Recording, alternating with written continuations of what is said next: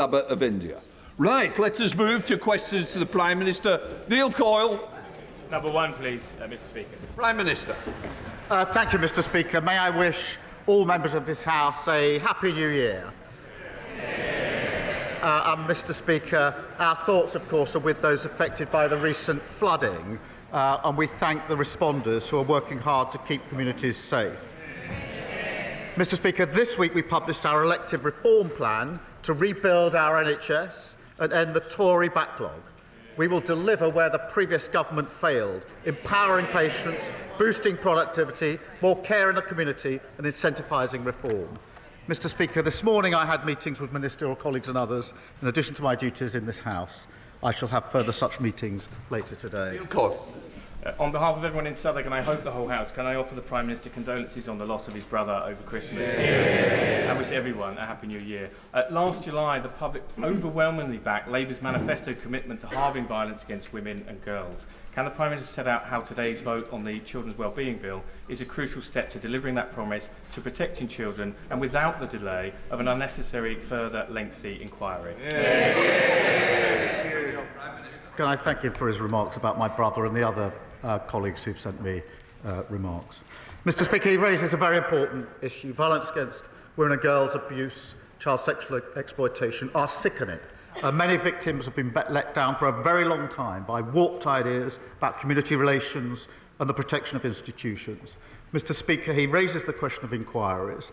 There have been a number of inquiries, both national and local, including one covering Oldham, and reasonable people can agree or disagree on whether a further inquiry is necessary. This morning I met some of the victims and survivors of this scandal, and they were clear with me that they want action now, not the delay of a further inquiry. The J inquiry, the last national inquiry, was 7 years, which would take us with a further inquiry to 2031. I think action is what's required. But whatever your view, whatever anyone's view on whether a further inquiry is needed, what I find shocking is that anyone in this House would vote down the Children's Wellbeing Bill this afternoon, which is vital protections for the most vulnerable in our society. And I urge the Leader of the Opposition to withdraw her wrecking amendment. Leader of the Opposition, Kemi Badenoch.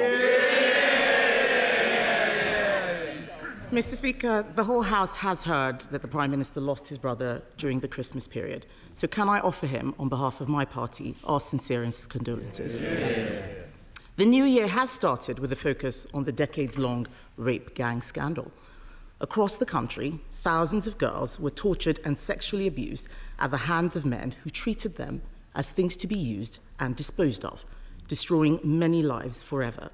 The Prime Minister has mentioned previous inquiries. He is right. There has been an inquiry into child sexual abuse, but it wasn't about the rape gang scandal. In its 468 pages, it mentioned Rotherham just once. Is the Prime Minister confident that we know the full extent of rape gang activity? Prime Minister. Can I first thank her for her condolences, and can I thank her for reaching out over the Christmas period when I lost my brother? I really did appreciate that, and I appreciate it today. Mr. Speaker, on the question of a further inquiry, there have been a number of inquiries, some of them localised, including the Mayor of Manchester's inquiry recently, and of course a national inquiry Professor Jay carried out, took 7 years, had 20 recommendations, none of which actually were implemented by the party opposite when they were in government.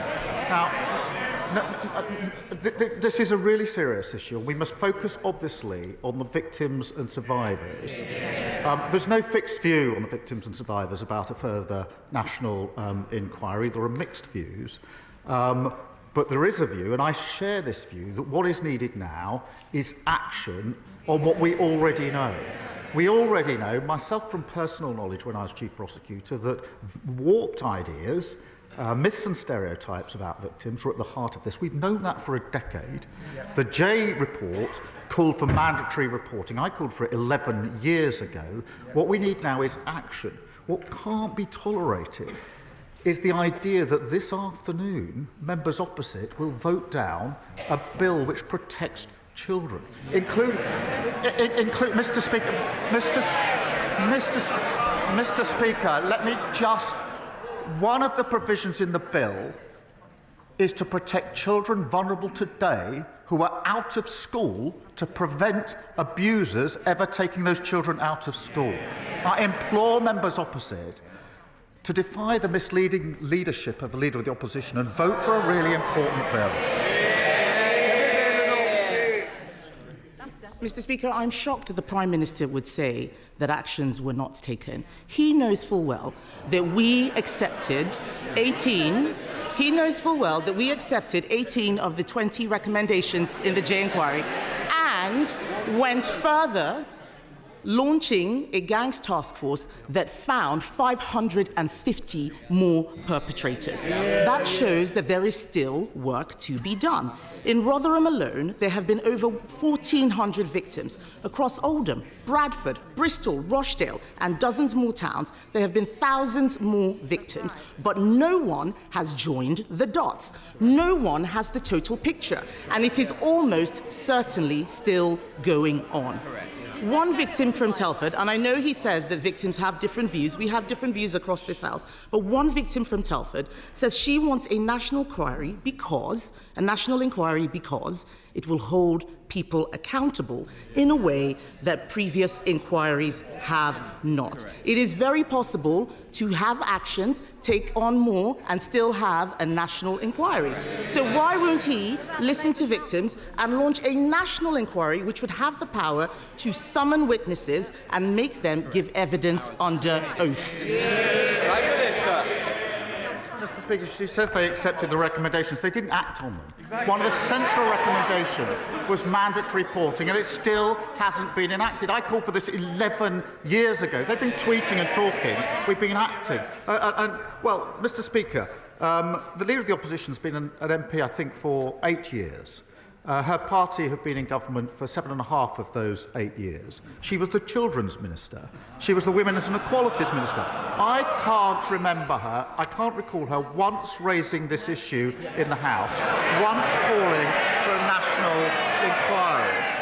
It's only in recent days she's jumped on the bandwagon. Now, Mr. Speaker, in fairness, if I'm wrong about that, and she has raised it, then I invite her to say that now, and I will happily withdraw the remark that she hasn't raised it in this House in the 8 years that she's been here until today.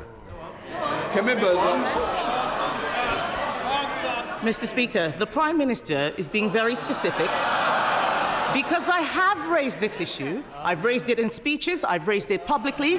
He knows that as a minister, I would not have been speaking on this specific issue. I was not a Home Office minister. But Mr. Speaker, I will remind him about other victims who came to me who I did help. The victims of the Tavistock scandal who came to me as a minister. I didn't send them away like his safeguarding minister. I made sure, as his Labour Party were calling me transphobic, that we launched the CAS review, which even his Health Secretary has accepted. So we do right by victims, Mr. Speaker. The reason why a national inquiry is important is because this issue is systemic. It has been involving local and national officials, the police, prosecutors and politicians. He talks about some of the local inquiries, but these interlinked issues cannot be covered by local inquiries alone. In fact, the leaders of the Manchester inquiry resigned because they couldn't get evidence, they couldn't summon witnesses, and not a single person in a position of authority has been held to account. The Prime Minister called for 9 inquiries in the last Parliament. Does he not see that by resisting this one, people will start to worry about a cover-up?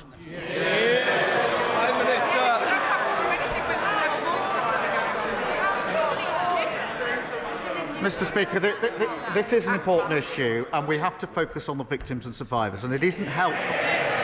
This sort of lies and misinformation and slinging of mud doesn't help them one bit.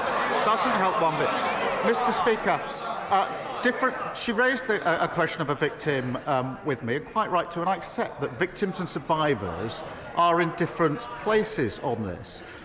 those that I've spoken to are worried about the delay of a further inquiry. The last inquiry took 7 years. That would take us to 2031. Now, these inquiries, amongst the issues that's been raised with me, and if she's been speaking to victims, they'll have raised this with her, is that it's very hard for victims and survivors to come forward to explain what's happened to them. They do not want to be rushed through this process, which is why the last one took 7 years. It's not sensible to suggest that this can be done in a hurry, on the cheap and comprehensively. Therefore, Mr. Speaker, that would take us to, let's say, 2030, 2031. The victims that I've spoken to want action today. I agree with them on that. But what I don't understand, I genuinely don't understand, is why anybody today would vote against the Children Wellbeing Bill, which will protect children who are vulnerable today. It will kill the bill. It will stop those provisions for children exposed at risk today. I implore them, vote for the bill. Don't wreck this in this misguided way. Mr. Speaker, it is very possible to have shorter inquiries, especially if they are covering areas that have not been looked at yet. We don't need to repeat the work that has already been done. Let's look at new areas. Former Labour MP Anne Pryor said that there were councillors and MPs all over the country who knew what was going on but were terrified of being labelled racist. A national inquiry would ask if there was a racial or cultural motivation to some of these crimes where white girls were seen, as Jack Straw said, as easy meat. The member for Rotherham was sacked from Labour's front bench for speaking out about rape gangs. Does the Prime Minister now recognise that sacking people for telling the truth creates a chilling effect that means victims aren't listened to? Well, I'm very happy to call out anybody who hasn't acted properly in these cases. I've done it many, many times before, and it doesn't matter to me which political party they're in. I'll call them out and I will condemn them. Mr. Speaker, when I was Chief Prosecutor, I took measures to confront this head-on. The first of the mass prosecutions for an Asian gang was in Rochdale. My team came to see me. It put a number of Asian men in the dock. They wanted the green light for the first of these cases to take place. I gave that green light, but on one condition, because it came to my attention that one of the men that was going into the dock had previously been arrested but not charged. And I said, you can bring the first of these mass prosecutions, but only if you look back at the file where we weren't charged and tell me what went wrong with a report so that I can start to put it right. And that's what started the reforms I brought about. So that's the approach I took in practice, whilst others were tweeting and talking. It's the approach I would take now in any case where there's wrongdoing here. But what we've got to do now, Professor Jay has said this, we have had a number of strong findings. There are 20 on the table from Professor Jay. We've got to get on with action. Don't block it this afternoon. Mr. Speaker, we need to focus on what this is really about. This is not about the Prime Minister's work in the CPS. And I would say very respectfully to the Prime Minister, it's not about you, it is about the victims. Be a leader, not a lawyer. We know that people were scared to tell the truth because they thought they would be called racist. If we want to stop this from ever happening again, we cannot be afraid. The Labour Party has adopted the APPG definition of Islamophobia. That same APPG report said talking about sex groomers was an example of Islamophobia. This is exactly why people are scared to tell the truth. And the lack of clarity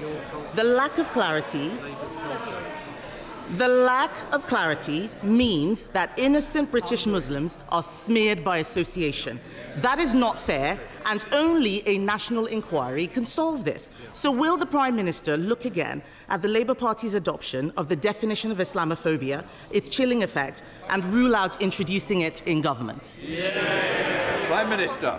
Mr. Speaker, I will call out any aspect that has prevented anybody coming forward or any case going forward when it comes to violence against women and girls, child abuse or child sexual exploitation, as I have been doing now for the best part of 15 years. But, yes, some people will say there should be a further inquiry. But that does... I accept that, but that means all the victims and survivors who are going to give evidence need to be in a position to do so. Not all of them are. I've been speaking to them. There are some that do think they are. It will take time. All of the institutions will have to give evidence. That will take time. This will delay things till 2031 also. But we all, Mr. Speaker, we already know what the major flaws are. And my argument is we should get on with that action. And that's why we're bringing forward the bill this afternoon. Mr. Speaker, the Prime Minister has effectively told us that he's not able to do two things at the same time. This issue of a delay is a weak excuse, and I would say to him that by refusing this inquiry, he is enabling those people who wish to smear all British Muslims based on the actions of a small minority. He is talking about distraction tactics. Let us have the truth. The Prime Minister cannot tell the House the full scale of the scandal. He doesn't want questions asked of Labour politicians who may be complicit. He won't listen to the victims.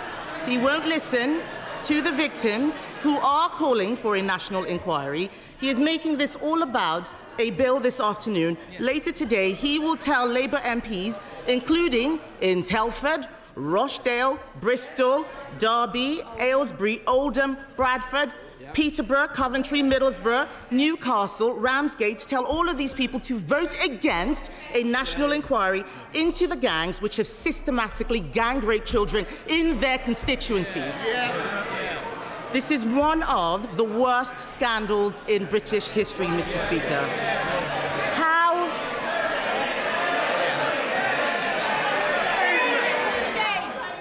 Sorry? This is a very, very important issue that does matter to the country. It matters to all our constituents. I want to make sure they can hear what's being said by the Leader of the Opposition and the Prime Minister of the Opposition. Mr. Speaker, this is one of the worst scandals in recent British history. But how are they going to explain to their constituents that obeying his whip is more important than doing the right thing? She's right to say it's one of the worst scandals. It's terrible. That's why I acted on it. Her recently acquired view that it's a scandal, having spent a lot of time on social media over Christmas, not once in 8 years did she stand here and say what she's just said. Not once in 8 years. They didn't act on the recommendations. They want a national inquiry. We had a national inquiry, the J inquiry, the J report. 20 recommendations, not a single one implemented. Not a single one implemented. And she said you can do two things at once. You can't kill the bill this afternoon, wreck that bill, and protect children. There was Mr. Speaker, there was a dreadful case of Sarah Sharif that everybody will remember. This was the girl taken out of school and abused by an abuser. The bill this afternoon fixes that gap. And I know, I'm looking across, I know there are honourable members on the benches opposite who know very well that what's in this bill is necessary, that it's the right thing to do, and that would want to vote for this bill. I urge them to think twice about following this short-sighted, misguided, bandwagon-jumping approach of the non-leadership of the Leader of the Opposition. I urge them to. Speaker, my constituent, Anne-Marie, and countless other armed forces families across Aldershot and Farnborough are living in shabby military accommodation that simply isn't good enough after 14 years of Conservative neglect. So can I welcome the Ministry of Defence plan to buy back thousands of homes in my constituency? And will the Prime Minister set out how sorting out this bad deal left behind by a past Tory government will make life better for Anne-Marie and others like her living in the home of the British Army? Prime Minister. Can I thank her for her question? And we all owe extraordinary debt of thanks to those who serve. Mr. Speaker, by reacquiring over 36,000 service family homes, including 1,700 in my honourable friend's constituency, we can rapidly transform substandard accommodation. The deal that we've done also saves the taxpayer around £230 million per year in rent, and of course it follows the largest pay rise for the armed forces in over 20 years. There is of course still work to do, but this is a major step forward. We now come to the Leader of the Liberal Democrats, Sir Davey. Thank you, Mr. Speaker, and Happy New Year to you. And can I join others by offering my personal condolences to the Prime Minister on the loss of his brother? And can I take this opportunity to express my sadness at the passing of a much-loved member of the Liberal Democrat family, Baroness Jenny Randerson. Mr. Speaker, fixing the care crisis is urgent.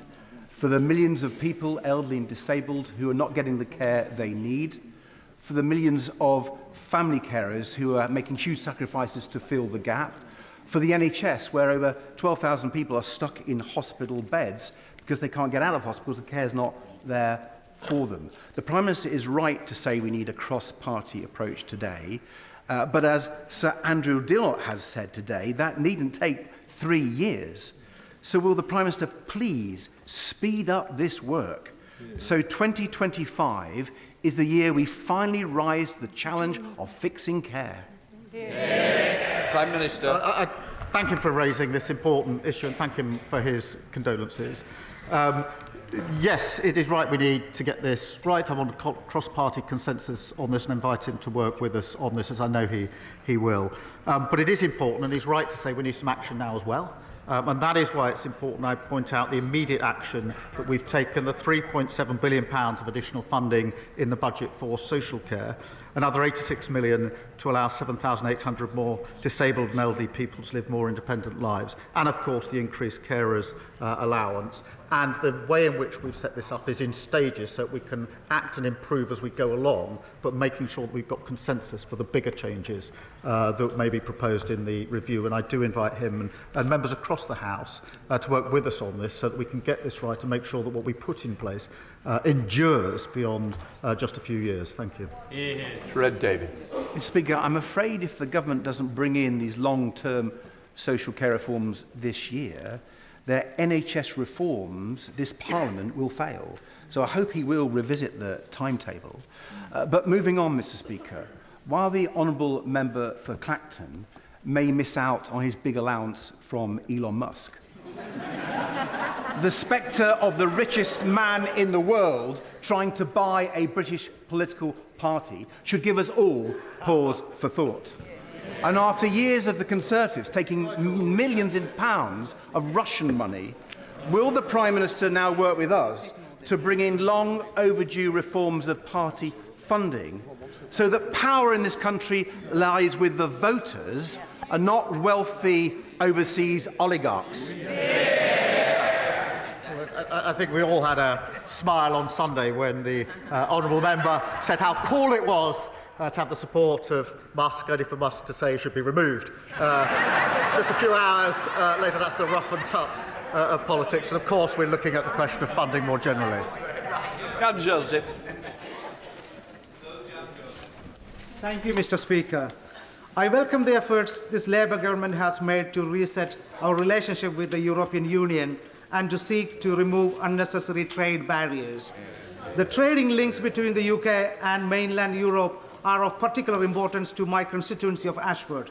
So would the Prime Minister support my efforts and those of other Kent colleagues to restore international train service to Ashford International Station that will help economic growth in my constituency, Kent, and wider South East? Prime Minister. Well, I thank my honourable friend for raising this question. Businesses in his constituents have been badly let down by the deal of the last government, and we, of course, are resetting and strengthening that relationship on the economy, on energy, on security to deliver the growth that we need. I know this is an issue of considerable frustration to his constituents. The decision in question, Mr. Speaker, is ultimately for Eurostar, but we are keen to see international services reinstated to Ashford as soon as possible, and I would be happy for the Rail Minister to update him on the latest discussions.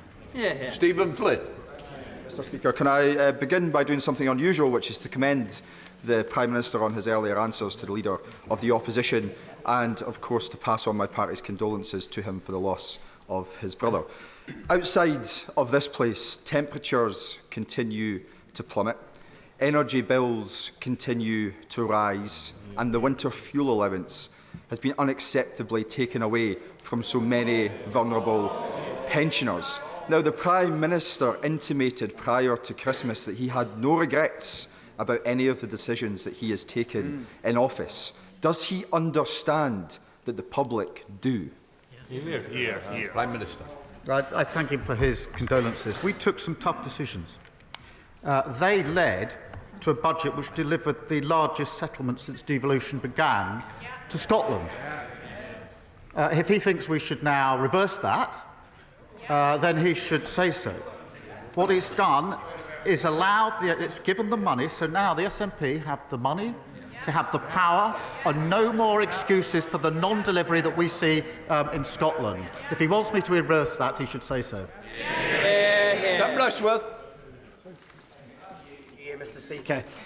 Feeling safe in your own community is among the most basic of human needs, but after 14 years of Tory cuts to Durham's frontline police and breaking the criminal justice system, too many of my constituents are victims of violence, theft and antisocial behaviour, and these crimes too often go unpunished.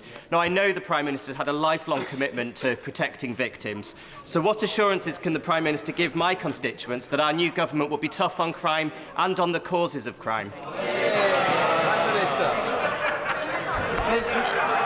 Mr. Speaker, he's right to raise this important issue, and I have to say, when he said there were cuts to polices and somebody said boring, I think that somebody opposite to boring, that tells you everything you need to know about the last 14 years. He's right. We need to crack down on those committing vile acts in our communities, and that's why our plan for change puts 13,000 extra police and PCSO officers into neighbourhood policing, 3.5% real terms increase, and of course tough new respect orders. Where they lost control, we'll take back control and deliver safe and secure communities. Thank you, Mr. Speaker. My constituent Dipak first opened the doors to his pharmacy in 1991, and he's been serving the Chelmsford community ever since, greeting many of his patients by name. But Dipak's business is struggling. His NHS contract no longer covers the cost of the drugs he has to dispense. For example, he's sometimes been forced to pay over 100 times more for a particular mental health drug than his contract provides. Dipak is dipping into his life savings to keep his pharmacy afloat, and I'm sure that many other pharmacists across the country are doing the same. Does the Prime Minister agree with me that no pharmacist should be forced to use their own money to keep their pharmacy viable?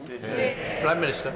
Can I thank her for raising this really important and challenging case? Community pharmacists like Dipak play a vital role in our health service. And as she knows, the Department of Health and Social Care sets drug tariff prices and regularly assesses what pharmacies are reimbursed to ensure overall they're paid fairly. If she would prepare to share the details further with me, I will look and have a review by the team of the particular case that she's raised with me. Thank you. Mark Seward. Thank you, Mr. Speaker. Last year, I was honoured to accept an invitation from the European Jewish Association to go to Krakow and discuss the role of Holocaust education in tackling the rising tide of anti-Semitism across Europe. We also visited Auschwitz and Auschwitz-Birkenau, where we laid wreaths and paid tributes to the many victims of the Holocaust. Given that this month marks the 80th anniversary of the liberation of those evil places, will the Prime Minister set out what this government is doing on Holocaust education to ensure that never again means never again? Prime Minister. Well, I thank him for raising this. Anti-Semitism is completely abhorrent and has no place whatsoever in our society. Mr. Speaker, I recently met with Jewish community leaders in Downing Street to discuss what further we can do to combat anti-Semitism, and that includes allocating £54 million for the Community Security Trust to continue their vital work, committing to building a new Holocaust Memorial and Learning Centre, and providing at least £2.2 million to continue the funding lessons from Auschwitz. And I look forward to working with others on those important proposals. Victoria Collins. Thank you, Mr. Speaker. Businesses like Hicks in Harpenden, charities like the Hospice of St Francis in Berkhamsted, health and social care providers like the Elms Medical Practice in Harpenden, a GP, are amongst those up and down this country who are warning the government about the negative impact of the proposed changes to national insurance contributions. When will the Prime Minister heed those warnings and, at the very least, look at exemptions for health and social care providers like they have for the NHS? Prime Minister. Thank you for raising this. Look, we had to deliver a budget to wipe the slate clean and to deliver the stable basis for our economy and at the same time repair our public services. That's why we invested £25.6 billion over 2 years in the NHS, including additional funding for GPs and for hospices. And we are taking measures to ensure that funding is there to support our vital services. Mr. Speaker, every week I visit constituents in my Hackney South and Shoreditch constituency living in the most appalling, overcrowded social housing, some with triple bunk beds in the bedroom and the parents on a sofa bed in the living room. The nearest available property to buy would be £500,000, and it's out of reach for these hard-working families. I really welcome our government's commitment to 1.5 million new homes.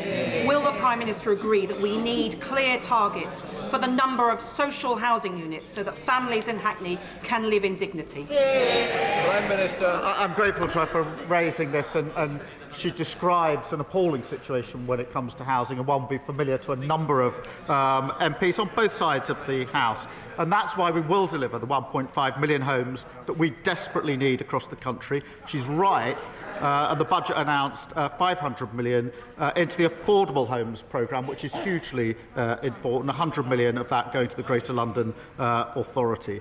And we will also, Mr. Speaker, reform the right to buy to deliver a fairer, better value, a more sustainable scheme where long-standing tenants can buy their own home. Andrew George. Thank you, Mr. Speaker.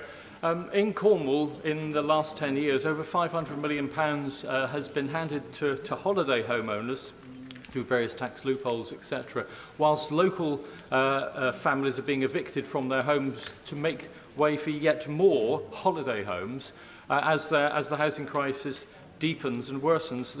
The 6 MPs in Cornwall are determined to reverse this situation and to address these issues before the end of this Parliament.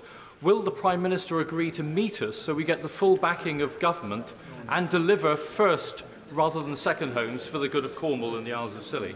Prime Minister. I thank you for raising this. We are committed to building those 1.5 million homes, and that includes 4,500 new homes every year in Cornwall.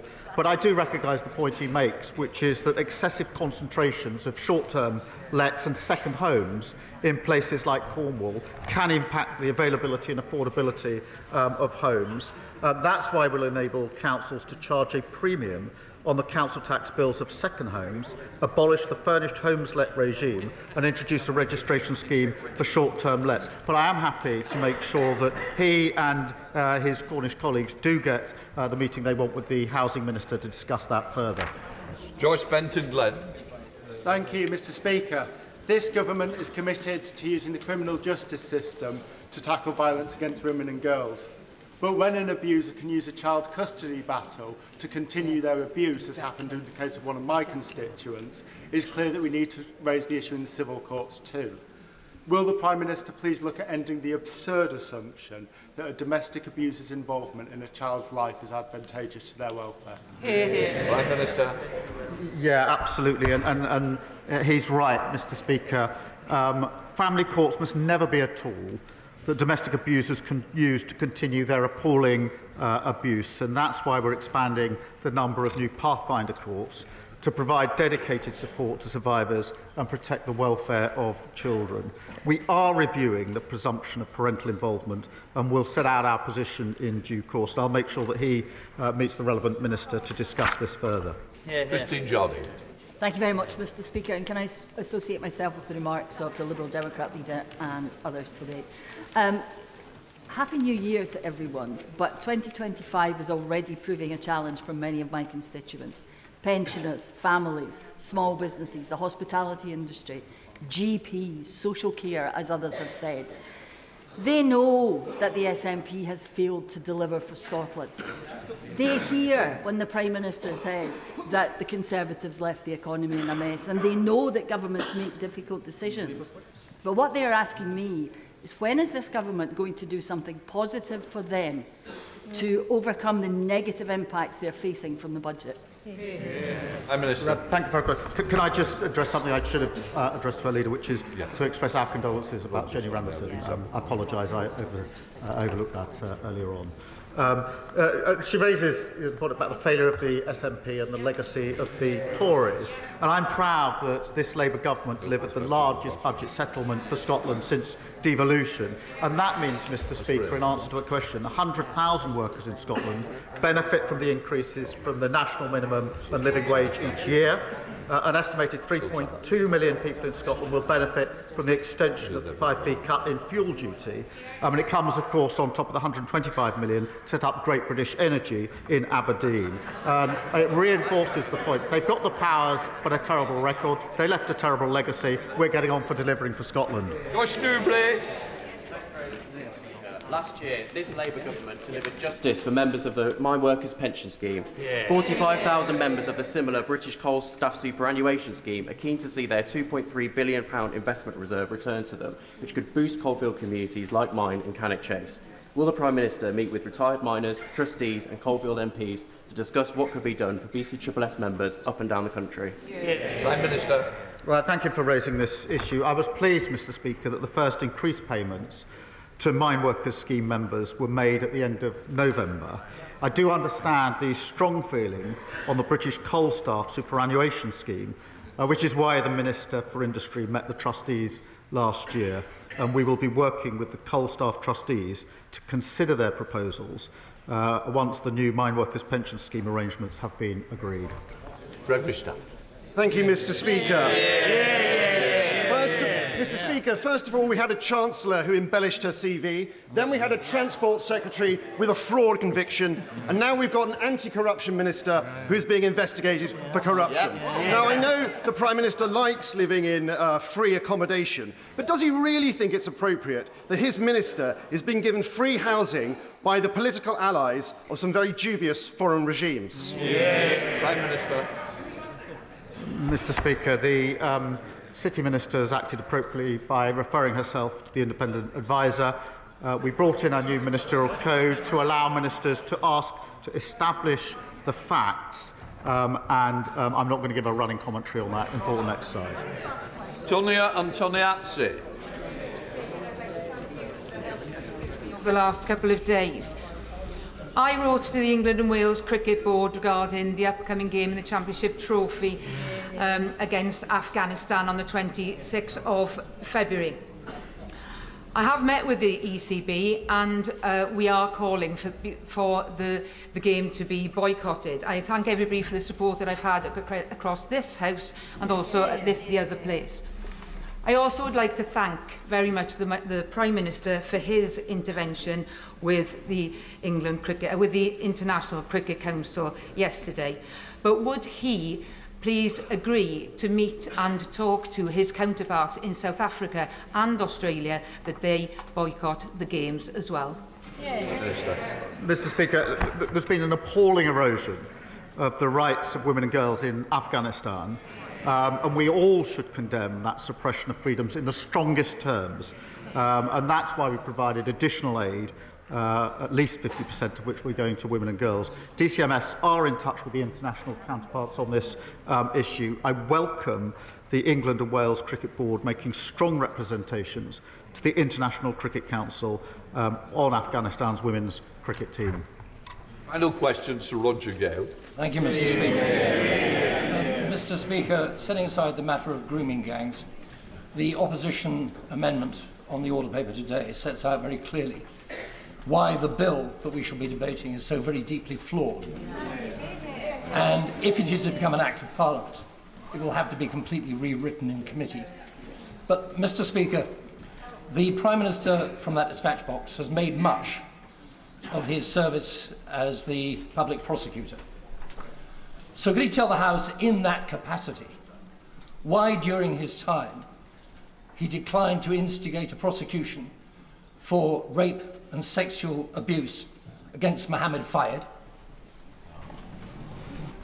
Prime Minister. That case never crossed my desk.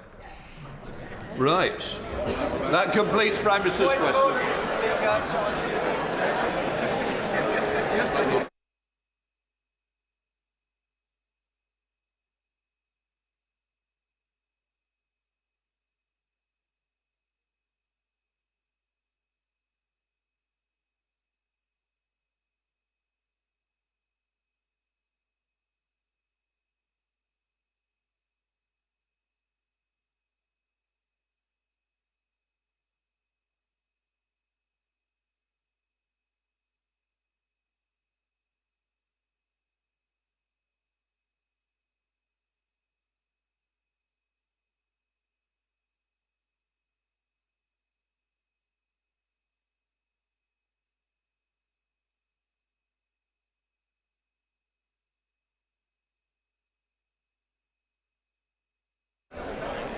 Shh. Point of order, Paul Holmes. Thank you, Mr. Speaker. On a point of order, during an answer about police numbers, the Prime Minister said that someone on this side of the House shouted boring.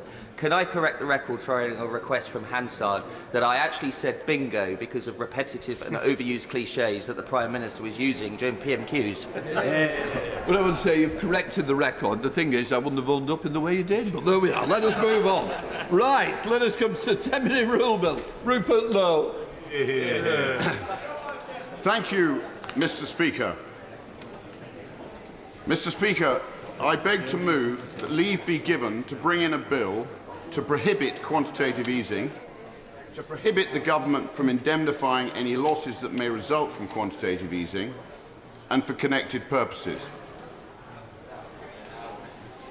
The purpose of this draft legislation is to ensure that the state is as economically accountable to the people as the people are to the state. To do this means terminating the state's ability to debase the value of money through practices such as quantitative easing, which are not an option for the individual.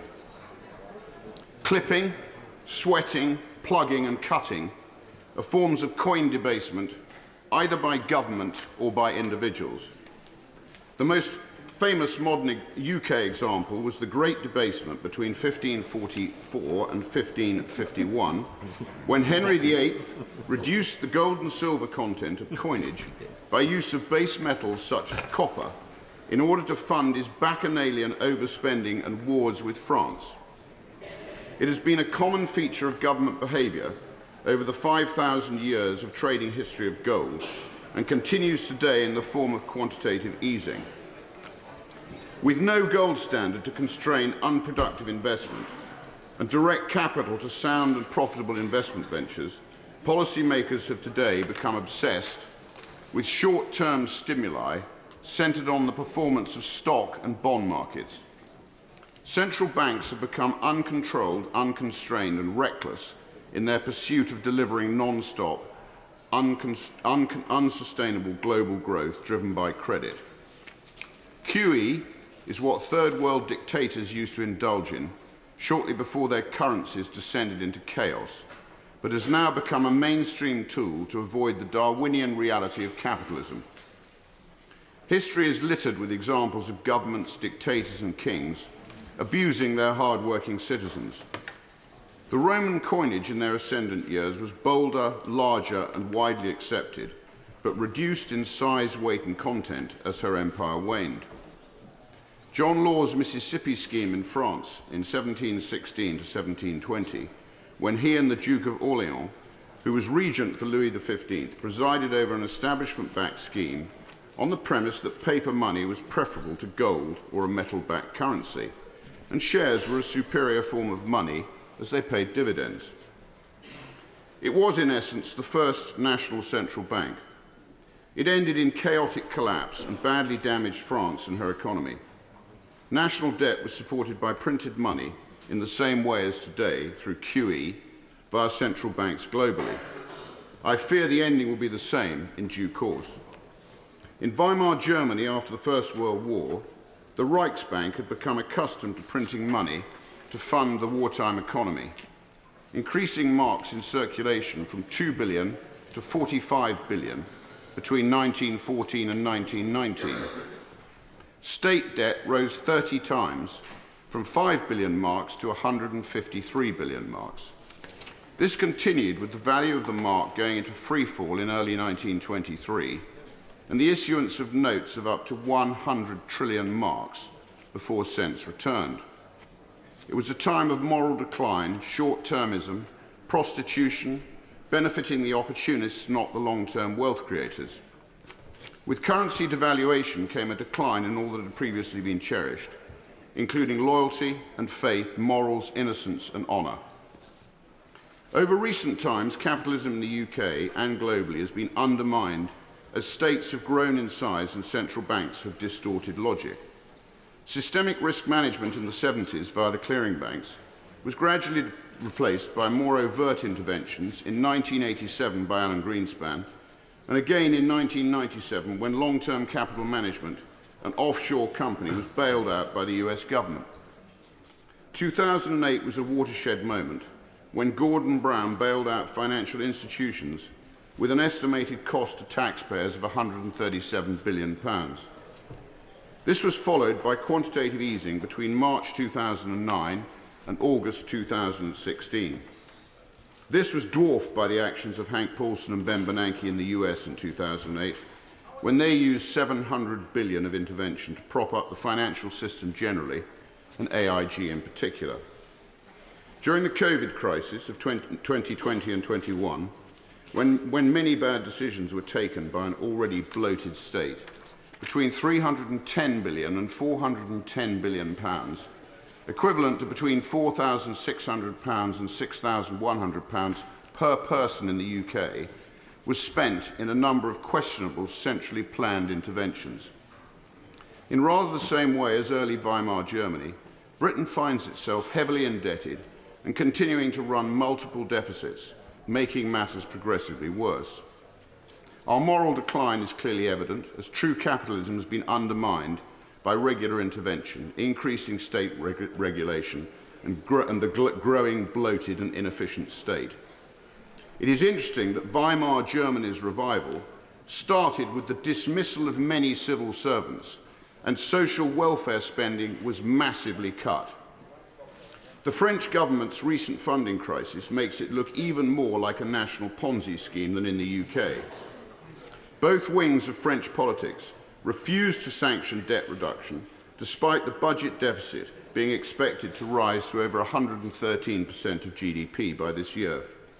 Market concerns are pushing the euro lower and France's borrowing costs higher, with bond yields briefly surpassing Spain's for the first time in since 2008. Javier Milei, Argentina's president since 2023, has brought significant economic reforms with his radical libertarian agenda, earning both praise and criticism. Milei's focus has been on cutting public sector spending, reducing inflation and implementing drastic fiscal adjustments, which have led to improvement in Argentina's economy. Inflation has fallen from nearly 300% to around 119%. Public sector jobs have been reduced by 35,000, and the country has achieved a primary surplus. Argentina's economy has also exited recession with a growth rate of 3.9%, and borrowing costs have dropped, signalling reduced debt default risks. Elon Musk has been appointed to lead Donald Trump's new Department of Government Efficiency, DOGE, which he will co-run with Trump ally and entrepreneur Vivek Ramaswamy. Musk said the department's creation would address government waste and inefficiency. Trump described DOGE as a transformative initiative, likening it to the Manhattan Project, aimed at slashing bureaucracy, cutting regulations and restructuring federal agencies. Money is the foundation of all human exchange of enterprise and replaced barter in the earliest communities. It allows for the transfer of skills through a transferable medium such as a coin, a note, or indeed a transfer. By a continuous process of inflation, however perpetrated, governments can confiscate secretly and unobserved an important part of the wealth of their citizens. In doing so, the size of the state inevitably grows, and becomes a self-serving, greedy master of the people they should be serving. Common sense, logic and human relationships among working people are inevitably undermined, and there is a general moral decline in society. Taxes should be transparent, justifiable and simple. The cost of government should be covered by taxes alone, which limits the growth of excessive statism. Gold has historically been the standard store of value and protection against currency debasement for over 5,000 years. It's interesting that profligate governments always denigrate gold holding, and holding it is often banned by governments in crisis who have deceived their electorate. The words of President Woodrow Wilson after he signed the Federal Reserve Act should serve as a warning to all of us. I am a most unhappy man. I have unwittingly ruined my country. A great industrial nation is controlled by its system of credit. Our system of credit is concentrated. The growth of the nation, therefore, and all our activities are in the hands of a few men. We have come to be one of the worst ruled, one of the most completely controlled and dominated governments in the civilized world. No longer a government by free option, no longer a government by conviction and a vote of the majority, but a government by the opinion and duress of a small group of dominant men. Friedrich von Hayek, an eminent Austrian school economist, said, "I do not think it's an exaggeration to say that history is largely a history of inflation. Usually inflation's engineered by governments for the gain of governments. Given the historical track record of states abusing their citizens by various forms of currency debasement, including QE, the default position should be to make it illegal unless this democratically elected House has an informed vote supporting debasement. This bill seeks to achieve this position, and I commend it to the House." That the honourable member have leave to bring in the bill. The question is that the honourable member have leave to bring in the bill. As many of that opinion say aye. The contrary, no. I think the ayes have it, the ayes have it. One of us has got to sit down, Rupert. I've got to do my bit. You're coming back on in a minute, don't we? So, who will prepare to bring in the bill? Mr. Speaker, Richard Tice, Jim Allister, myself and others. You've got to name them. You can't not name them. It's McMurdoch. And me. And a one, right, OK. Say Ed David. Put Ed David in. Put Rachel. Rachel from the Council. Maybe Rachel Reeves, I don't know. Can you just read the names for clarity so that Hansard's got it? Tice, Jim Allister, James McMurdoch, Lee Anderson, and myself. All right. It's a shambles. Absolute shambles.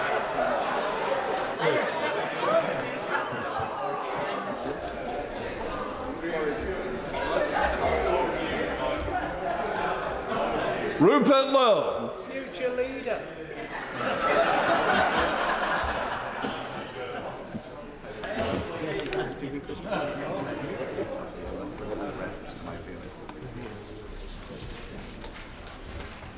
Quantitative easing, the prohibition bill. Second reading, what then? 24th of January, Speaker. The 24th of January. Right, the clerk will now proceed to read the orders of the day. Children's Wellbeing and Schools Bill, second reading. Now. Right.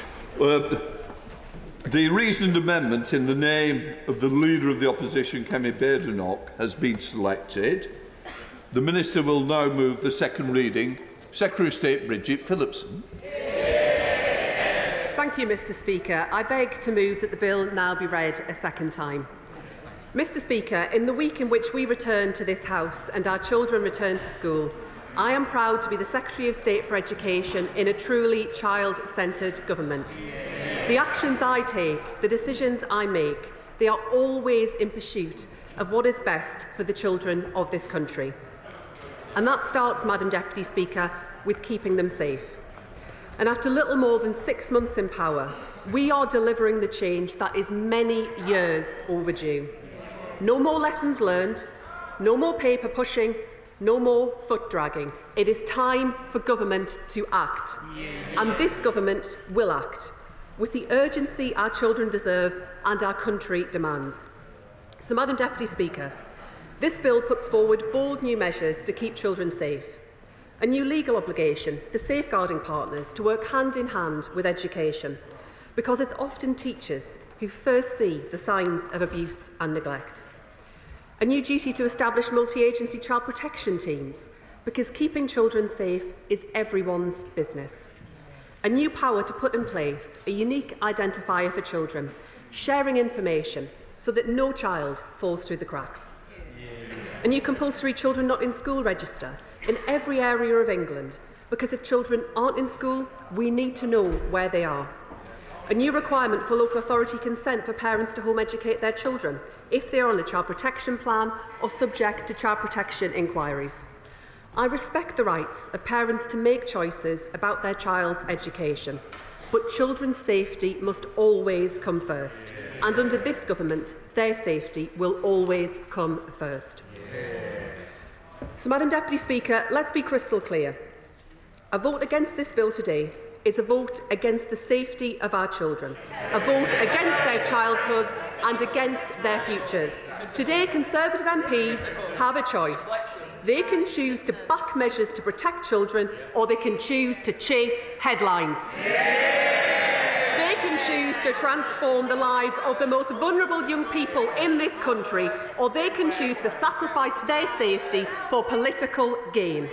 They can choose to show the public that they have finally learned the lessons of their resounding election defeat, or they can show voters that they are still unfit to govern.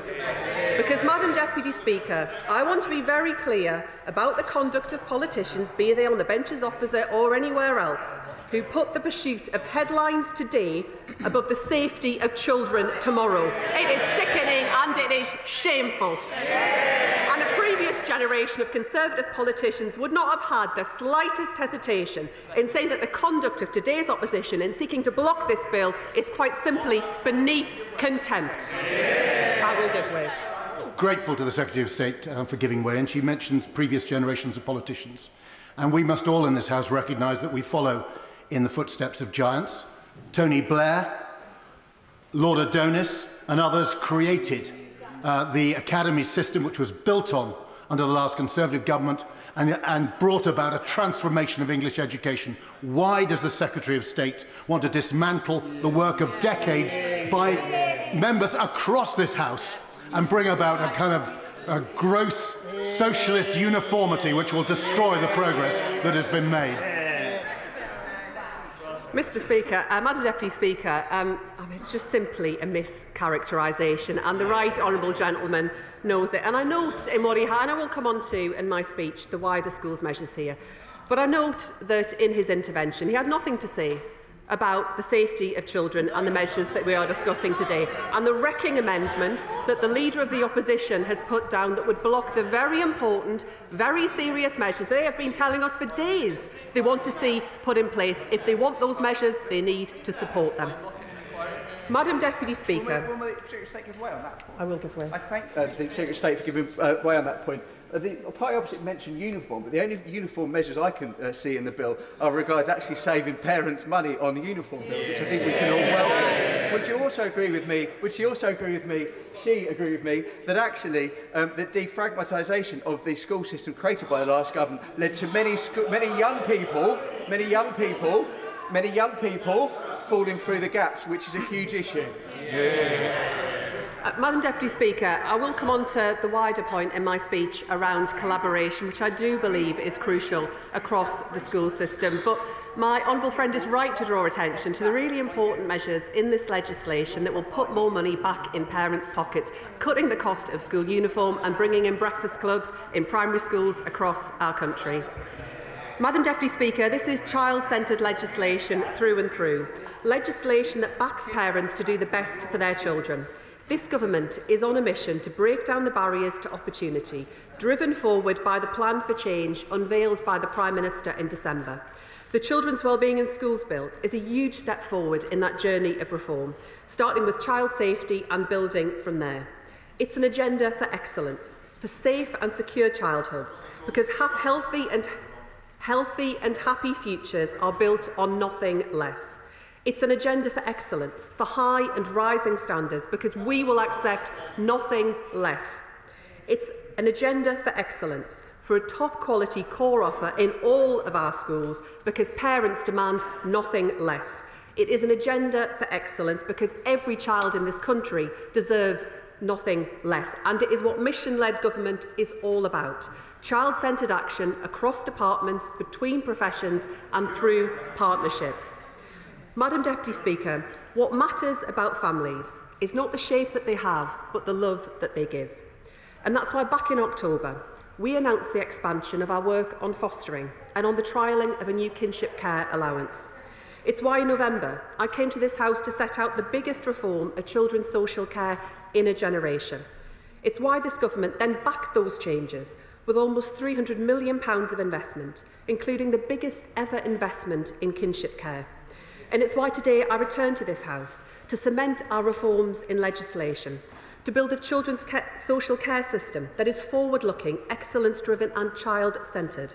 Our first priority is to keep children together with their families wherever it is safe to do so. So the bill mandates all local authorities to offer family group decision-making. With the guidance of skilled professionals, families with children at risk of falling into care will be supported to build a plan that works for them. And we're strengthening support for kinship care so that vulnerable children can live with the people they know and trust wherever that is possible. But despite the best efforts of all involved, some children will inevitably need to enter care. So we must reform the system so it works for them. And I know that members here right across this House share my outrage at the excessive and exploitative profit-making we have seen from some private providers. It is shameful, it is unacceptable, and it will end. I will give way. I thank my right honourable friend for giving way, Madam Deputy Speaker. And I know she has a good head on her in numbers. Will she be doing some evaluation of the cost and benefits of investing in things like kinship care to save not just the cost to the child, but also the cost to the taxpayer of otherwise expensive child social care? My right honourable friend is absolutely right, and through my time with her on the Public Accounts Committee, I learned all too well the importance of those principles. What I would say about the work that the previous government did in this area is that they did have work underway to understand not just the benefits that come to children where they can stay close to those who are able to care for them best, but also the spiralling costs and the need to take action. What we didn't, however, see from that government was action, and today that is why we are making sure we deliver better for our children. And this bill gives government, through the Secretary of State, the power to introduce a profit cap. And providers should take note. We won't hesitate to use this power to protect our most vulnerable children. Children must always have somewhere to live if private providers unexpectedly collapse. And that's why this bill introduces a new financial oversight scheme to increase transparency and strengthen forward planning. Children need support when they leave care too. So with this bill, we will require all local authorities to offer emotional and practical support through the Staying Close programme. Support to find a great place to live. Support to access the right services at the right time. Support for care leavers to go on to live healthy and happy lives. The Children's Wellbeing in Schools Bill provides the safe and secure foundation that all children need. And it builds on that foundation too, with urgent reform to all of our schools, so that every child can achieve and thrive.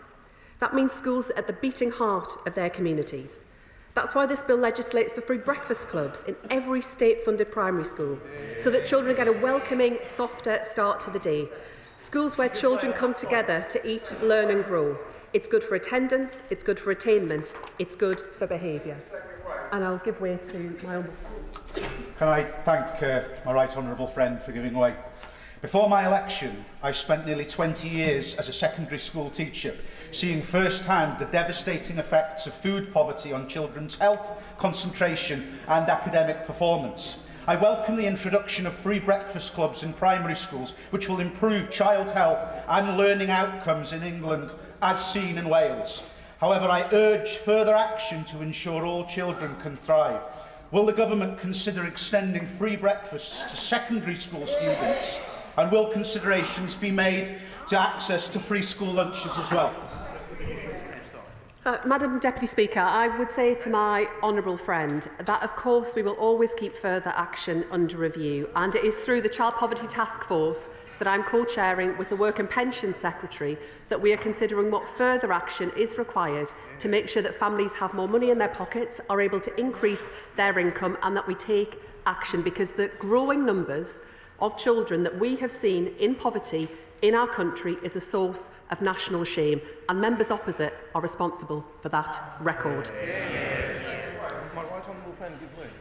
Madam Deputy Speaker, school uniform is important for building a sense of community as well, but too many families tell us that the cost remains a heavy burden. So our bill limits the number of branded items that schools can require pupils to have, putting money back in parents' pockets. I want children in school and ready to learn, and that's why the government's plan for change sets a milestone for record numbers of 5-year-olds reaching a good level of development. It's vital for giving every child the best start in life, but that's just the beginning, because I want high and rising standards for every child in every school. That is one of the surest ways we can break the link between background and success for millions of children. That matters for every child, not just a lucky few. Life should not come down to luck. And when governments forget this, it's not the children of members opposite who lose out, it is working class kids across our country. And I know that better than most, and I'll take no lectures from the party opposite on what it takes to deliver better life chances for working class kids. I thank my right honourable friend for giving way, Madam Deputy Speaker. Reported figures for 2022 and 2023 show an increase in the proportion of children living in low-income families and no change in the proportion of children living in absolute low-income families. Does the Minister agree that this legislation will actually improve the household finances of families and the life chances of children in my constituency of Wolverhampton West? Absolutely, Madam Deputy Speaker. It will put hundreds of pounds back into the families' finances and back into parents' pockets by cutting the cost of school uniform, by introducing breakfast clubs in every state-funded primary school. But we recognise, Madam Deputy Speaker, that there is so much more that we need to do, because child poverty scars the life chances of far too many in our country.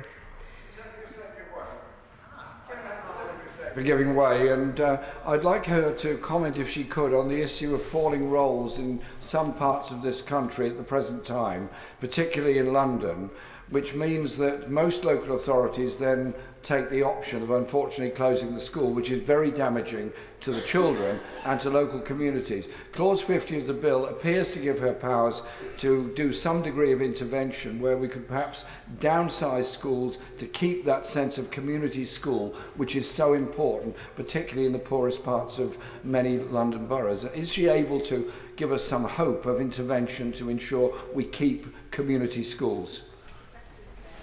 What I would say to the right honourable gentleman is that there are a number of provisions within this bill that deal precisely with that challenge that he raises. We do recognise that here in London, but shortly right across our country, there are challenges that come of falling rules and of making sure that we manage that process properly.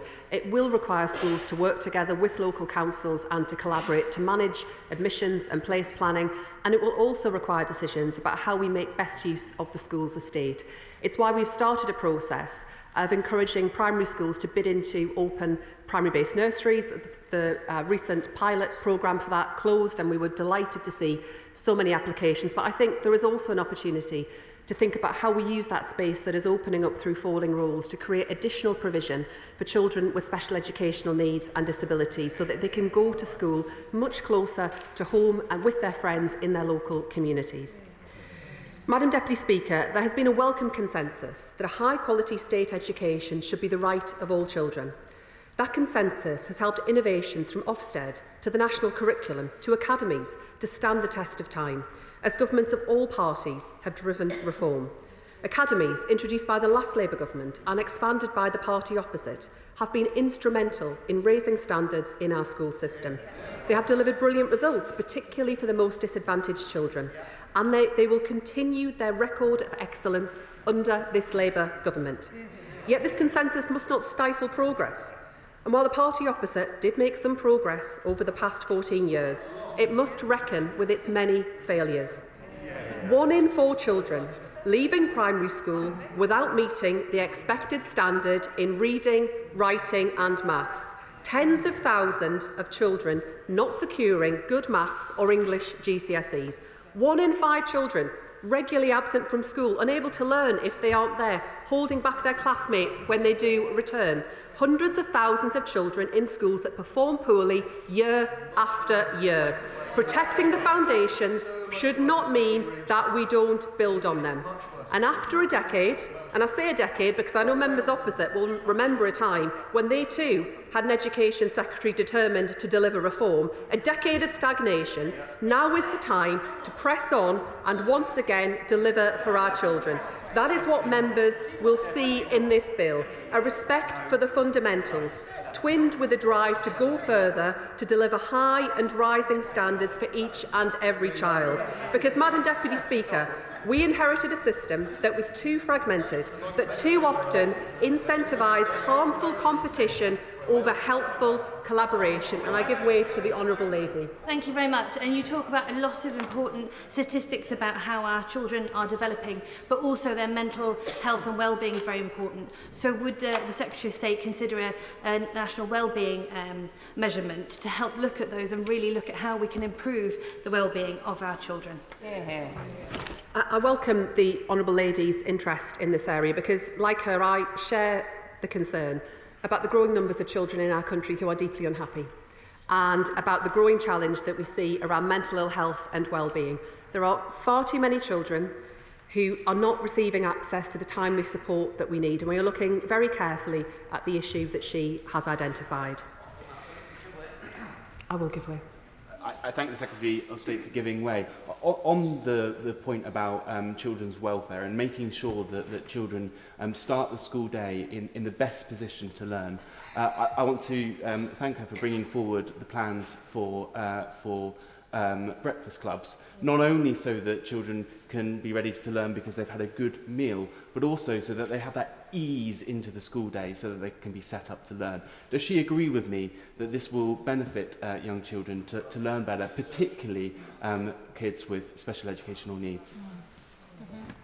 I agree with my honourable friend, and we have been led by the evidence on this, and the evidence is very clear that not only is this a measure that provides real support to parents at the start of the school day, but it also delivers real benefits for children in terms of their learning, their development, academic outcomes and behaviour. And I'm delighted that in April we will start rolling out the first pilot schools across schools, including schools serving children with special educational needs and disabilities, to demonstrate the difference that this Labour government will make to children's life chances. Madam Deputy Speaker, forgive me, the honourable gentleman. And I'm sure everyone in this House shares her objective of ensuring that children get the best education, have the best educational outcomes possible. But why then is she dismantling the infrastructure which has delivered improvements? Why specialist schools, schools able to attract the best teachers, schools able to tailor the curriculum to the children that they have? Why does she want to dismantle that if the point is that she wants to improve educational standards? Madam Deputy Speaker, I just have to say to the honourable gentleman that it just isn't the case, and I would invite him to read the bill, and I will come on to further measures that we are setting out. Madam Deputy Speaker, if we believe that every child deserves the best, that every classroom deserves a top teacher, that every state school must be a great school, then we can't have excellence for some children and just fine, just okay for the rest. No, we need all schools working together to deliver national high-quality core offer for all children with the flexibility to innovate beyond that, so that parents know that wherever they live, whatever their local school, this government is their child's greatest champion. The best schools and trusts do incredible work day in, day out, and I pay tribute to them. They are engines of innovation, civic leaders, Collaboration and improvement are central to their success. They prove excellence already exists in the system. Now is the time to spread it to all schools. And that doesn't mean no competition. Competition can be healthy, a spur to excellence. But competition that encourages schools to hoard best practice or to export problems to others must be replaced by collaboration, by schools working together to solve problems and put children first. And I don't just mean collaboration within trusts. True collaboration looks outward too, schools driven by shared purpose embedded in communities. Our vision twins that deep collaboration with healthy competition so that every child in every school can benefit from best practice. So this bill brings reform. It demands high and rising standards across the board. We will restore the principle established by the Nobel peer Lord Baker that every child will benefit from the same core national curriculum following the curriculum and assessment review. The national curriculum was a Conservative achievement. I benefited from it. And this is a legacy that now this Labour government will bring back for every child, giving every parent the confidence in standards they deserve. And every child will be taught by an excellent, qualified teacher who has undertaken statutory induction, supported by giving every school the flexibility to create attractive paying conditions offers to recruit and retain excellent teachers, and backing the schools already doing this to keep it going. Now, I will give way. Thank you very much indeed. And I agree, as would everybody here, that we want excellent standards for all schools. So can I ask why one of the ideas this side of the House had, which is if it was a failing school, new management would go in to increase the standards, and yet the opposite sides and the Secretary of State now wants to dismantle that? I'd call that vandalism on our education system. No, Madam Deputy Speaker, and I would invite the Right Honourable Lady to look carefully at the measures that are here. We will not hesitate to intervene in failing schools, but actually we'll intervene a lot sooner than they did in schools that are coasting. Those that fall short of the statutory level of intervention will see regional improvement teams in their schools driving up standards. Madam Deputy Speaker. Madam Deputy Speaker, where there is failure in the system, where schools are not delivering the standards that every child deserves, we will act. But that action will always be guided by what's best for children in those schools. That may well be academisation. It may be targeted intervention to drive change in practice and drive up standards rather than structure. So this bill will convert the duty to issue academy orders into a power to better deliver high and rising standards for all children, strengthening the range of ways through which failure can be tackled. There can be no excuse for fixating on structures, not on standards, because what matters, Madam Deputy Speaker, is what works. So this bill also ends the presumption that new schools should be academies, giving local authorities the freedom to deliver the schools that their communities need. That includes the ability to open new special schools, something that members right across this House know is a major challenge that we face. And this government will work tirelessly to make sure that all children with special educational needs and disabilities receive the support that they need to achieve and thrive. The last government left this in the too difficult box. We will tackle it and make sure that all of our children get a great education. Secretary of State for giving way. She mentions special schools, and all members across this chamber will have postbacks filled with far too many children not getting the support they need, whether they're at special schools or otherwise with their mental health.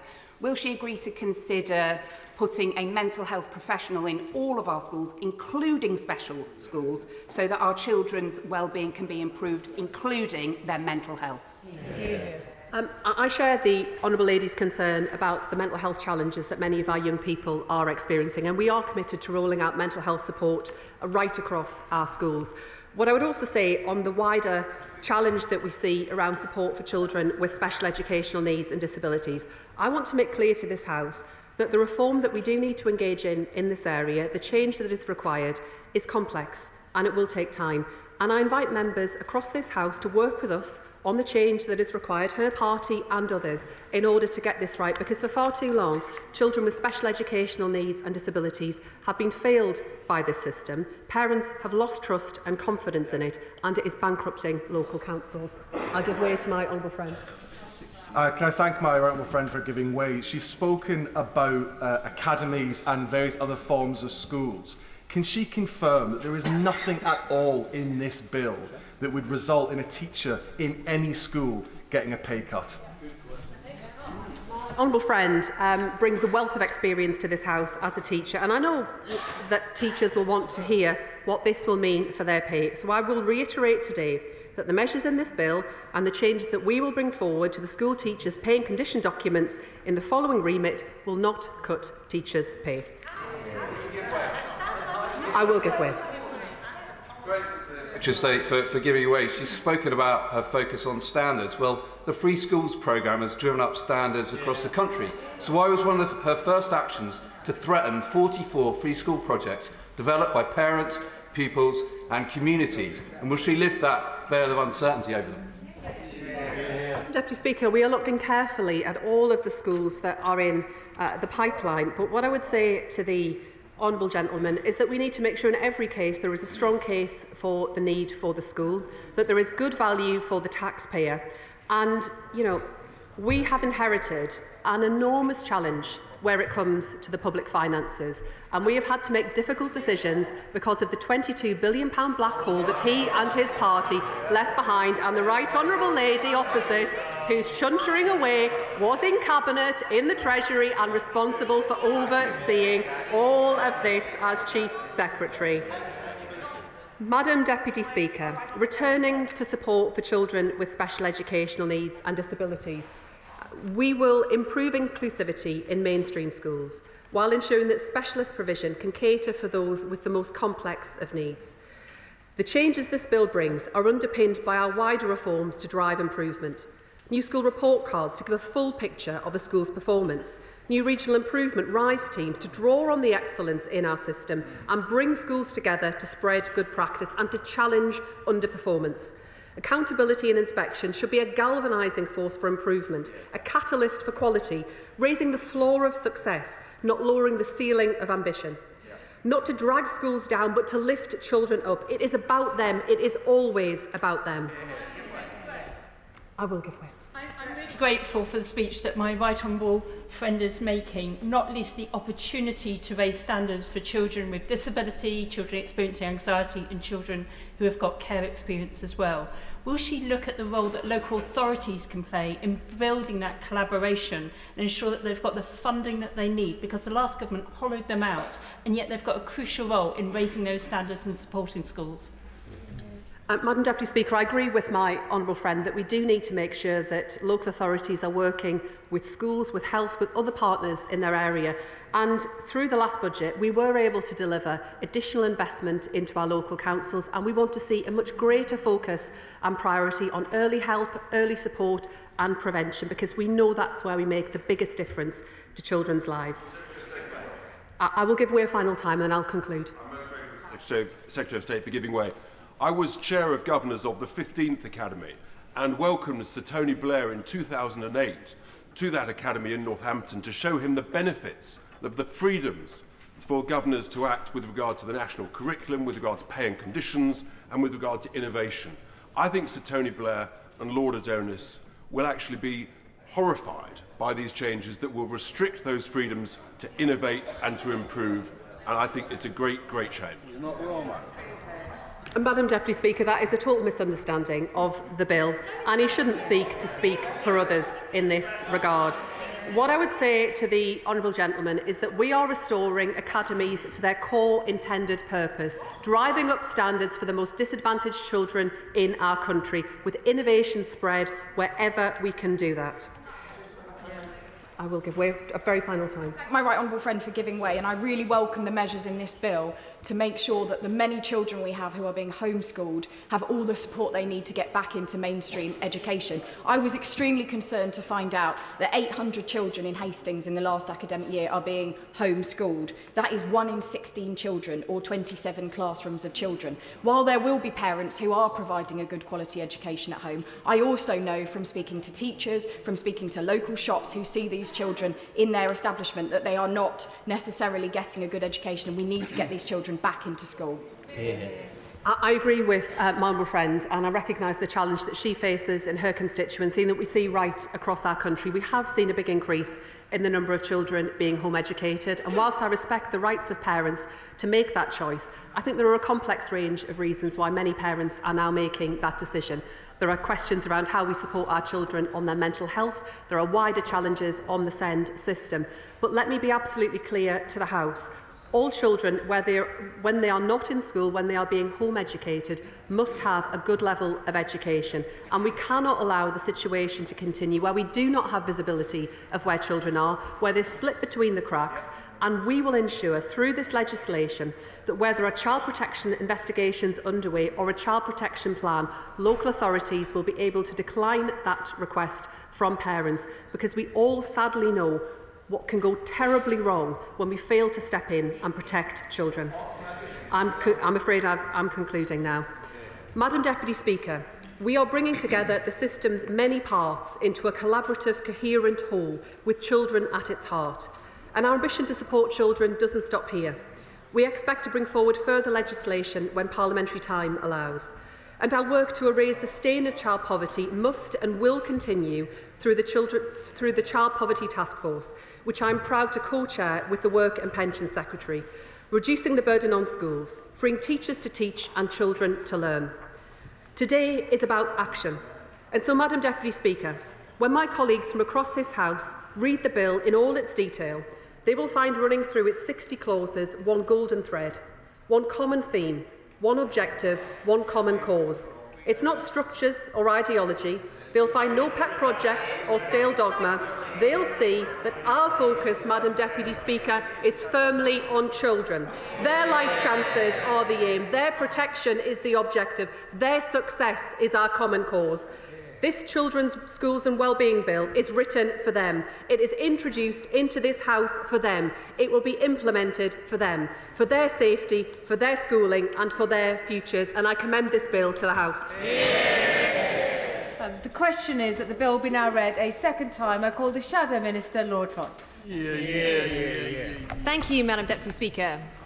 The bill in front of us today is a bill of two halves, one of which seeks to protect children, to improve safeguarding and support for children in care. And whilst we will seek to amend various aspects of it in committee, we do see value in what is being put forward. But, Madam Deputy Speaker, the other half of this bill is the policy equivalent of a wrecking ball.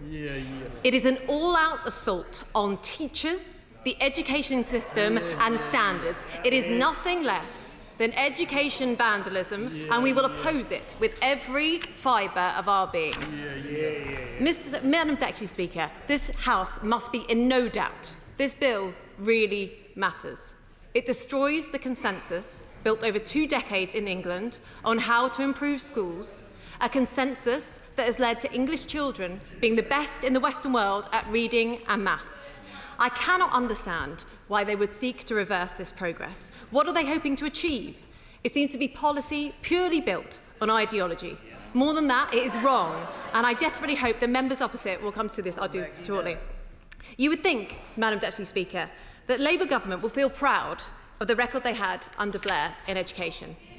It was the Labour government that innovated and made way for academies. When Blair talks about academies, he says an academy belongs not to some remote bureaucracy, not to the rulers of government, local or national, but to itself, for itself. The school is in charge of its own destiny. And it's this Blairite principle, a school in charge of its own destiny, which was built on and expanded by subsequent Conservative governments. And what has been the result of this largely cross-party consensus?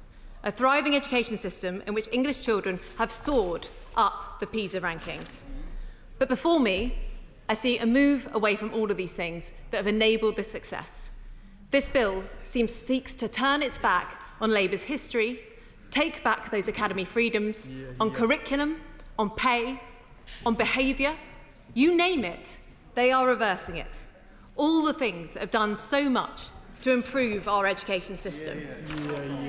Step by step, the very policies that saw our schools rise up the international league tables are being reversed. And I guarantee you, Madam Deputy Speaker, just as we went up, as a result of this bill, we will come down those very same rankings. And who will be the ones that will suffer? The poorest pupils in society. I will give way.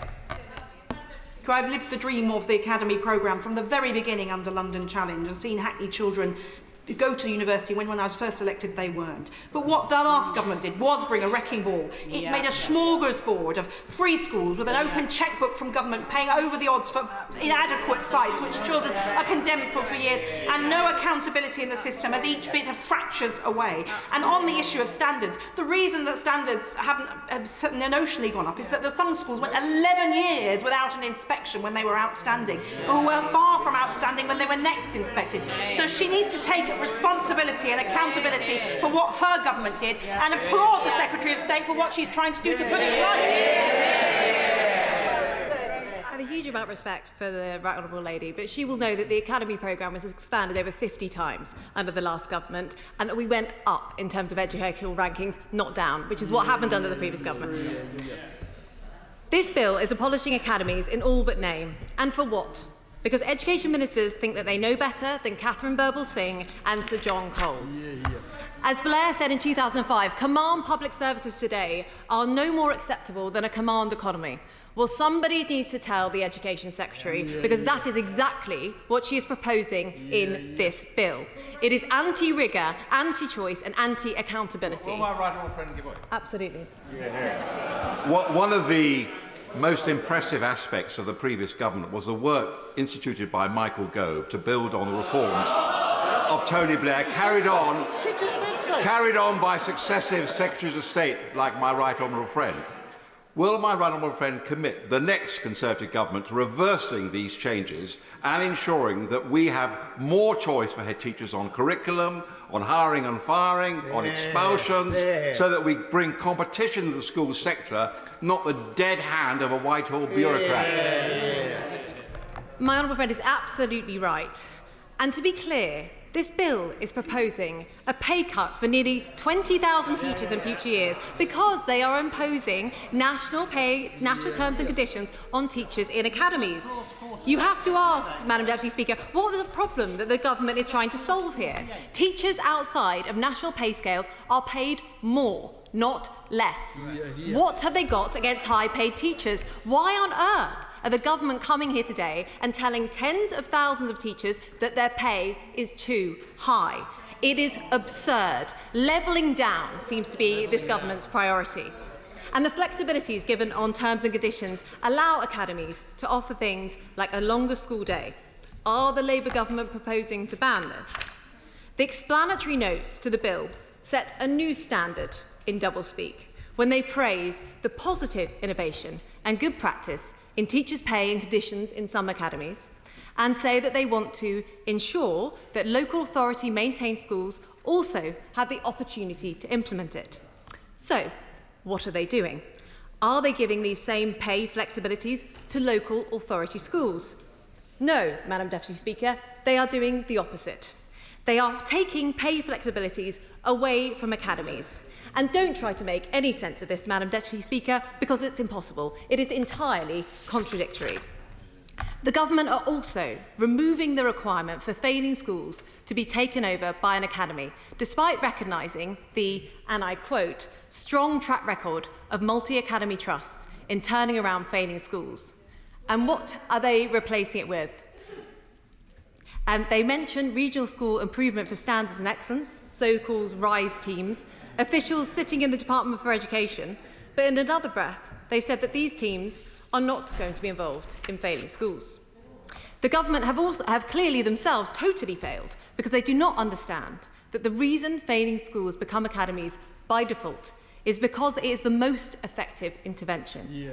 If it is not mandatory, I will shortly, there will be lots of massive rows about what will happen to failing schools and inevitable delays and legal challenges. And what is the upshot of this?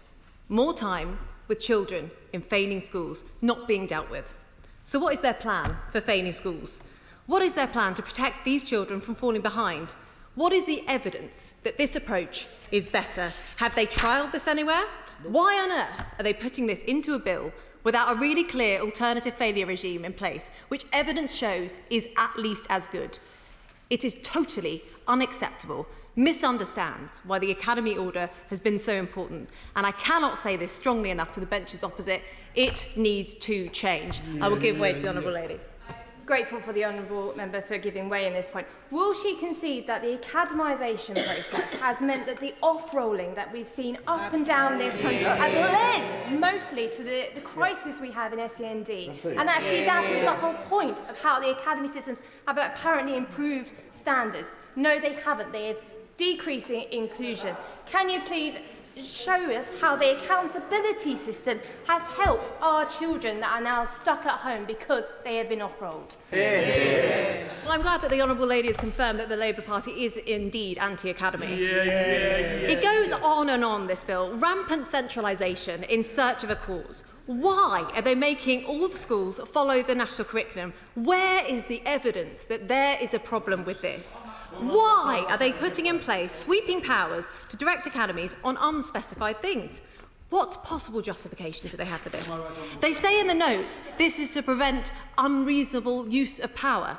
I say, look in the mirror. I'll give the way to the Honourable. I'm grateful to my right honourable friend for giving way, and she's mentioned pay and power. And I think they lie behind this because it's the education unions have opposed every step in the way under the last Labour government and under the last Conservative government. And we have the dinosaur tendency, of which we just heard from the Honourable Lady opposite, showing that they viscerally dislike freedom of academies and they turn their face against the transformation of educational outcomes, not least for the poorest, because of ideology rather than a genuine commitment to the child. Sadly, I think my right honourable friend is absolutely correct. I see no other reason why the academy provisions in this bill would be in place. It actually says in the explanatory notes of the bill that the primary aim of this legislation is to make the education system, and I quote, more consistent. This, Madam Deputy Speaker, is at the heart of the problem today, because more consistency does not a better education system make. This is a classic Labour argument, one size must fit all, lobbing the tops of the tallest poppies. God forbid that schools might be able to innovate and learn from each other. Teachers might have freedoms in the classroom to try new things, backed up by a regulator which rigorously inspects and identifies failure, because that is an excellent education system. A system which aims solely for consistency is not. A system of command and control, stifling teachers, suppressing innovation, everything decided in an office in Whitehall, far away from the classrooms. Same old Labour, consistency for all and excellence for none. I will give way to the Honourable Lady. He has referred repeatedly to command and control and consistency as if the latter were a problem. The Right Honourable Lady was presumably part of the government which sought to use academies as a mechanism by which to literally control individual schools from Whitehall rather than having the individual involvement of local authorities. The whole point of academies is to drive up standards by freeing it from state control. The bill undermines all of this, which is why it's abolishing academies in all but name. I urge members opposite to actually look at what the education part of this bill will do. Look at the Labour history under education secretaries like Lord Donis. Don't destroy something that the Labour Party helped build. The government must get rid of the academy elements of this bill. They will not improve the school system. They will make it worse. Don't destroy the work and policy of 2 decades at the stroke of a bureaucrat's pen. We have to ask ourselves, who is this all about, Madam Deputy Speaker? Are we on the side of ideology, unions and bureaucrats, or are we on the side of children and teachers and making sure the disadvantaged get the best possible education? If it's the latter, the education sections of this bill must go. And lastly, Mr. Speaker, I have to come to the final part of our amendment, a national grooming gang inquiry. This debate has been taken too far away from the victims and what is right for them. There are legitimate arguments to be had in this area, but the one I will not accept is to call for this is to be far right. The Labour government have to understand that they must explain their actions, not just call the opposition names. Local inquiries, which the Labour government say is the answer, don't have legal powers to summon witnesses, take evidence under oath or requisition evidence. Indeed, some of the leaders in the Manchester inquiry resigned after they said they were blocked from accessing information. I'll give way to the honourable gentleman. First of all, can I commend the Shadow Minister for our amendment, but indeed for the last part in particular.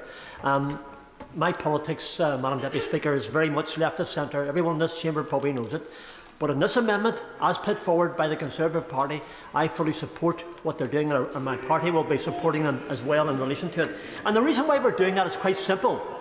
There's been women and children who have been faced injustice over the decades, and they deserve to see those grossly perverted perpetrators who carried out unbelievable things against children over those years.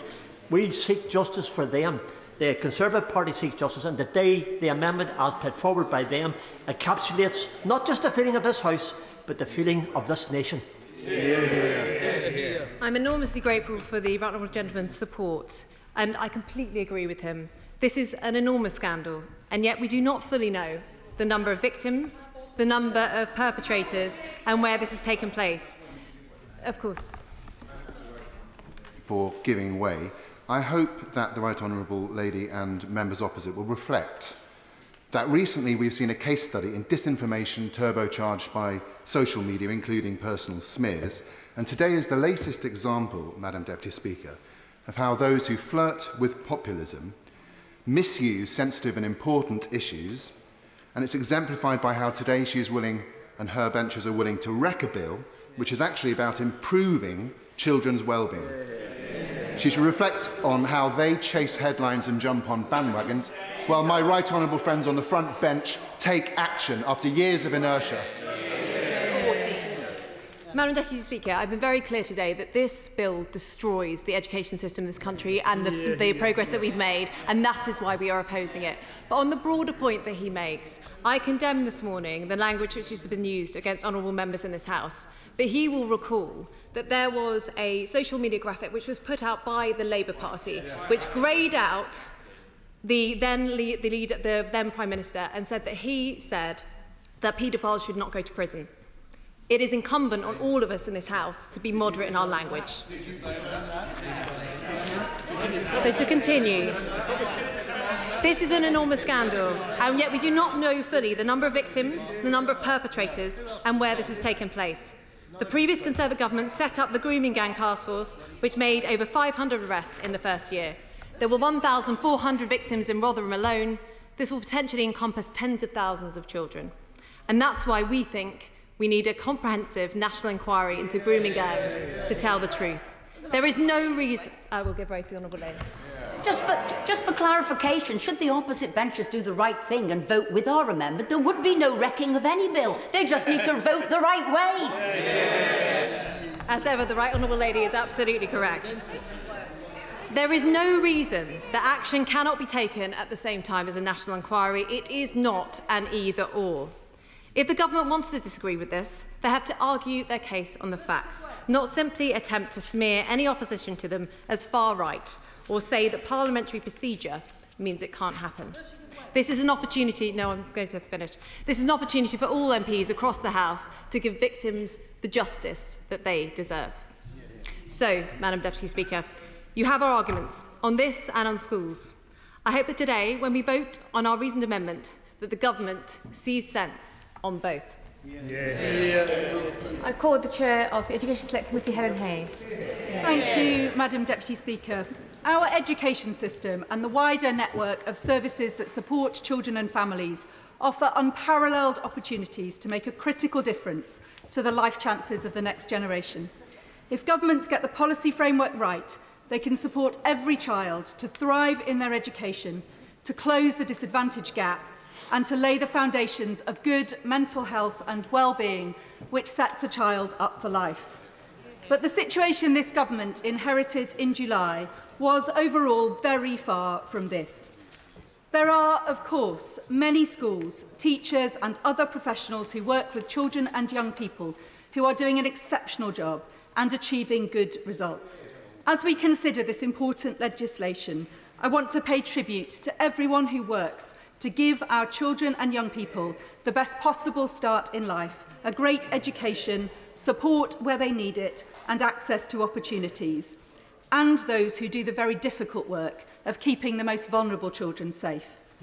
The challenges in our system are not down to them, but they are the consequence of layer upon layer of policy decisions since 2010, which have made the context in which they work immeasurably harder. Here are just a few. The decision to cut the funding for early help and support for families, which resulted in the closure of 1,300 Sure Start centres, has stripped away the vital support that can prevent families from reaching a crisis. While funding for early help and support has reduced, expenditure on child protection and children in the care system, on the crisis situations which often can be prevented, has gone up. The decision to make academy schools directly accountable to the Secretary of State and responsible for their own admissions policies, and to make free schools the main delivery method for new schools, has left local authorities, which retain the statutory duty for providing a school place for every child who needs one and for SEND provision, without the tools and levers to deliver them. It has created an unaccountable and unmanageable Wild West of admissions in many areas. The neglect of the SEND system has allowed it to reach breaking points. While children are routinely let down, the capacity of schools to meet their needs has been eroded, and there is a lack of accountability for the role of health services. Local authorities are being pushed to the edge of effective bankruptcy. School attendance has been falling at a completely unacceptable rate, and our children and young people have the worst mental health and well-being in Europe. Where we should have a system of many parts, all working together in the best interests of children and families, we have a broken system in which some parts are missing entirely while others are buckling under the pressure. Far too many children, particularly those with SEND, are being let down, and in too many cases children are not being protected from harm as they should be, or the outcomes that result from the attempts of the system to protect them from harm are shamefully poor. We need only to look at the shocking overrepresentation of care-experienced people who are homeless or in the criminal justice system to know that our current systems are failing, or to reflect on the names of children who have been tragically killed at the hands of those who should have protected and nurtured them. Star Hobson, Arthur Lavinia Hughes, Sarah Sharif, amongst others, to know that child protection urgently needs to be strengthened. In this context, Madam Deputy Speaker, I welcome this bill, which begins the work of stitching back together a system of support for children and families, and which places children once again at the heart of government policy. Measures such as the single child identifier and creating a register of children not in school, restoring the ability of local authorities to deliver new school places and to intervene on admissions, tackling profiteering by providers of children's homes, delivering free breakfast clubs, reducing uniform costs, and many of the other measures in this bill will make a big difference to children and their families. The Education Select Committee is taking a close interest in this legislation, which is relevant to our ongoing inquiries on children's social care, SEND, and many other aspects of our work. And there are a number of areas on which I would like to press ministers today. The measures in the bill to improve children's social care are welcome, but it is well established that there are huge cost pressures facing local authorities, which mean that the system does not function as well as it should. Local authorities that are currently trapped in a cycle of spot purchasing residential places for looked after children from expensive providers out of area will need support and funding to make the transition to more positive ways of working, even if new ways of working can bring down costs in the longer term. So I want to ask what investments the government will make in children's social care to ensure that the changes in this bill can be fully delivered with the maximum impact. The £30 million of funding for breakfast clubs provided in the autumn budget will extend the existing breakfast club scheme from around 2,700 schools to around 3,450 schools. But there are over 16,700 state-funded primary schools in the UK. So can I press the government on the need to set out the costs and the funding for delivering this policy in every primary school and for a clear timescale for doing so? Parents of children with SEND often find it the hardest to find childcare for their children, and many have expressed concern at a clause in the bill which allows for exemptions from the requirement to provide breakfast clubs for disabled children. Some disabled children will also only be able to access a breakfast club if they have home-to-school transport to arrive at school earlier. Will the ministers confirm that the bill will ensure equal access to breakfast clubs for children with SEND in mainstream and specialist settings, with support where needed to enable children to attend them?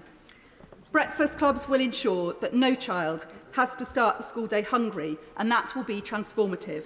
But school lunches also really matter as the most effective way to ensure access to a nutritious hot meal for the most disadvantaged children. So can I ask ministers to consider whether auto-enrolment of children already eligible for free school meals can be incorporated into this bill? As a minimum, we should be ensuring that all children who are currently eligible receive a free school lunch. I'll give way. I thank the honourable member for giving way. She mentions school breakfast. Child obesity is up by a third and diabetes is up by a fifth. So does the honourable member agree with me that while free breakfast clubs are a great opportunity to ensure children are fed, we must also ensure that school meals are healthy and nutritious, and that the school food standards need to be updated in line with the most recent nutritional advice alongside this bill, as well as making clear that they apply to breakfast? Hear, hear. We've got a very long speaking list. Interventions must be short. Helen Hayes. Thank you, Deputy Speaker. I would agree with the Honourable Lady that school food, in whichever setting it is delivered, should be of the highest quality. She will know about the pressures on school budgets, and my constituency has experienced amongst the highest drop in funding for our local schools of anywhere in the country. That has eroded the money that schools have to spend on high quality food, and I know it is one of the areas that the front bench will be anxious to deliver on over time as the public finances permit.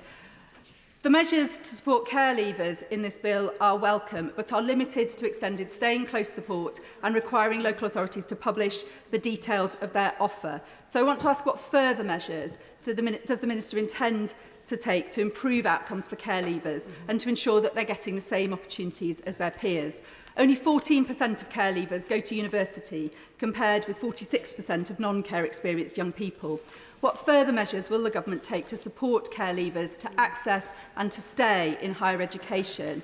And I want to ask why the government is not proposing a national offer for care leavers to address the postcode lottery in care, and particularly to provide care leavers with the confidence that if they choose to attend university away from home, because that is the best option for them, the same support will be available to them wherever they study.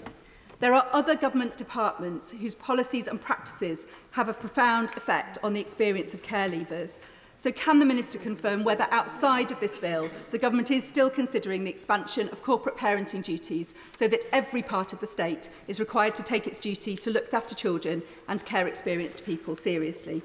Finally, Madam Deputy Speaker, in order to deliver on the commitments in this bill, those who work with children and families will need support. There are challenges in recruitment and retention across many of the professions, from social work to teaching to the early years. So I want to ask whether the government will set out a workforce strategy to ensure that training places, CPD and effective recruitment strategies are in place to secure the staff that we need to deliver the transformation that our children deserve. This bill will introduce a series of measures which will start the process of rebuilding support for children and their families, and it is very welcome. My committee will continue to take an interest in the detail of this bill and seek to ensure that it is as effective as it can be in delivering a system which can support every child to thrive, and in contributing to the debate about the further steps beyond the scope of this bill, which will also be needed. Before I call the next speaker I must put on record, the original question was that the bill, please be seated, the original question was that the bill be now read a second time since when an amendment has been proposed. As on the order paper, the question is that the amendment be made. I now call the spokesperson of the Liberal Democrat Party, Amelia Wilson. Thank you very much, Madam Deputy Speaker, and a Happy New Year to you as well. After 5 years in this place, I'm relieved and delighted that I and other honourable members will finally have the chance to consider a piece of legislation that focuses on children. This bill gets to the heart of our shared duty as public representatives to ensure the safety and well-being of our children. Liberal Democrats will approach this bill in a spirit of constructive cooperation, and I would urge colleagues across the House to do the same for the sake of our children up and down the country. So on that particular note, I turn to the reasoned amendment, which has been tabled in the name of the Leader of the Opposition. Everyone in this House agrees that no child should ever face sexual abuse and exploitation. We all agree the state must comprehensively investigate all allegations. We must deliver justice and prevent these sickening acts happening again in the future. Where we disagree is on how to achieve that. And we on the Liberal Democrat benches want to see action that helps victims and prevents these crimes happening again. The Conservative Party wants to derail this important bill instead. And so we will table amendments. We will table amendments ensuring the recommendations of the Jay inquiry are implemented in full. We will be a party of constructive opposition, and we will aim to strengthen this bill and its crucial measures on child protection and safeguarding. And for that reason, we cannot accept this wrecking amendment. Our children's safety and well-being is simply far too important, Madam Deputy Speaker. We owe it to them all to get this right. Will the Honourable Lady give way? I will give way. I'm grateful to the Honourable Lady. Could she set out in what way exactly this amendment, which I think is entirely constructive, which accepts the safeguarding elements, but challenges the educational vandalism which is being undertaken by the government? What exactly does she find so objectionable? I would humbly say to the right honourable gentleman who's been in this place much longer than I have, I understand that a reasoned amendment, if it were passed, would make this bill fall. That is why it is not a constructive amendment. That is why it is a wrecking amendment. I don't think killing a bill that seeks to improve safeguards and safety for our children is the way to get justice for innocent victims of sexual abuse. So there is much in this bill that we on these benches welcome, but of course there are areas of detail where we will seek to probe, where we will seek to strengthen, and measures where we will seek to go further. And as this bill makes its way through the House, we will provide that detailed scrutiny, challenge and improvement. Some of those important changes, Madam Deputy Speaker, are in the provisions on kinship care. The Secretary of State will be aware that this is a subject that is close to my heart and the hearts of my party colleagues. On that point, my honourable friend give way. Oh, give way.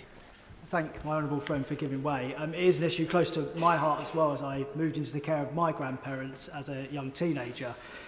Does she agree with me that it's crucial we get this absolutely right first time, because it's such a rare opportunity to address kinship care, and so that ministers should keep listening to kinship organisations to fill in the gaps that they see in this bill, particularly in relation to the definition and mental health care support? Can I thank my honourable friend for his intervention? He's absolutely right, and I welcome measures that put information about the local kinship care offer on a statutory footing, recognising the crucial role of kinship carers, as is finally putting a statutory definition into law, which we have long called for. Yet a definition in and of itself will not provide the financial and indeed the practical support many families and children need, and areas where the government is taking action are limited to certain subgroups of kinship carers and their children, thus undermining the value of the proposed definition. And Kinship, the charity, have said that they hope to see future legislation and the forthcoming multi-year spending review further prioritise wider kinship care reform. So I will ask the Secretary of State and the Minister through the progress of this bill when they plan to expand the current pilot scheme to allow to provide allowances to all kinship carers? And why does the educational support in the bill not seek to extend pupil premium plus and priority admissions for children in kinship care? We welcome the bill's provisions on child safeguarding, including the register of children not in school. As Liberals, our party firmly upholds the right of parents to educate their children at home when it is the best choice for their child. In 99% of cases, a parent knows what is best for their child, but it is deeply concerning that there may be many thousands of children whose whereabouts are simply unknown. That reality can contribute, as we have seen all too recently, to tragic safeguarding failures, and that cannot continue. Will the Honourable Lady give way? I've already given way to the Honourable Gentleman once.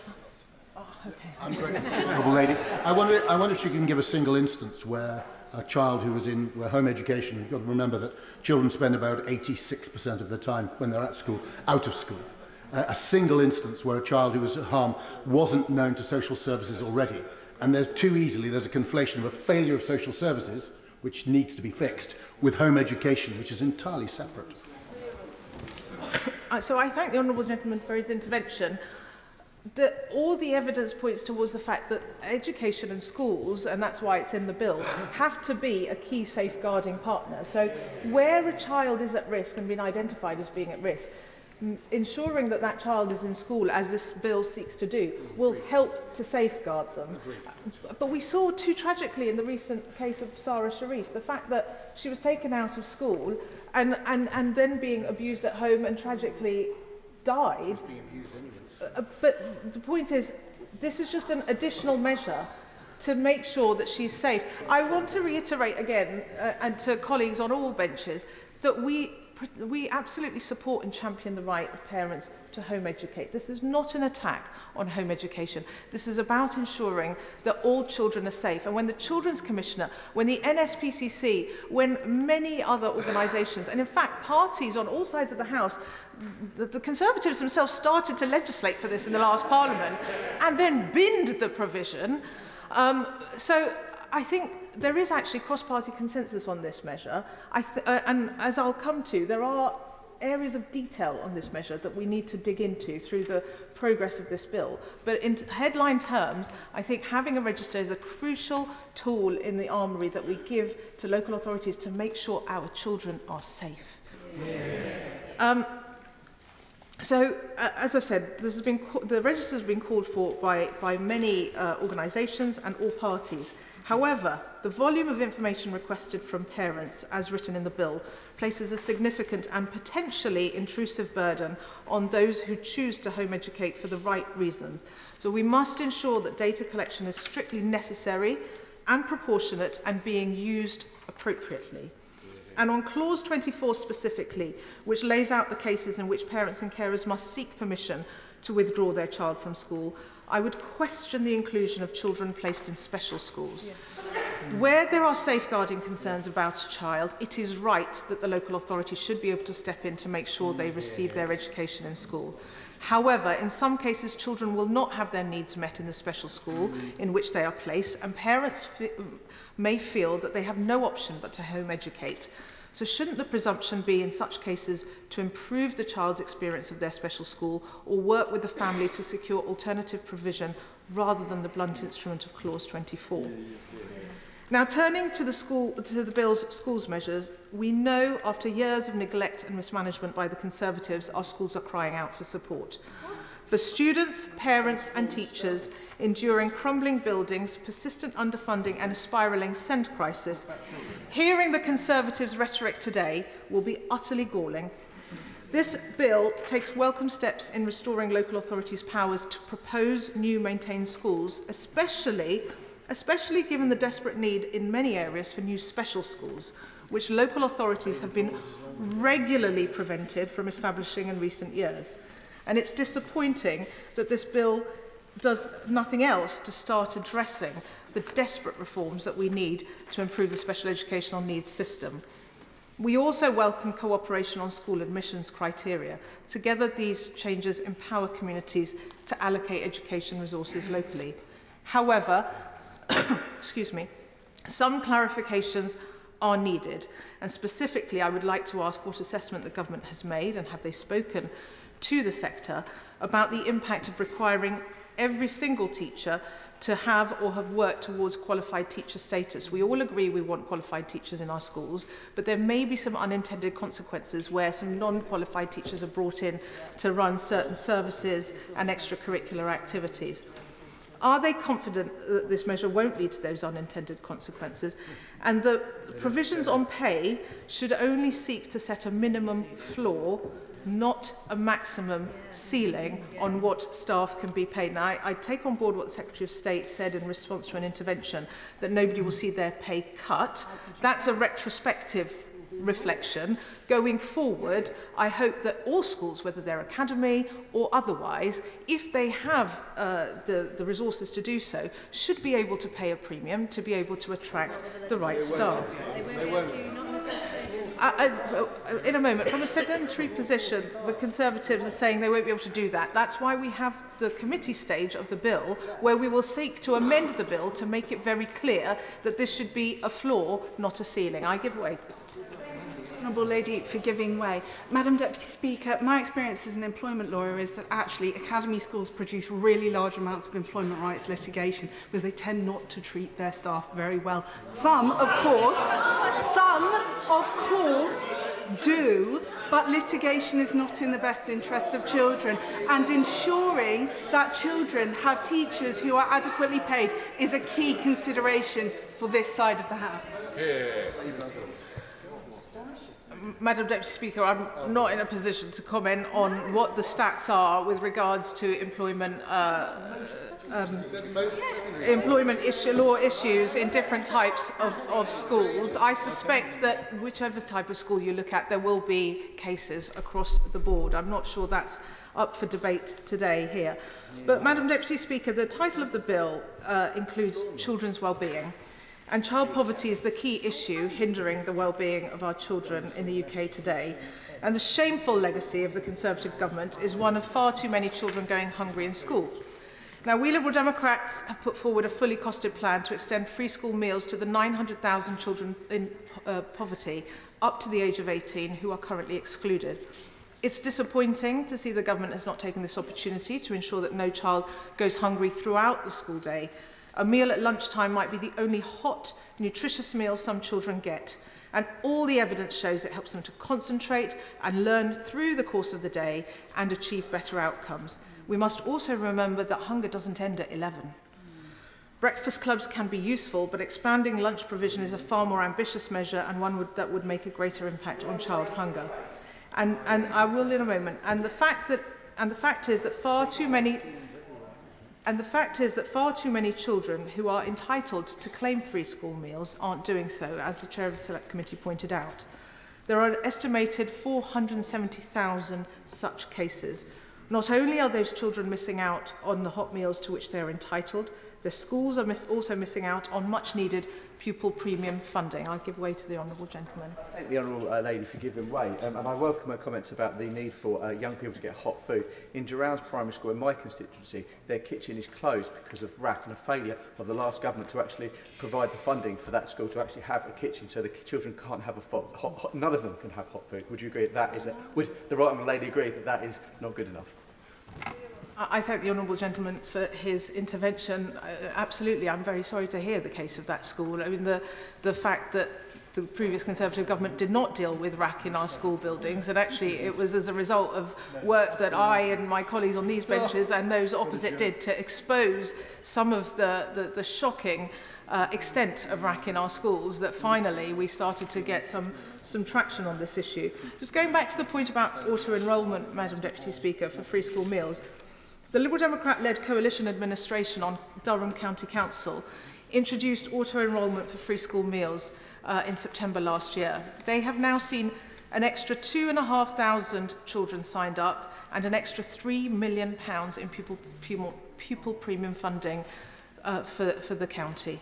Just imagine the impact that that model could have nationally. So I hope the government will take this opportunity to expand the free school meal provision and introduce auto-enrolment. Now, in a Wellbeing bill, I was disappointed not to see any mention of mental health in this bill. This was an opportunity to tackle the mental health crisis we see amongst our children, and it's crucial that we don't allow this opportunity to slide by. With, on average, 6 children in every classroom having a mental health condition, the government could have seized the chance to ensure that every school across the country, whether primary or secondary, has a statutory and fully funded duty to provide a dedicated mental health professional in their school. And as the bill progresses, I and my Liberal Democrats colleagues will seek to do just that. I'm sure we can count on support on all sides of the House. I will give way. I'm very grateful to my honourable friend who's making an excellent and balanced case for protecting children. Many children with mental health problems with autism are educated at home because there is no realistic alternative. Would she support encouraging the Secretary of State to ensure that in Clause 25 the support given to home-educated families would include free access to examinations, which could cost hundreds and hundreds of pounds for children who are struggling to get good home education because of that cost? I thank my honourable friend for his intervention. I'm very happy to support that. And in fact, when the previous administration introduced a schools bill, which they then decided to bin, we had the Liberal Democrats in the House of Lords had actually tabled an amendment that did just that. And I'm sure we will seek to do the same again this time round to support those families who do choose to home educate. Excuse me. Finally, Madam Deputy Speaker, while this bill sets out some important reforms to our school system, we on these benches would like to see greater ambition. The attainment gap has widened significantly in recent years, and it's unacceptable that outcomes for less affluent, more vulnerable students are getting worse. And we believe that one piece of the puzzle can be a tutoring guarantee for every disadvantaged pupil who needs support. Tutoring, when implemented correctly, has proved its worth time and again. 7 in 10 parents whose children receive tutoring at school said it raised their child's attainment. We know that it also boosts young people's confidence, and tutoring can help tackle persistent absence, which is a huge issue in our schools. So I hope the Secretary of State agrees with me that a tutoring guarantee introduced via this bill would be a powerful tool in narrowing the attainment gap and ensuring that every child gets the high-quality education they deserve. So in conclusion, Madam Deputy Speaker, let me reiterate, this is a bill that we must get right. Now is not the time to play politics.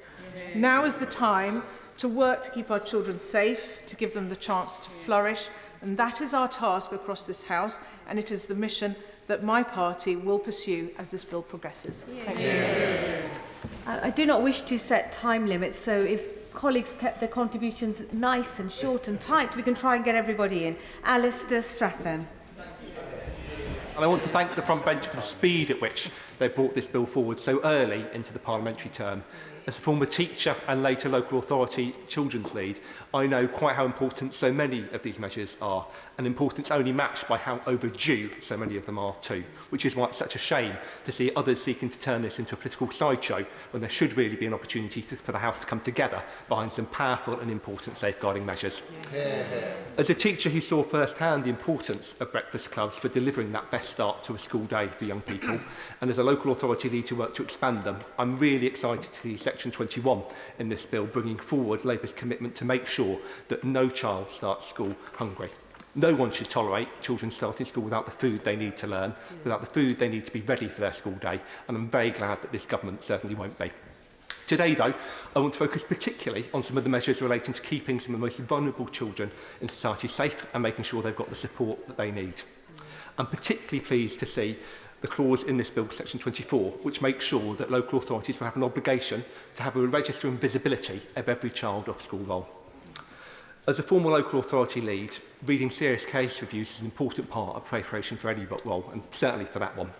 And if you've read those serious case reviews, if you've read those stories of what can happen to some young people, some of the most vulnerable young people in society, when they're allowed to fall off the radar, when they're allowed to slip between the net, and when they're left open to exploitation and abuse by some of the most evil people in our society, you can be under no illusions why this measure is quite so important. Now, I absolutely understand why at first reading those who homeschool might have some concerns about this, but this absolutely isn't and shouldn't be an attack on homeschooling. The right to homeschool is important, and certainly at a time when inclusion and support in schools is far from what it should be for some children with some of the highest needs, it's important that that's protected. But just as every parent has the right and responsibility to do what's right for their child, we all have the right and responsibility to make sure that no child can be left vulnerable and fall between that crack. This bill does that, and I'm incredibly proud to be standing here with colleagues supporting a measure that I know so many of us have called for in a variety of roles over the last decade. Alongside, absolutely. But does he have sympathy with some parents who may feel they've been let down by the local authority on support for their child with special educational needs, who recognise the historic primacy of parents in determining the education of their child, who are now seeing a piece of legislation which removes that and says the state decides whether that child can be taken out of school, not the parent? We all accept where the safeguarding issues, action should be taken. But for the ordinary parent to have this changed after decades of it being the other way around, does the honourable gentleman, is he really comfortable with that? It's one of his many interventions today. I'm not sure I quite heard an apology for the state that SEND provision was left in by the previous government. I absolutely recognise the point I think he's trying to make. But I think if he reads the bill, he should see a lot of assurance in there. In choosing to set the threshold as high as a Section 47 assessment, a child protection assessment, I think we have been incredibly cautious in where we've drawn this line. Some outside this House may even say too cautious in where we've drawn that line. But I think it recognises the important balance that rightly has to be struck here for exactly the reason the gentleman is alluding to. Alongside that, I think colleagues across the House recognise the fact that for far too long, children's social care and the children's social care system hasn't been doing right by some of the most vulnerable people in our society either. At great cost, the system is delivering really poor outcomes for vulnerable young people. It's not providing the support they need, it's not providing the love they need, and that love and support isn't lasting anywhere near long enough into their adult life. Yeah. No parent would expect their responsibilities to end age 18. I wouldn't write it for my child, I'm sure no one in this chamber would. But yet we all, far too often do, for those who are in our care as a society. And that's why the requirements around staying put, the requirements around making sure we've got that published care leaver offer are going to be so important in this bill. I welcome the Secretary of State's leadership in making sure we've moved with pace on this. I look forward to continue to work with her and other organisations who speak on behalf of care leavers right across the country to make sure these are implemented in the most effective and robust way possible. Those in our care would expect nothing less, and I'm sure all of us across the House will make sure we hold ourselves to that high standard. Alongside that, I think it's pretty clear and fair to say that the care system for far too long hasn't recognised the value and importance of wider family networks in delivering the best possible outcomes for vulnerable young people. That's why Section 1 of this bill, bringing forward that requirement for family group decision-making, could be such a powerful tool. Done well, family group decision-making conferences make sure that you've got that constellation of family involvement early on in a child's case, potentially keeping them out of the care system and making sure that all of the possible people who could exert a positive influence in that child's life can be brought into the process as early as possible. This is a really welcome step forward that could be transformative for the care system. And again, I look forward to working with colleagues right across this House to make sure that we can implement this in the most effective way possible, working with local authorities to deliver all of the benefits that family group conferences done well have been shown to have. Alongside this is someone who, alongside many colleagues and members opposite too, have campaigned on behalf of kinship carers many times in my, albeit quite short, parliamentary career.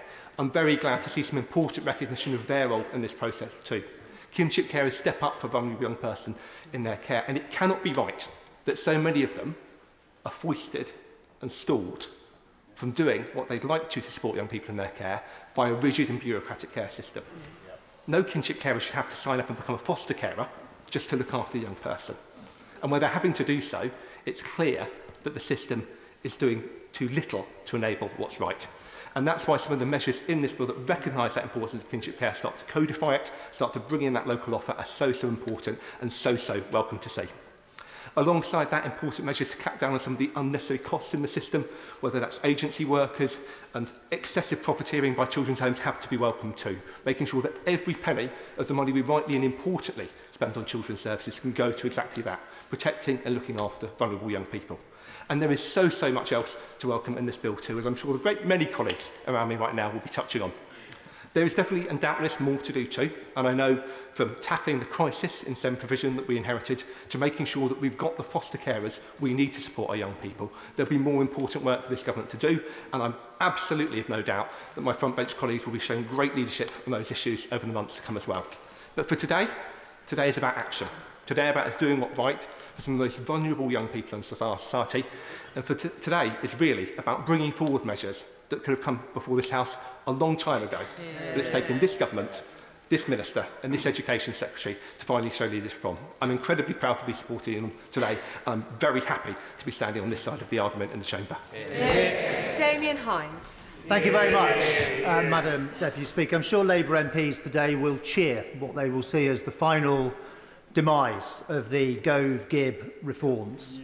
But what we have before us today reverses far further back than that. If this bill passes in anything close to its current form, it will be as if Lord Adonis was never the Schools Minister, as if Lord Blunkett had never sat in the Secretary of State's chair. It will be as if Tony Blair had never been Prime Minister and had never made central to his pledge and contract to the British people in 1997 those famous 3 words, education, education, education. Now, to be clear, there are things in this bill that we agree with. There are things that were in our bill. There are things that build on the work that we were doing on staying close, on virtual school heads, on kinship care and more. Of course, there are also things in this bill which are just there to be, and this is something they did learn from New Labour, to be eye-catching initiatives, retail offers in the jargon, on breakfast clubs. There are thousands of breakfast clubs already in our country. And by the way, we'd like to know what happens to the breakfast clubs at secondary school, where actually they make more impact on attendance than in primary school, or the provisions on uniform. And we have had for a long time, statutory guidance on uniform. Why it's necessary to write it into law, I have no idea. The principal aim seems to be to outlaw primary schools that require the wearing of a tie. But the biggest part of this bill, read the detail, the biggest part of this bill is about attacking school and trust autonomy and giving power back to Whitehall and to the LEA. Now, Madam Deputy Speaker, colleagues across the House know that there has been a dramatic transformation in educational attainment in this country, with the best primary school readers in the Western world, dramatic improvements at secondary school in maths, in reading and in science, and children eligible for free school meals 50% more likely now to go to university than they were in 2010. Why has that happened? Well, in one word, teachers. It is teachers who have made that happen. But I'll tell you something, there are brilliant dedicated teachers also in Wales, and there are brilliant dedicated teachers in Scotland, and those improvements have not happened in those places. Because to be the most effective teacher, you exist in a whole ecosystem. And what has really created the potential for these improvements has been brilliant teachers supported by our reforms. And those reforms have always had 2 sides to them. First, a relentless focus on standards and quality, with a knowledge-rich curriculum and proven methods like synthetic phonics and maths mastery, and schools learning from schools, with a hub system across the country and, critically, within academy trusts, the key vehicle for school improvements. I will in 1 second. But we've always also known that that has to go hand in hand with something else, and that is diversity and choice. That parents must be able to select what is best for their children, and we believe there is a role for big schools, small schools, co-ed schools, mixed schools, denominational schools, and so on. And of course, academies and free schools have enabled that diversity to increase further. We also know that to have effective school choice, there has to be capacity in the system. There have to be more places than there are children. That's why we added over 1 million new places in our school system since 2010, following the Labour Party, when they were in government, unbelievably cutting places by 100,000 in their last years.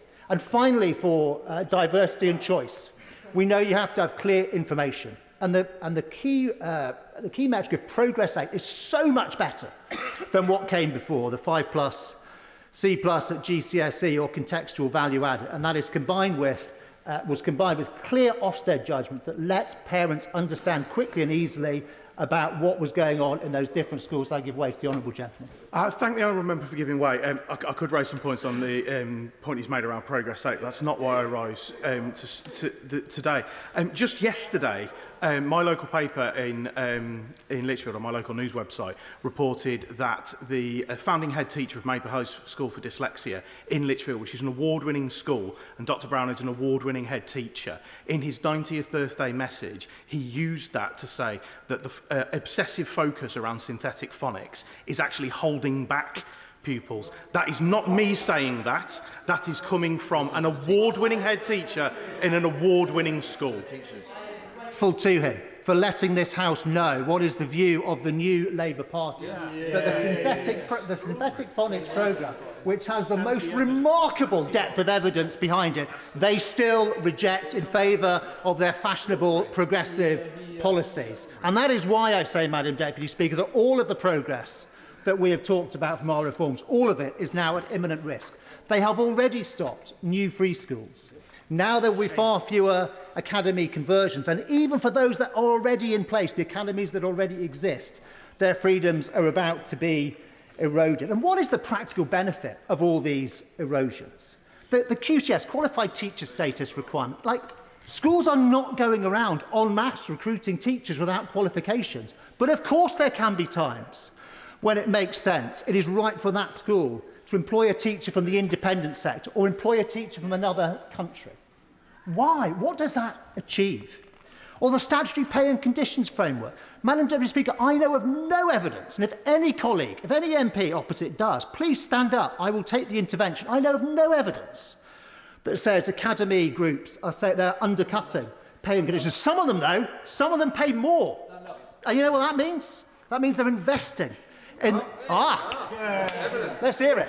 I think what you need to, what the honourable gentleman needs to understand is it's not just about pay, it's about school teachers' pay and conditions, and that needs to be nationally if we're going to recruit and retain the teachers we have. The previous government failed on every single measure to retain and recruit qualified teachers in schools.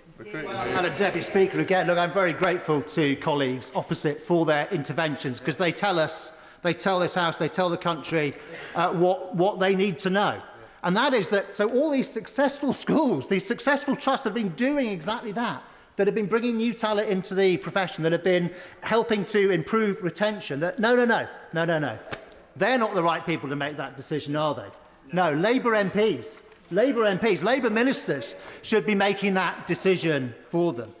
And, Madam Deputy Speaker, the national curriculum. Look, the vast majority of schools do follow the national curriculum. Some, though, innovate. What's wrong with that? To add something on top of the national curriculum. In any case, every school is required statutorily to deliver a balanced and broadly focused curriculum, and they will be checked on that by Ofsted. And finally, the power for councils to stop a good and popular school expanding. What could that possibly achieve, except for there to be more disappointed families, more disappointed children, more disappointed parents? I'll tell you, for all four of those things, what more it could achieve. It could tick box one more of the union demands. We can't see this bill in isolation. I think if you look at the broader set of measures this government has been putting forward of late, the Latin Excellence Programme, scrapping it. Scrapping the expansion of the cadets programme in state schools. Making Ofsted judgments less transparent. Putting tax on independent sector education for the first time in the history of our country, and almost uniquely in the world, in a way that will just fill up more of the most popular state schools and make it harder for families to get their child into the state school of their choice. And then, of course, there is potentially the biggest thing of all, which is the curriculum review. Now, this bill says that schools must follow the national curriculum before the new national curriculum is actually set out. It preempts that. Now, we don't know what will be in that review, and we have to keep an open mind and see what comes forward. But I would also remind colleagues that the government is not forced to adopt what the independent reviewers come up with, nor are they obliged, of course, to stop where the independent reviewers come to. And in sensitive subjects like history, like English literature, like RE, we have always in this country, since the start of the national curriculum, taken an approach of not specifying exactly what kids will learn. Quite often people misunderstand this, but it's not actually a list of things that you learn in school. It's a broad framework, and that has helped to guard against the politicisation or the over-politicisation of our education. And I say to ministers, it would be very dangerous if they came up with instead a more prescriptive approach to the national curriculum, and especially so if this bill removes the safety valve of schools being able to deviate somewhat from it. The honourable gentleman. The honourable member for giving way. I listened with interest to the points that he's making about the national curriculum, and we know that academies don't have to follow the national curriculum should they wish at the moment, but I note that 42% of schools across this country no longer enter any pupils for GCSE music, 41% of schools no longer enter any pupils for drama at GCSE, and 84% enter no pupils for dance at GCSE. Does he think that's a factor in why we've come to that space? The GCSE numbers with the technical and vocational qualifications for things like music, because it's misleading otherwise. But we all want kids to be studying, those who wish to and can benefit from it, to be studying all those subjects. I'm not sure quite how what he just said negated what I just said, which is normally how we do things in this debate. And I should also say that this is a curriculum review, but it's also an assessment review, a curriculum and assessment review. And we've heard much, much less about what that means. But we do know that the Labour Party has form on this when they were in government with that target-rich, I might say target-obsessed approach to 5 or more GCSEs at grade 0 above, including English and Maths, which, of course, on the face of it, is a perfectly good target.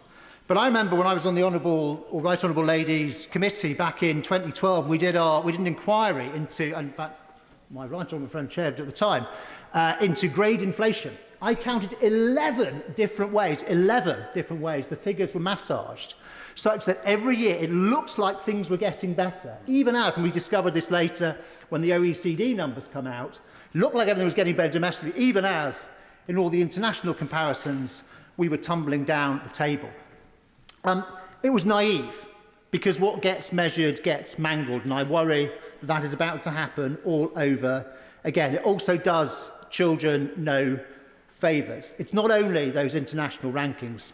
At the end of Labour's last term in government, we were the only country in the developed world where the literacy and numeracy of young adults was poorer than the generation about to retire. But at least in the new Labour era, at least they believed they were pursuing academic excellence. That has now gone, I'm afraid, out of fashion. And the progressive phrases that we hear from MPs opposite, they sound good. Of course they do. Accessibility, relevance, modernity. But they are beguiling, because these things rarely actually help the people, the children, whom they were thought to help. The pursuit of true excellence in state education is not elitist. Madam Deputy Speaker, it is the opposite of elitist, because it is what levels the playing field and means that people from all backgrounds can be up with those elites. And whatever attacks Labour make on the independent sector or trying to take down top-performing schools in the state sector, of course, always the advantage, the privilege, wherever they are, with parents actively involved and actively engaged, they will always do well. It wasn't them who needed our reforms, it was everyone else. And with this bill, it will be those everyone else who suffers. Sharon Hodgson. Thank you very much, Madam Deputy Speaker. After decades of campaigning for the health of children and better school food, I am so pleased to see that universal primary breakfast club provision is now being put on a statutory footing in this bill. There is no greater priority for this government than raising the healthiest generation of children ever. And the fact that the party opposite are trying to play politics with the well-being of children with this bill is a true reflection of where their priorities lie. Providing a free breakfast to all primary school pupils is yet another manifesto commitment fulfilled, which will transform the lives of children across the country. The Education Endowment Foundation found that school breakfasts can help deliver 2 months' worth of extra attainment at Key Stage 1. This will also have huge health outcomes. 1 in 3 children are already at risk of future food-related ill health, such as type 2 diabetes or heart disease, by the age of 10. That's 1 in 3 children. By providing a breakfast which is nutritious, we can also ensure children are starting their day at school ready to learn. However, I am concerned that this bill does not include any kind of nationwide monitoring system for the food which will be served in these breakfast clubs. This is because the school food standards set out over 10 years ago are still not being enforced. This puts children at risk, doesn't necessarily mean it will happen, but at risk of being served poor quality breakfasts under this scheme. So we need the recommendations around Ofsted and enforcement of standards that were set out in the excellent school food plan back in 2013 to be put in place alongside this rollout. And I do hope that this will be considered at later stages and iterations of this bill. Speaking of health outcomes, it is also a missed opportunity to not include auto-enrolment for free school meals in this bill, as others have already said today. The Department for Education reported that 11% of families nationally who are entitled to claim free school meals have not applied to receive them. This means, as others have said, 470,000 children in England are missing out on their statutory right to a free school meal. And this is due to barriers like complex applications, language or literacy challenges, stigma and low awareness. And the Fix Our Food research programme has worked with 66 local authorities with huge success, but the burden must be taken off local authorities. Data sharing challenges should not prevent children from eating their entitled free school meal. Because free school meals are a statutory scheme, government funding for them should already exist to provide these 470,000 children with a school lunch, so auto-enrolment should not be seen as extra spending. This also would importantly go on to unlock extra vital pupil premium funding too. For example, since 2016, Sheffield City Council has unlocked £3.8 million in extra pupil premium funding every single year to support 5,400 children. And this is just one example of many available. So, including provisions in this bill to provide these children with a free lunch would have a very low cost but with extremely high impact. Free school meals empowered by the new breakfast programme are shown to be beneficial for both attainment and attendance at school. In fact, the case for universal free school meals is also a no-brainer. Impact on Urban Health found that for every £1 invested in universal free school meals, it returns £1.71 in core benefits, including massive savings for the NHS and reducing rates of childhood obesity. The London Mayor's groundbreaking scheme to expand free school meals to all primary age pupils has also had unprecedented impacts. 84% of parents said that the scheme had helped or significantly helped their household finances. And an evaluation report was recently released, and I encourage the Minister present and the Secretary of State to read it if she has not done so already. It contains significant findings that more than make the case for universal free school meals to be rolled out. So, alongside hopefully more quality school lunches, I look forward to seeing the success of the Breakfast Club programme as it's rolled out, and I hope that this creates further appetite for better and expanded school food provision in future. Thank you. Nigel Farage. Thank you, Madam Deputy Speaker. I have no doubt this bill is based on socialist dogma.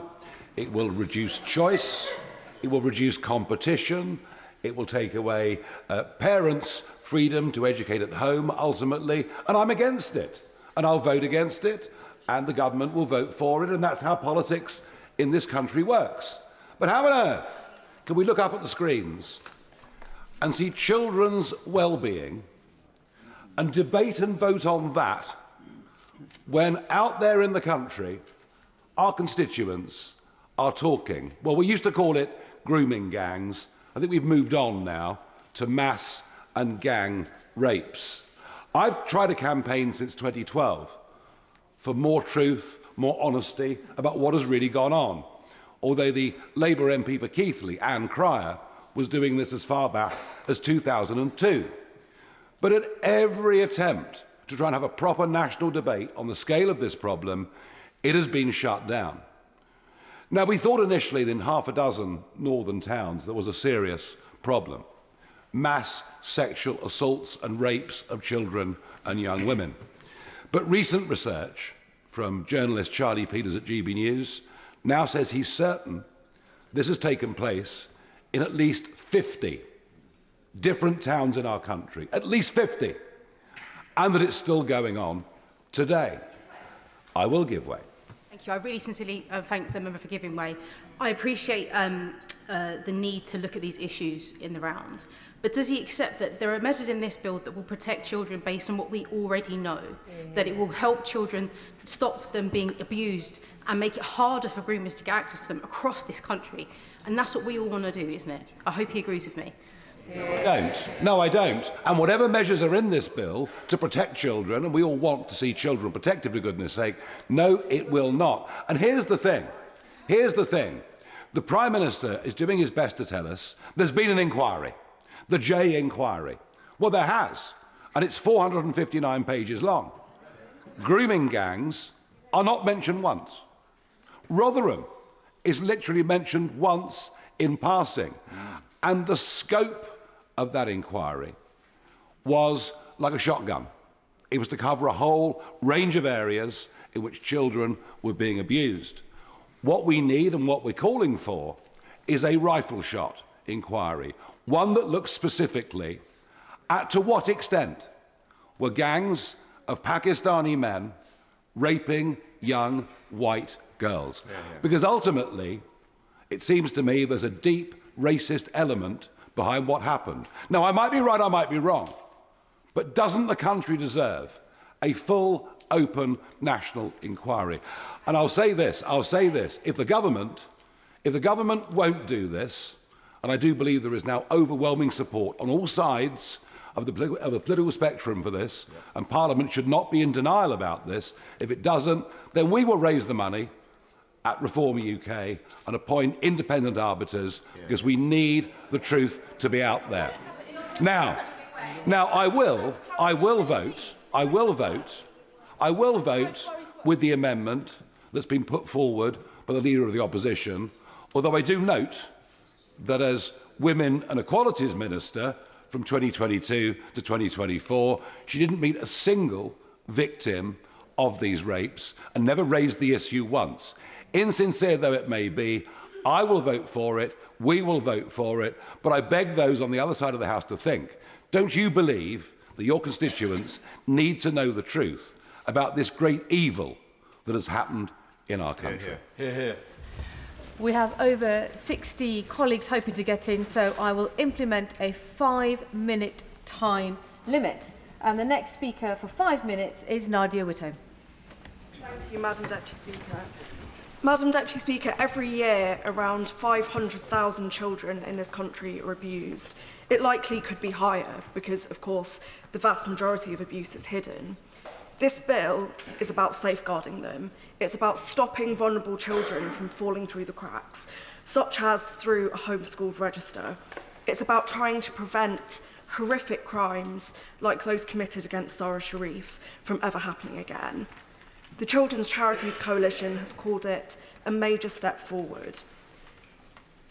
Now, I want to be clear that no party has completely clean hands in this area. Under successive governments, vulnerable children have been systematically failed by the institutions that were supposed to protect them: the police, social services, local authorities, the CPS, their schools. They were disbelieved and their lives were devalued. We in this House owe it to victims and survivors of the past, the present, and sadly the future, to give them justice and protection where the state previously so badly failed. And in order to do that, we cannot turn child sexual abuse and exploitation into a political football. And I want to be clear too that it's by no means all members opposite who are guilty of this. There have been dedicated and powerful advocates for children on both sides of this House. But the Conservative leadership and Reform MPs, marching to the beat of Elon Musk's drum, are plainly weaponising the pain and the trauma of victims for their own political ends.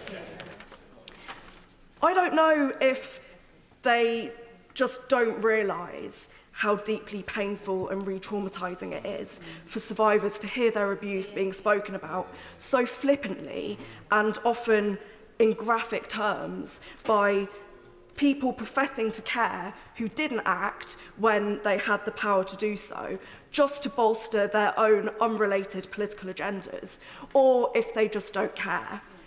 But I implore members opposite to stop. Because when you say that child sexual abuse and exploitation is the result of alien cultures or a multiculturalism project that has failed, you mask the reality, which is that child sexual abuse and exploitation is happening in every area of this country, perpetrated by members of every social class, every race and every religion. The Reform MPs are chuntering opposite. That is a fact, and when you deny that, you are failing victims and survivors. I will in a moment. And when you say that abuse is imported by other cultures, you imply that abuse is the norm and is okay in some cultures towards some victims. It never is. Just as perpetrators are diverse, so are their victims. If you mask the reality, Madam Deputy Speaker, you cannot tackle the problem. The truth is, what the vast, vast majority of these perpetrators have in common is that they are men. Of course, it's not all men, but it's enough men and it's enough victims that male violence is a national emergency, and it is one that this whole House must commit itself to ending. I'll give way. Does you worry, like me, that this recent attempt to reopen an inquiry in the debate is less about supporting victims and stamping out sexual violence, but more about enticing racial tensions? I share the honourable member's concerns, and I'd like to take the opportunity to applaud her for the work that she has done over many years in this House on the all-party parliamentary group raising this issue when before it was politically convenient to do so. Madam Deputy Speaker, I also want to speak about some of the other important aspects of this bill. I'm also thrilled that it includes measures to help with families' costs, so free breakfast clubs for all primary school children. That will boost children's well-being. I'd also like to see us go further still and provide free school meals for all children. This bill also allows the Secretary of State to cap profits of children's home providers, ending the obscene scandal of local authorities forced to shell out huge sums of money to private providers. And finally, I just want to urge that this ambitious and important bill is backed up by even further investment in areas that will improve children's well-being. We need more money for children and adolescent mental health services, for children's social care, and to tackle child poverty. Anna Sabine. Thank you, Madam Deputy Speaker.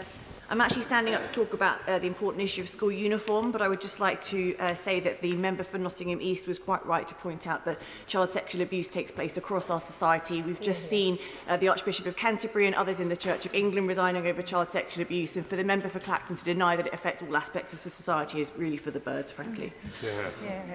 On school uniform, I'm a single parent to 2 teenagers, and like many other parents in this place, I know how many expenses are involved in sending children to school. As they grow and progress through school, they require different pairs of shoes, sets of stationery, and money for school trips. State schools should represent a level playing field for children of all backgrounds, where pupils are treated with the same respect and given the same opportunities.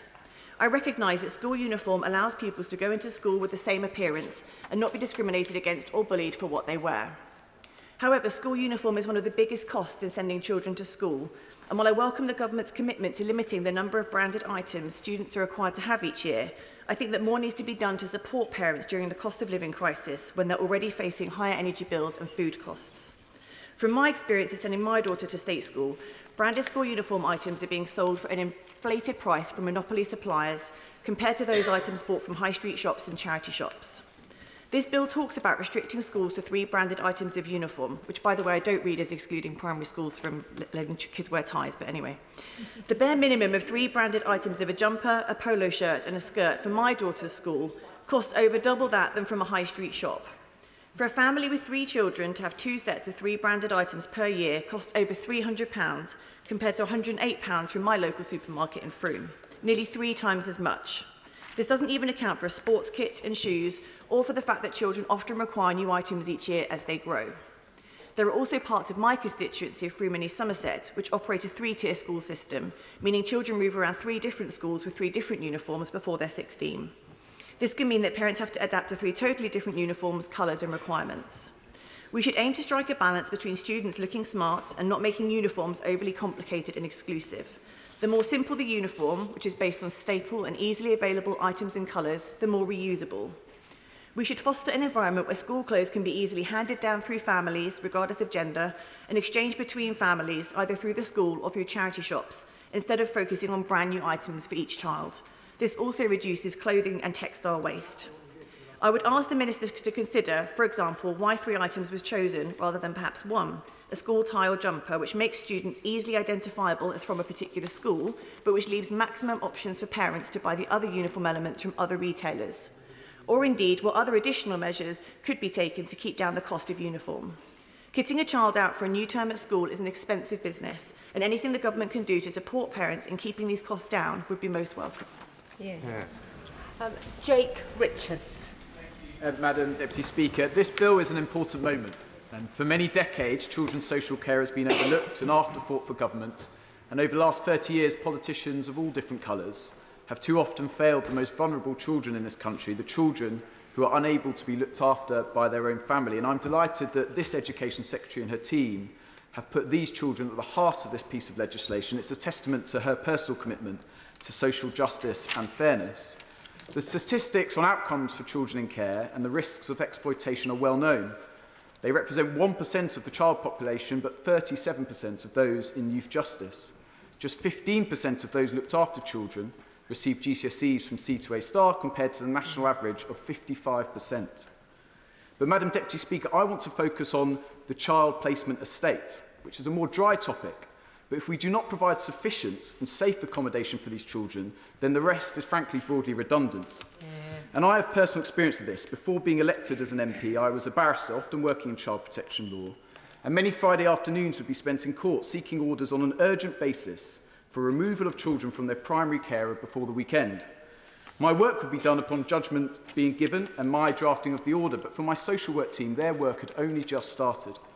They would have to collect the children, often relying upon the police to assist, and then often late in the evening, the arduous task of attempting to find suitable accommodation for these children would begin. Calls late into the night, pleading with reluctant foster carers or residential units to take young people, who would often sit obediently at the local authority offices waiting for their fate to be decided.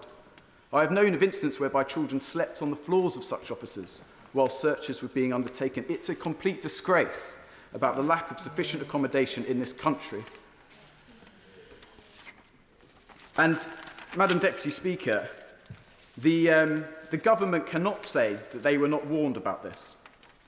In 2022, the High Court sent a judgment, took the unusual step of sending a judgment to the relevant ministers, raising the issue about the lack of appropriate accommodation for such children. If I can just find my place in my speech. The honourable member gives way. I'm very grateful. Very grateful that the honourable member has given way. Does he agree with me that provisions in the bill for measures such as regional care cooperatives that would agglomerate services, bring them together across local authorities to do some of this commissioning, recruiting and building of children's homes would help with the problems that he's describing? I'm very grateful to my honourable friend, and his review before being elected to this place raised some of the provisions which are now in this legislation. He should be praised for that review. Madam Deputy Speaker, the High Court, as I was saying, raised this issue in 2020. They took the unusual step of sending a judgment to the relevant government ministers, setting out, quote, the nationwide problem of demand outstripping supply and accommodation. The facts of that case show the human cost of a lack of investment and strategy.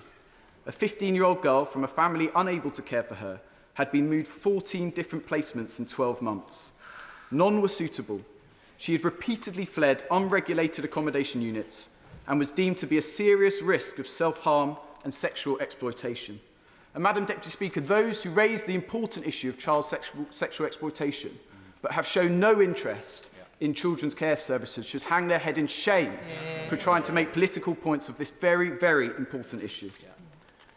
Now, this bill takes important steps in this regard, and my right honourable friend for Whitehaven and Workington has already raised the important introduction of regional cooperation, which will certainly add capacity. There is also, however, as has already been raised, the financial backdrop to this issue, and I no doubt that ministers will be making representations to the Chancellor about the estimated £6.2 billion funding gap for local authorities and social care. But, Madam Deputy Speaker, it's not just about money. Whilst capacity is undoubtedly required, the system also needs national and local leadership and a national and local strategy. There remains, despite this very welcome bill, a lack of a comprehensive and national plan for care placements. There is a lack of an overarching assessment of how this market will fulfil the functions necessary in the years and decades ahead. Bluntly, we will still not know what is needed and where from across the nation. And we know from experience that the market will not do it for us. We have learnt that lesson already. There needs to be an accurate assessment of the need in the sector, the types of placement, the number and location of care settings across the country. There needs to be a funding strategy. Madam Deputy Speaker, my private member's bill provides for a modest change in this area, simply requiring for all local authorities to think ahead, to have a plan for types of placements they are able to offer, and a strategy for where they will need to be based on an assessment of the need of the demand. Whilst there is a requirement in the guidance, there now needs to be a statutory responsibility for local authorities to think ahead in this area, because at the moment, the issue is not merely about capacity, but where the accommodation is.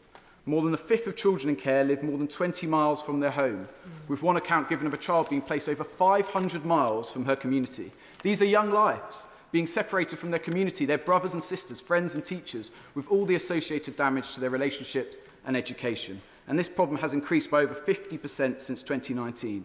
So I hope that the government will properly consider the modest suggestion that local authorities should simply have a sufficiency plan for where to place these children.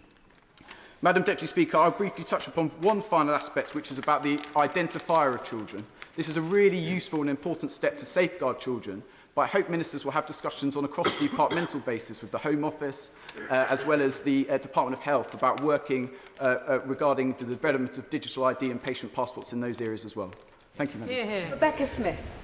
Thank you, Madam Deputy Speaker. Clause 7 of this bill, Stay in Close Support, builds on the previous Conservative government's Stable Homes Built on Love strategy, in particular the pledge to strengthen the Stay in Close offer and provide a statutory basis for it. So therefore I welcome the commitment to this within the bill, in particular the requirement of local authorities to provide suitable accommodation for formerly looked after children well into childhood. At an event last year, which was also attended by the Minister for Children, the member for Lewisham East, who's no longer in the room, I had the privilege to co-host, and we heard from 4 young people, Tahir, Bella, William and Jess, who have all been supported by Home for Good and Safe Families in supported lodgings. Now, supported lodgings is where you stay with a family who provide you with life skills, essentially. There's more to it, I can explain another time, but that's the basics of it.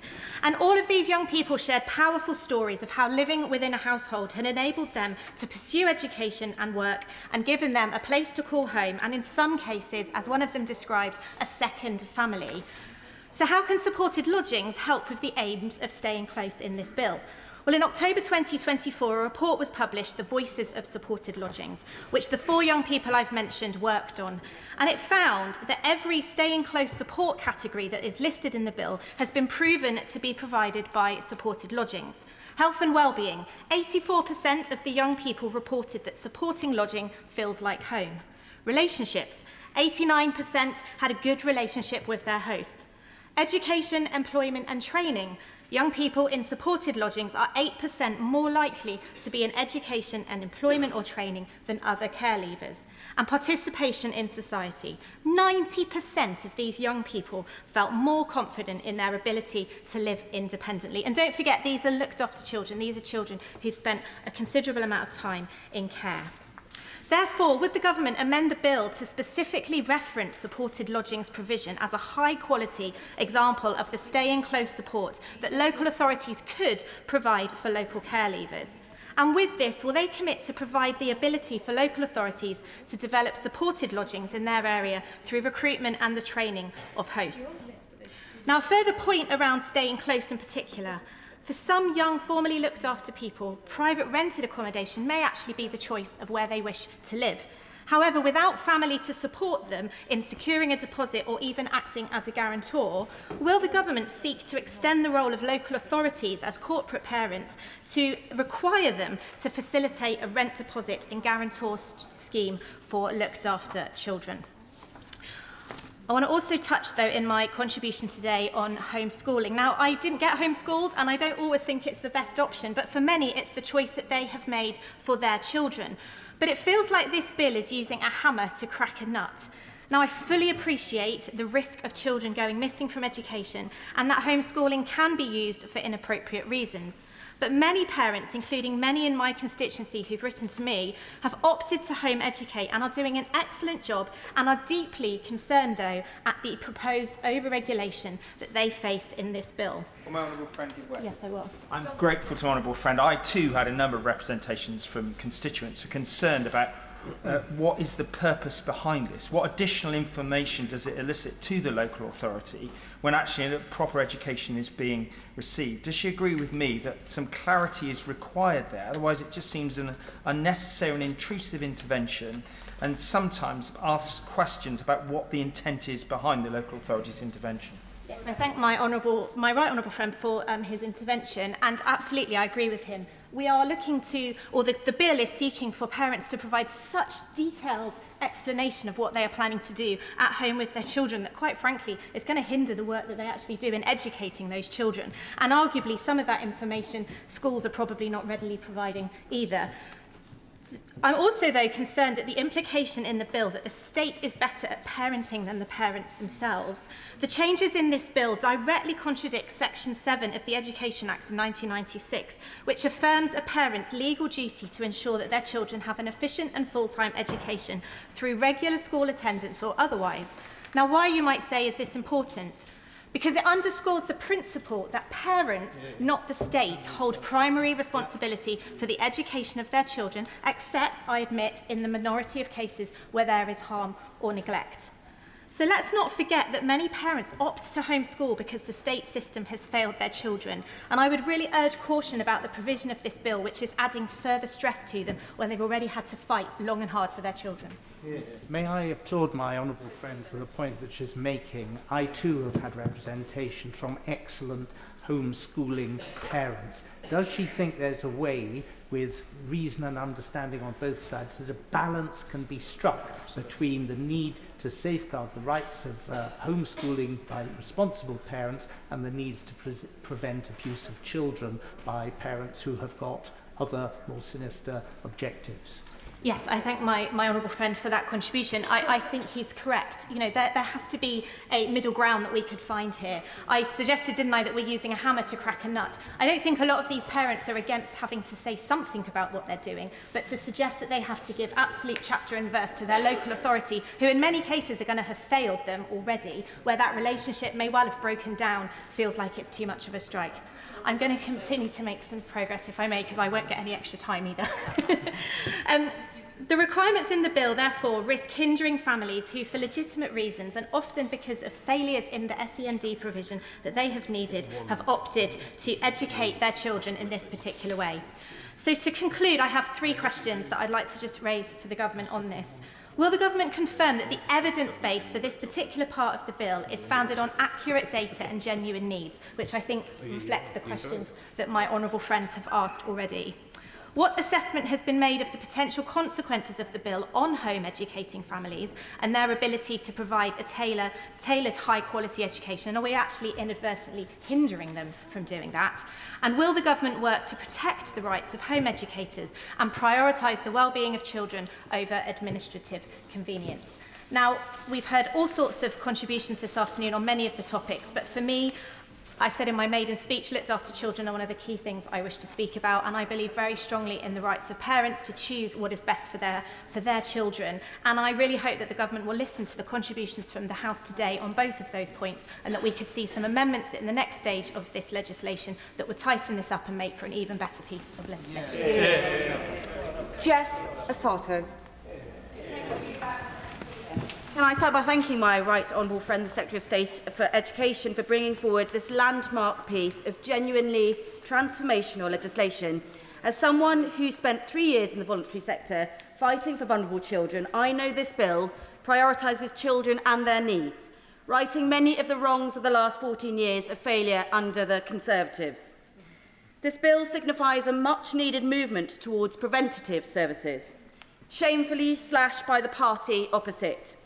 Sure Start, with its huge impact on child development, disappeared. Youth services, decimated. Due to the huge cuts by the party opposite, in England we spend 11 times more on late intervention, and spending on early intervention has fallen by 44% since 2010. The reforms laid out today, coupled with the funding needed to properly realise them, have the potential to ensure that with the right support, more children can remain safely living with their birth families. It should also ensure that when children do need to live with foster parents or in a residential home, we are able to provide them with the best possible care. These children, after all, are the responsibility of the state. We are their parents, and we need to have the same high ambitions for them as we do for our own children. The recognition in this bill that young people need more support when they first leave care must also be celebrated. The bill will help to improve this situation by finally extending staying close to all areas of the country. This was a key recommendation of the independent review of children's social care. However, that review also recommended extending corporate parenting principles so they applied not just to children's services, but to a greater range of public organisations. In November, the government outlined that this important reform would be implemented. So therefore, can the Secretary of State confirm that extending corporate parenting responsibilities remains part of the government's plan to improve support for care leavers? We've also heard about the postcode lottery in the help available for care leavers. The support a young person receives too often depends on where they live, not what they need. That is why I believe that we need a national offer of support. It could include things suggested by children's charity Barnardo's, such as a right to a free bus pass, free prescriptions and help with rental deposits. And finally, like the Children's Commissioner for England, I believe this bill presents an opportunity for this House to finally ensure that children in England, like their counterparts in Scotland and Wales, receive equal protection from assault and battery. We cannot adequately ensure children's welfare if we fail to protect their physical safety and well-being. A 2021 Lancet review of 70 studies found that physical punishment had no positive outcomes for children and was instead linked to greater child behaviour problems over time. The Royal College of Paediatrics and Child Health have also found that children who experience physical punishment are 2.6 times more likely to experience mental health problems and potentially 2.3 times more likely to experience more serious forms of physical abuse. These children are also more likely to believe that violence is an acceptable and normal way of expressing frustration, contributing to a cycle of violence in society that we need to break. And though for many of us physical punishment may seem a relic of the past, data from 2020 to 21 found that more than 1 in 5 10-year-olds have experienced physical punishment, and the NSPCC has seen a 3-fold increase in the number of child welfare calls mentioning physical punishment in the past couple of years. Given 71% of adults believe physical punishment is unacceptable, the time to end this injustice is now. In the context of one child dying every 4 days from deliberately inflicted injuries and the horrific murder of Sarah Sharif, whose father sought to justify her treatment under the dark cloak of discipline, It is clear that the threat of violence children face should no longer be given the pretence of legal cover. This bill does so much for children and young people, and it's my view that by extending corporate parenting, ensuring equal protection and establishing a national care leavers offer, we can do even more to ensure that everyone growing up is given the opportunity to flourish. Thank you. Rupert Lowe. Thank you, Madam Deputy Speaker. Given that the opposition amendment has been accepted, I'm not going to stand here and outline my disgust at what has happened with regard to the historic grooming scandal. The British people want answers, so I'm going to ask questions of the Labour Party, and several of them. Will the government commit to urgently deporting all guilty foreign nationals involved, including family members who were aware of the crimes and therefore complicit? Wives, sisters, mothers, cousins, if they knew and said nothing, these individuals are just as guilty as the rapists themselves. Will the government commit to stripping citizenship from dual nationals implicated and deport them as well? Race or religion must protect nobody. Will the government commit to pausing all Pakistani visas and foreign aid into the country until the Pakistani government agrees to accept any of its deported citizens that have perpetrated these crimes on British soil, and also imprisons these rapists and their accomplices in Pakistan, however they see fit? Will the government undertake a full investigation into officials who had knowledge of these crimes yet failed to act? Establish a specified task force to root out this wicked evil. Don't just fire these vile individuals, prosecute them. How many girls are estimated to have been raped? Is there a tally for the overall number of rapes? Horrifyingly, it may well be in the millions. We just don't know. How many vulnerable young girls are estimated to still be involved in these gangs? If there is no estimate figure, why not?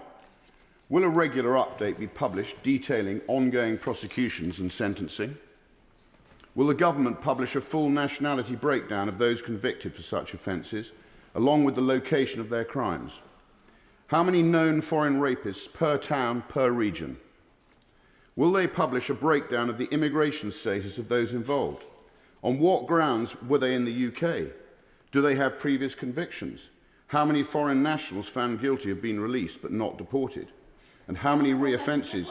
I'm going to carry on if that's right. How many re-offences have occurred since release?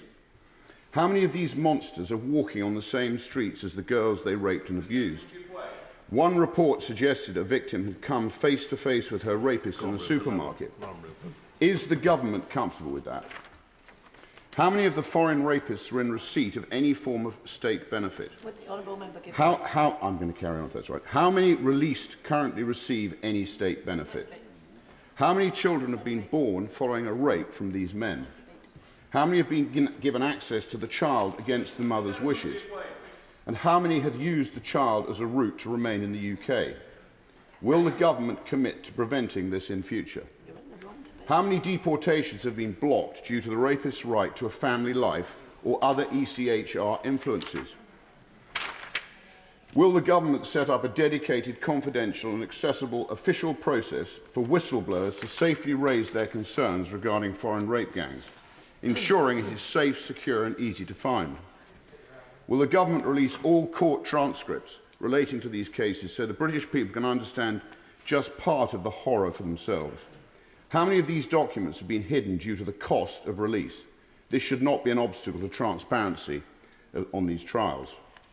Will lifelong sentences now be considered for those British citizens involved in the crimes, but also those in positions of power who acted to cover up the scale of the abuse? Which politicians, local and national, had knowledge of these events but failed to act?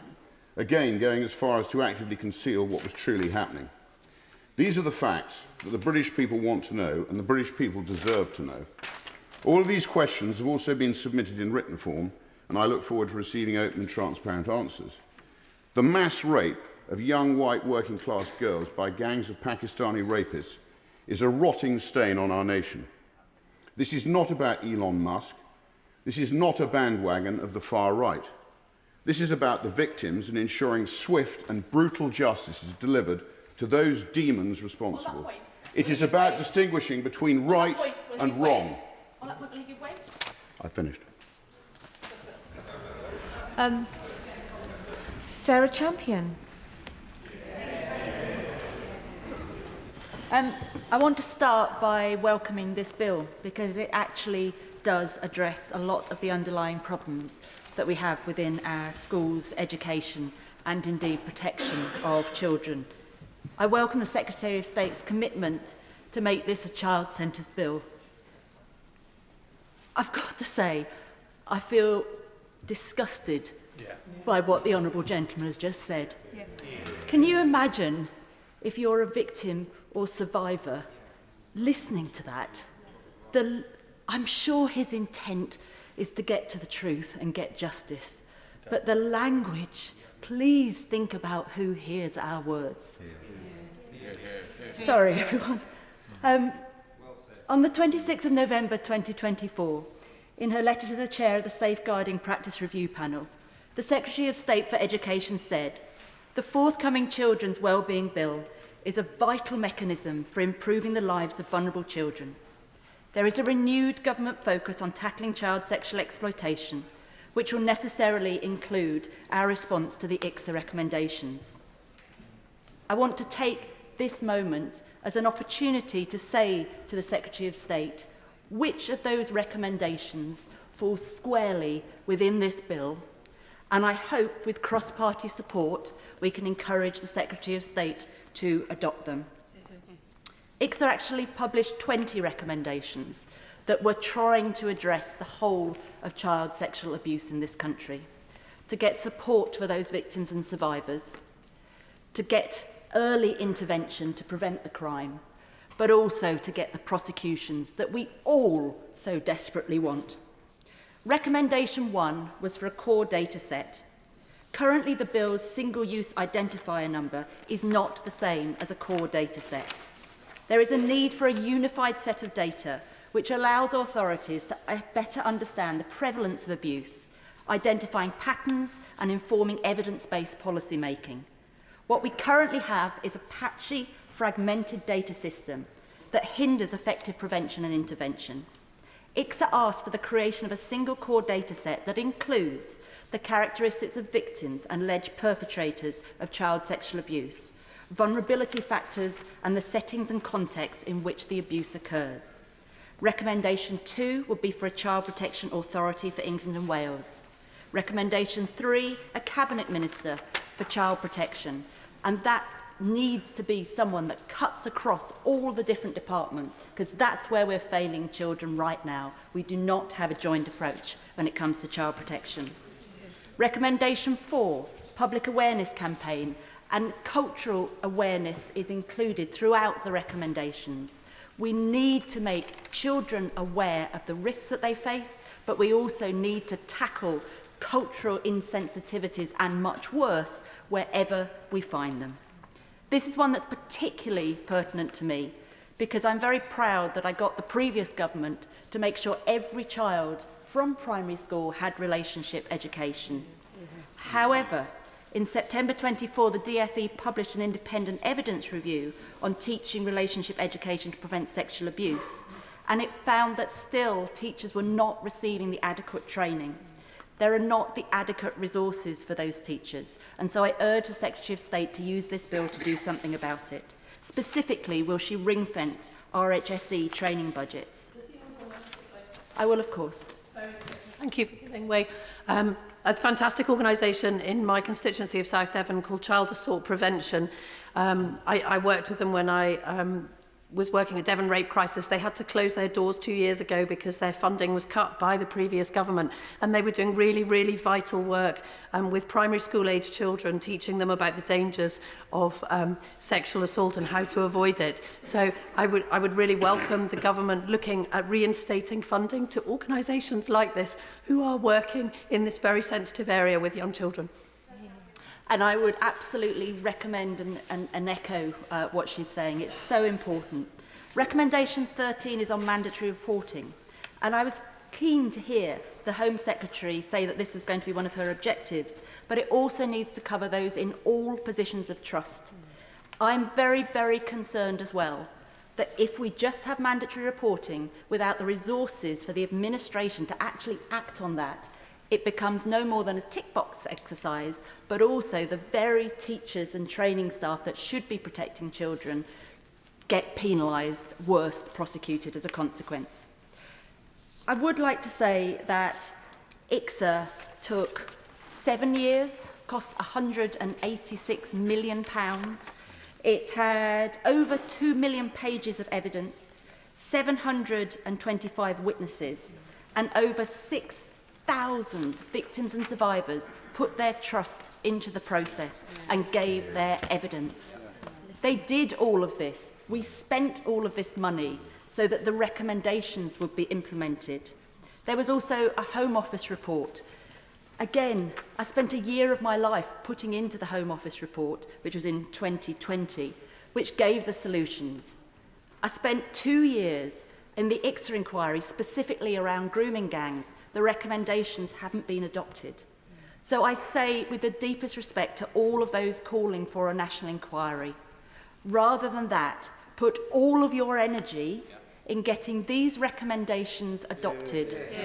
Because with the best will in the world, and you all know me, I'm not making a party political point here, with the best will in the world, another inquiry will mean another 10 years of waiting. And what I want to see, and I truly believe we all want to see, is child protection right now, including the... So I urge, please, members, consider what you're doing. Use the report as the time to make the amendments to get the changes you want. Sir Gavin Williamson. Deputy Speaker. There are two sides to this bill. Indeed, it could very easily have been two bills and would have maybe been a stronger piece of legislation if it had been dealt with as two bills. And on one aspect, I'd like to commend the government in terms of children's well-being, and so much that is part of that bill, I think, is very good and very commendable. It's wonderful to see the building up of work that's been done in terms of Staying Close programme that is already demonstrating positive results, and the evidence there is showing the impact that it has on people's lives. And I was delighted to see that much of the work that was undertaken by the Honourable Member for Workington and Whitehaven when he was commissioned to do the report under the last government has been embraced and taken as part of this and is being built upon. I'm also delighted to see the work that has been done in terms of fostering and kinship care. We know that this has such a positive impact on so many young people's lives, and it's good to see that as part of the bill. However, the other side of the bill, in terms of schools, is an area that I think does raise very serious concerns. As was said by the government, it said that the current discrepancy between maintained schools and academies leaves potential for inconsistencies in education standards, opportunities and outcomes for pupils from different types of schools. And it's an interesting point, because actually as you look through this legislation, if you look through the clauses, it doesn't seem to be about making sure that excellence within our schooling system is actually driven forward. It seems to be about dragging the excellent down. And if I may take the chance to go through some clauses, and maybe even the ministers could take the time to actually make themselves familiar with some of those clauses. Because actually, if you look at section 45 of the bill, ending academy schools' freedom over pay. You know, the idea that academy schools are using that freedom anything other than to attract the best teachers and the specialists that they sometimes need in order to be able to get the very best for their pupils is crazy. Of course, I'll give way to the honourable gentleman. Thank you. And I'm grateful to the honourable member for giving way. Is it not the case that there are some multi-academy trusts that in respect of sick pay offer terms and conditions after 6 weeks that are only a little above the statutory minimum? And if a teacher does fall seriously ill, they should have access to the same protections as are available to any other teachers. What this bill does is remove academies' ability to do more for teachers. If you take the ARC Academy Trust, on average, they're paying 2.5% on every single national pay point for their teachers. What academies have done, where they've got areas of specialism, they've used that as an opportunity to pay more to bring the very best of teachers in. And then as we progress through, if we look at clause 50, it's giving the school's adjudicator the power to set published mission numbers of a school, including academies, giving the local authority greater influence over the PANS, the public admission numbers for schools in their area. In reality, and this is going to see the very best schools lose out on the ability to expand rapidly, to offer more children the opportunity to come to the very best school. And this is increasingly important in a time when we're actually seeing overall pupil numbers starting to decline.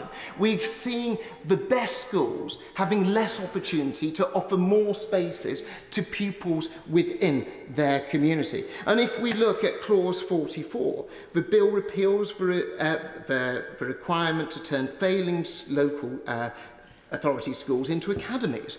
We already have a great deal of ambiguity where you have failing schools. What is the government going to do about those failing schools? It's not been made clear as to the changes of Ofsted. The powers of Ofsted have been watered down. And this will mean failing schools continue to exist. There will be no change. I'll give way to my right honourable friend. And does he agree with me that ministers need to set out how failing schools will be tackled, because we cannot have a system in which children are left in a school which is letting them down without immediate action. And that's what the previous Academies programme brought about. My right honourable friend is absolutely correct. There is total silence as to what is going to happen. There is no sense that where you have a school that is failing, action is going to be taken to make sure that we have successful academy change taking over those schools and driving improvements in those schools. But what we have heard from the government since it's come in is about getting rid of excellence. A number of programmes that I was very proud to see introduced, whether it's the Latin Excellence Programme, whether it is rolling out the ability to have more cadet forces in schools, where the evidence points to the fact that this has a real impact in terms of children's attainment, often children from the most disadvantaged backgrounds. These programmes are just scrapped. There's a sense that what we want to do is have a homogenous school system where brilliance and excellence and freedom for teachers and for schools to deliver the very best for their pupils is stamped out, and the sense that the minister knows best, that Whitehall is the master, is what is going to drive our education system forward. There is many aspects of this bill that is positive when it comes to that children's well-being aspects of it.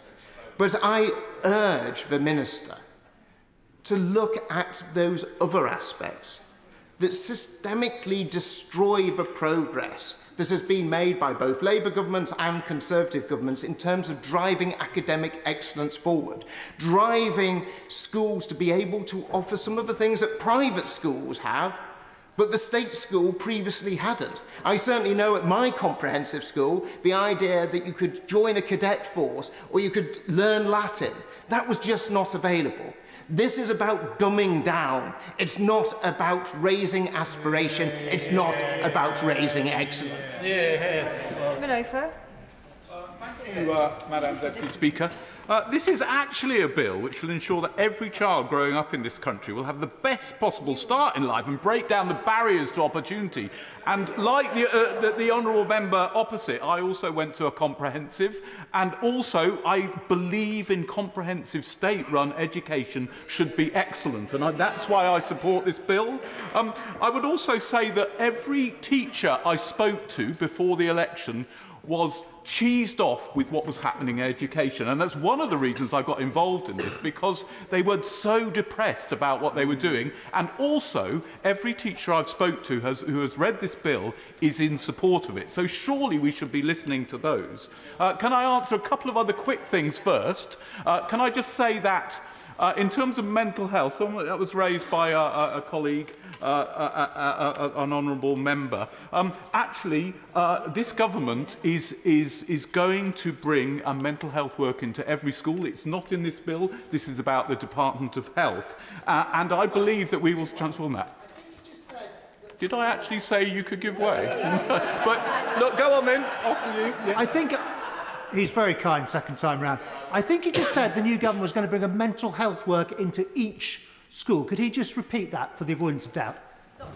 That is our manifesto commitment. And can I also say that one of the reasons I am here is because a child in my constituency under the last Tory government had to wait 6 months following a suicide attempt at school, and that is simply not acceptable. So that's all I would say. The other thing I would also say is, in terms of the curriculum review, we need to expand the curriculum. Every teacher I spoke to has said this. We need to improve the arts, music, and this will in itself improve well-being. But I would also like to just, rather less controversially, just concentrate on clause 22 regarding the provision of free breakfast clubs. So I have been a GP for the last 30 years, and I understand that health and education are inextricably linked. We cannot learn when we are hungry, and I think free breakfast clubs will ensure that every child, irrespective of their background, has the foundation they need to start the day. And also, there's a very strong evidence around obesity. Obesity is a massive problem in our children, and it's harming their well-being. 10% of children entering reception are obese, and at year 6, 22% are obese. So free breakfast clubs will reduce that as well. And the other thing I would be very keen to encourage is that, well, in Stroud, we've been working really closely with local primary schools, and this is about getting local food that's nutritious into the school diet and not relying on national companies doing that. And we have a commitment to try and procure 50% of that food from the local agricultural community. And I am very, very proud of this. And the other thing about breakfast clubs is that it's really important that children eat together. And that's what we used to do at our primary school, and it fosters a feeling of well-being as well. And the Long Table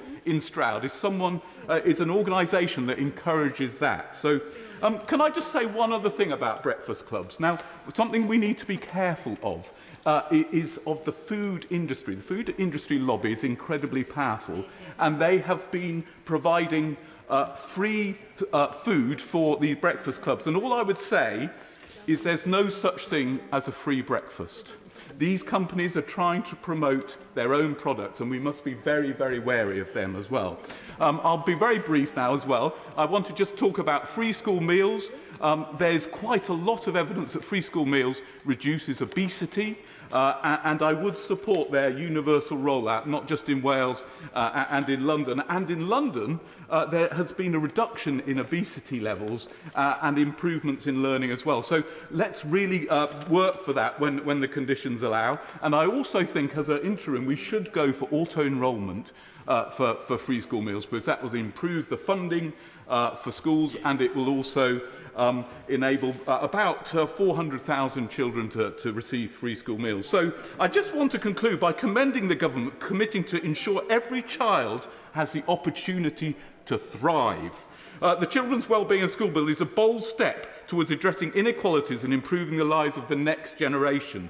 But introducing free breakfast clubs, this government is not only tackling hunger, but also investing in health and education. So I urge my honourable friends, do not get waylaid by these political things that are going on around this bill. This is an excellent bill, and we need to support it. Thank you.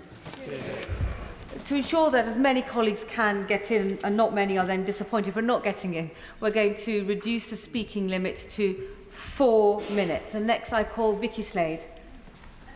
Thank you, Madam Deputy Speaker. I shall go as quickly as I can because I've timed it to 5. The death of Sarah Sharif shocked us all, and as my honourable friend for Woking said before recess, we have the opportunity to change the law so that her legacy is that she is the last vulnerable child to be killed by the people who should have looked after her. We often recall the names of Victoria Climpier and baby Peter Connolly, but there are so many more children and babies who have been the innocent victims of evil parents and family members, neglectful professionals and siloed systems, and their memories should be etched on our hearts as we consider this bill. I welcome the moves in Part 1 of the bill to strengthen the multi-agency approach, slip of the tongue, but I agree with the Children's Commissioner and the Honourable Member for Lowestoft that we should go further in protecting children from assault. Some of the injuries inflicted on children like Sarah Sharif under the reasonable punishment hide were beyond belief. But if it's not defined in law, I can imagine that it must make it very difficult for some social workers to really force what is appropriate. I've been shocked by just how many of the child deaths reported are of babies, infants who haven't reached school or nursery and whose voices are literally unheard. And I worry that the role of the health visitor in the lives of new parents is so greatly reduced. As a new mum, I would join other parents in regular weigh-in sessions and playgroups alongside health visitors right through to when my child started nursery. And GPs in my constituency of Mid Dorset and North Poole have told me that they would previously liaise with the health visitors in their surgeries to warn families that were at risk. Perhaps a mum that had come in for a smear test and they were worried about domestic abuse, or a father coming in where they were worried about alcohol abuse. They could send the health visitor in and just check up on them. And that just doesn't happen anymore, thanks to the smashing of the system under the previous government. But turning to the schools part of the bill, I'm sorely disappointed that the bill lacks anything to support children with special educational needs and disabilities. There is no requirement for schools to be inclusive of such children, and nothing about the need for teachers to be trained in autism or social and emotional health. On previous occasions challenging the Minister, I've urged for more action and have been told to wait for this bill. But if this was an Ofsted judgment, it would be requires improvement. When my child was pushed out of school, unable to cope full-time, and obvious they were not going to achieve the heady heights of 5 GCSEs and 90% attendance, we seriously considered home education. To hear your child say, "Mum, they don't want me here," breaks your heart. And the lack of accountability in the academies is just not okay, and I welcome the move to bring them under more control of local authorities. But home education is a right of parents, and it can be transformational for some children. My constituent Katie, who chooses to educate her children at home, has raised concerns about the potential for schools to refer a family to social services if they indicate their wish to move to home education.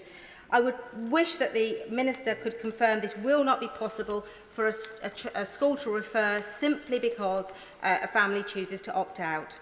They're also concerned about the risk to parents fleeing domestic abuse, where one parent has no involvement, and this bill requires the register to get the permission from both parents and to list both parents, which simply won't be possible.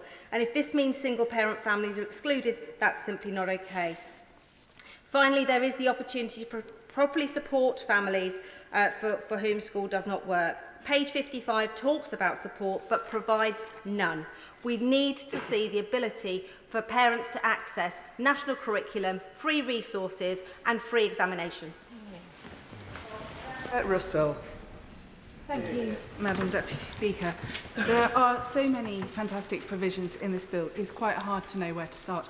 But the first thing that I want to say is that the moves to restrict the number of branded school uniform items I know will be so welcomed by parents in my Congleton constituency, so many of whom have spoken to me who are struggling, who are finding it really very difficult to make ends meet and have done for many years. I've spoken to parents who are working 2 jobs and are desperately trying to put food on the table. I know that they will also strongly welcome the provision for free breakfast clubs, and I have spoken to the Secretary of State about the importance of children with special educational needs being able to access these free breakfast clubs and also being able to access holiday provision. And I know that's something she's looked at in the pilot of the free breakfast clubs, and I do hope it's something that we'll continue to keep an emphasis on going forwards.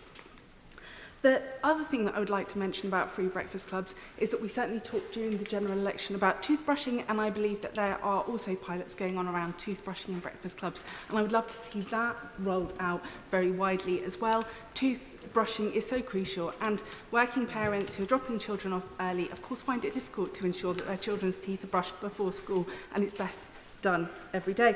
So I welcome us extending that as far as possible as well. My favourite thing about this bill is the commitment that it really demonstrates, though, to all children in our communities, at all schools, having the best possible opportunities, because it is absolutely morally imperative that we ensure that children do get those opportunities, but also because the education of today is the workforce and the national productivity of tomorrow. So I think we all have to keep that in front of our minds, and I know that the Minister absolutely does. I would like to say one or two things about the identifier that we are bringing in this bill. And of course, many of my colleagues across the House have referred to some really horrific situations that this seeks to avoid, and the role of children who are outside of school. And I want to reassure parents that parents who have chosen to homeschool absolutely have my support in the constituency. This isn't about penalising parents who make choice or about restricting freedom of choice. It's about protecting extremely vulnerable children who are already identified as vulnerable within the system. And I know that everyone here supports that, or I would hope that they did. Lastly, I want to mention temporary accommodation and the use of our single identifier to track the potential outcomes educationally of children who are in temporary accommodation. I've spoken in this House before about the significant concerns that I have about when children lose their accommodation, that they also often lose their school place and may spend considerable periods of time outside of the education system, and that some children are losing their accommodation repeatedly during their childhood and therefore moving schools on multiple occasions. I do think the capacity to track that and the outcomes for those children is really, really important. That's a hugely important potential power within this bill, and I do hope that we will use it in that way. Lastly, I would just like to thank everyone for their intelligent and constructive points being made by the Liberal Democrats actually in their constructive support of this bill. And I do think that there are other people within this House who really could learn from their example. Many thanks. I call David Simmons. Thank you, Madam Deputy Speaker.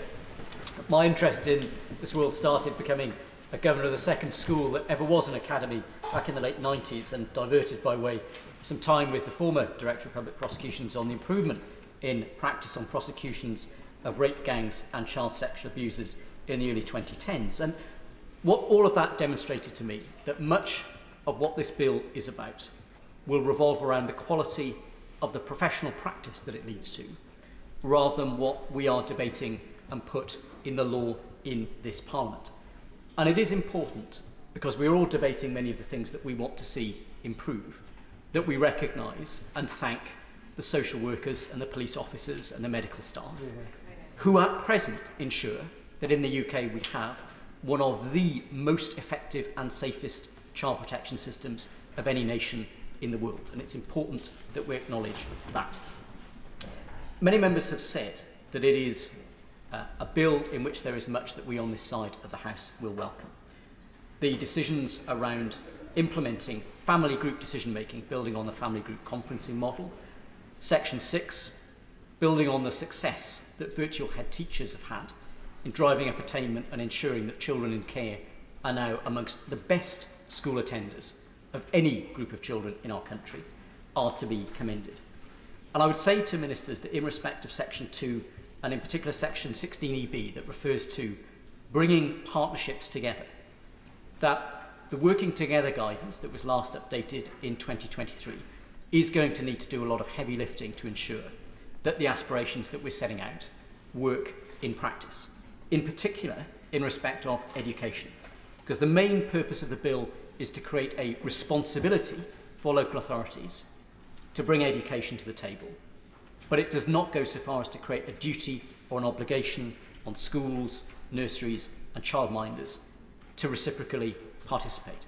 And that's been an issue for a long time in our system. It was an issue with area child protection committees, local safeguarding children boards, local safeguarding partnerships, and we need to ensure that we get that right. And I'd like to hear a clear assurance from ministers that they will ensure that that guidance will make very clear to school leaders, to governors, to trusts, that they have an obligation to ensure that they fully commit to and participate in those local safeguarding arrangements. Turning to two final and important points, Madam Deputy Speaker, I entirely agree with the point made by the member for Lowestoft. I asked the Deputy Prime Minister about this issue of ending the reasonable chastisement defence in law. Now, I understand it is a matter of Home Office legislation, but I was astonished to hear the Secretary of State for Education say that she was open-minded about the issue. I'd like to hear a clear assurance from government that they will respond to that calls, and we will make sure that children like Glenn Robinson, Sarah Sharif, whose deaths have occurred, where people tried to justify violence on the basis that it was reasonable punishment, that we close that loophole for good, and we make sure that all children enjoy an equal degree of protection in our country. And finally, Madam Deputy Speaker, turning to the call for a national inquiry. The Prime Minister has said this afternoon in response to questions that he is open-minded about that. The Safeguarding Minister has said the same thing. But I would say when we look at the publicly available serious case reviews, all of which we can read on the NSPCC website, we can see, and those of us who have experience will know, that these cases are often very complicated. There are grooming gangs. There are also drug gangs that coerce boys into sexual activity who are both abused and abusers. There are school teachers, there are clergymen who carry out this activity. And we need to ensure that whilst there may be certain groups of victims and perpetrators who are in the headlines, that we recognise the diversity and complexity of this issue if we are going to deal with it effectively. Well said. Dame Siobhan MacDonagh. Madam Deputy Speaker, it really saddens me to make this contribution. There are three main aspects of the bill that are of particular concern to me. The proposal to make it compulsory for academies to teach the national curriculum, the harmonisation of teachers' pay across academies and maintained schools, and the pathway for future failing schools. When I was elected in 1997, 2 of our 4 secondary schools were in the bottom performing 5% of schools in London, and London was the worst region in the country. Today we have 3 academies: Harris Merton, Harris Morden and St Mark's Academy. I am delighted to tell you that all of them are Ofsted rated outstanding. And I would like to thank the principals, Julian Sparks, Aisha Samad, Hannah Farhi and their teams for all their efforts. According to Ofsted's latest inspection report, one of the keys to the success of Harris Academy Merton is its aspirational curriculum. Their version of our national curriculum that is flexible and tailored to pupils' individual needs. Ofsted stated that their teachers were able to carefully consider what pupils needed to learn and the right time for pupils to revisit this knowledge. This is a proven recipe for success, not just at Harris Academy Merton, but in academies across England. I struggle to see how removing this right to a carefully tailored education will benefit the students that need the additional support that this provides. Forcing schools like Harris Academy to teach the national curriculum risks undermining one of the keys to their success. I want to put on record that I have serious concerns about the proposal to change the pathway for turning around failing schools. I know from bitter personal experience that any change to the status of a school can become highly political. The current system where failing schools automatically become academies provides clarity, depoliticisation and ensures a rapid transition. I fear that a discretionary process would result in large increase in judicial reviews, pressures on council and prolonged uncertainty in nobody's interest. I do understand that a change might be needed to ensure failing schools receive the right academy to take over their needs, and not a weak academy, and there should be a list of those that are up to it. We should not put this process at risk. My contribution is borne out by 27 years' experience.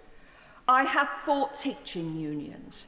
I have fought anti-academy groups, because the most important thing is the ability of children to achieve what they can.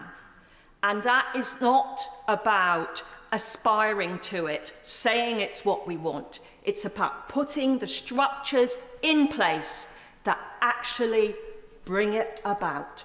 Don't put that at risk. Richard Tice. Thank you, Madam Deputy Speaker. I will be voting for this amendment and against this bill, not only for the catastrophic damage that it does to the academy movement, as so amply explained by the previous contributor, the Honourable Lady, but also because it fails to take opportunity to have a national, dedicated public inquiry into the child rape and grooming scandal. And that's because, yes, victims and survivors want action now. But also, victims and survivors want answers.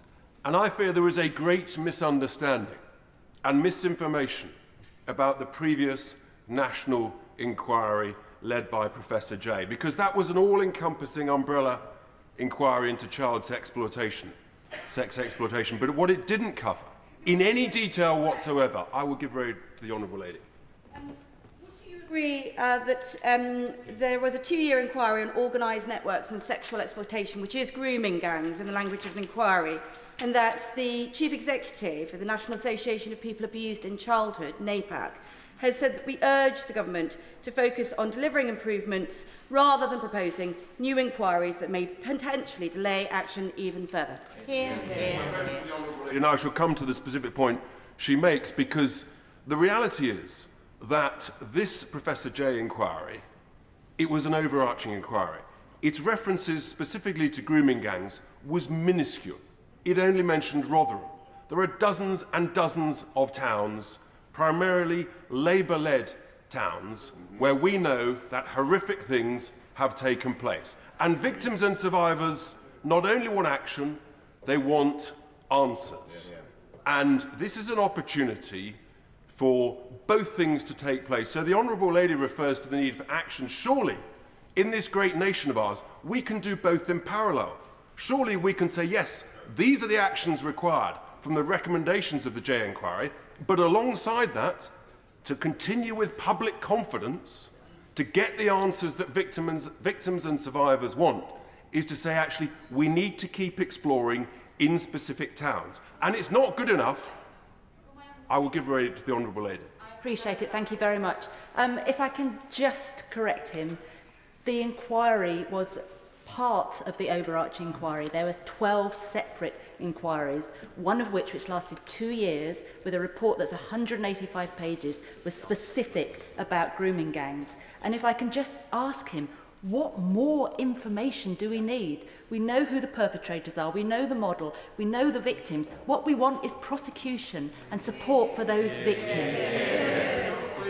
I'm grateful to the Honourable Lady. She's quite right in that victims and survivors, where we know, want answers, want action and prosecution. But I regret to say to the Honourable Lady, there are many towns where people don't know the perpetrators and the truth has not been exposed. And the reality is that many councils have a vested interest in not digging into the truth, because it will expose the failings of their own councillors and officers. And that's why we have to have a national dedicated inquiry into this horrific issue. And I believe that we should be ambitious and say, it doesn't need to take 3 years or 5 years or 7 years, for heaven's sake.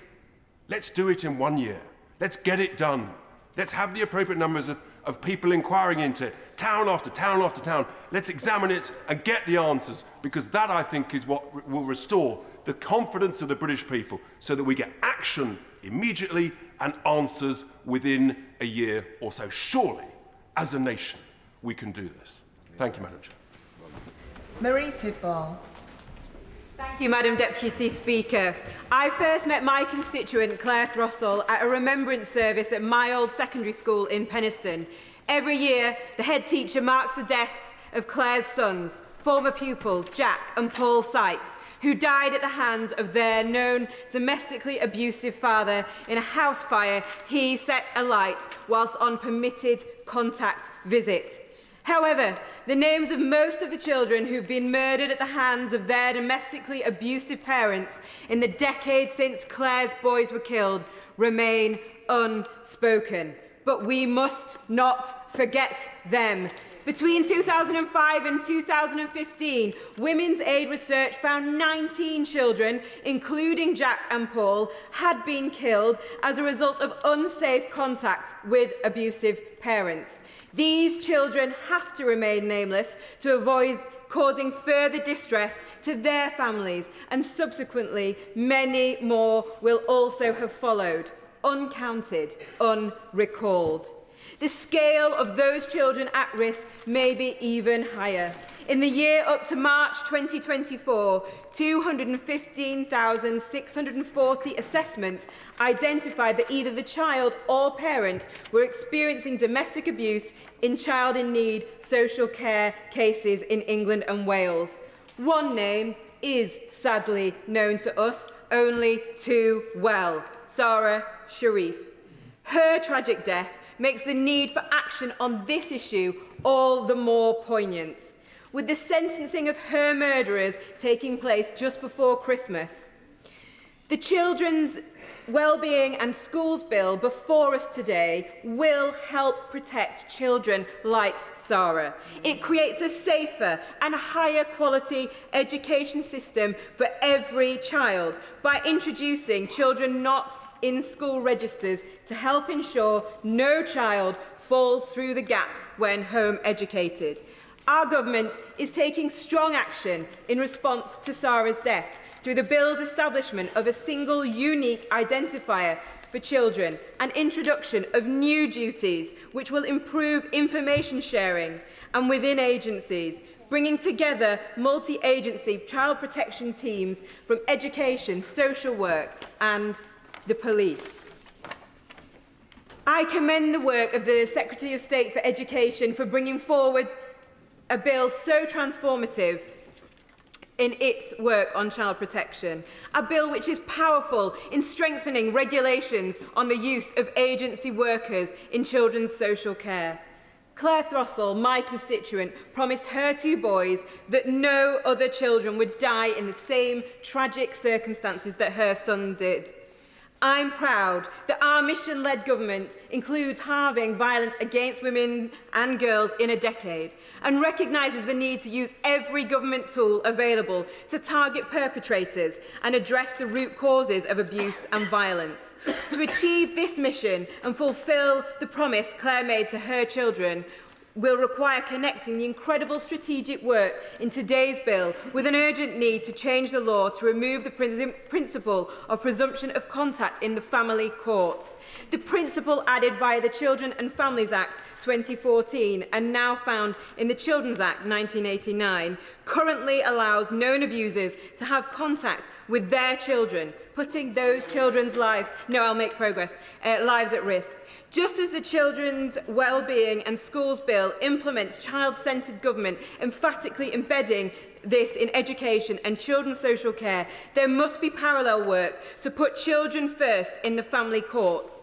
This is an important piece of the jigsaw puzzle to complement the work being enacted by the bill today. I commend the bill to this House. It brings forward a landmark approach to safeguarding children at risk, and I am proud to support it. Julian Smith.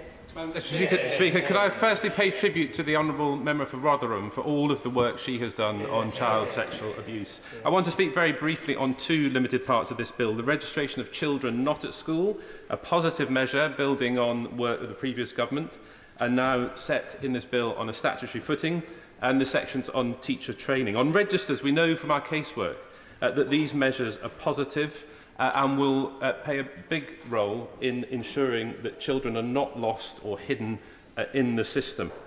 But in implementing and applying these measures, I want to urge the government to consult with SEND charities and organisations, and particularly those organisations working with autistic kids and families. Ambitious About Autism makes a case for greater focus on the register to contain more data about the specific profile of children not at school, disaggregated by primary need. Putting on a clear footing the expectation of detailed profile data is vital for autistic children and families so that schools and councils can offer more tailored support in getting them back to school.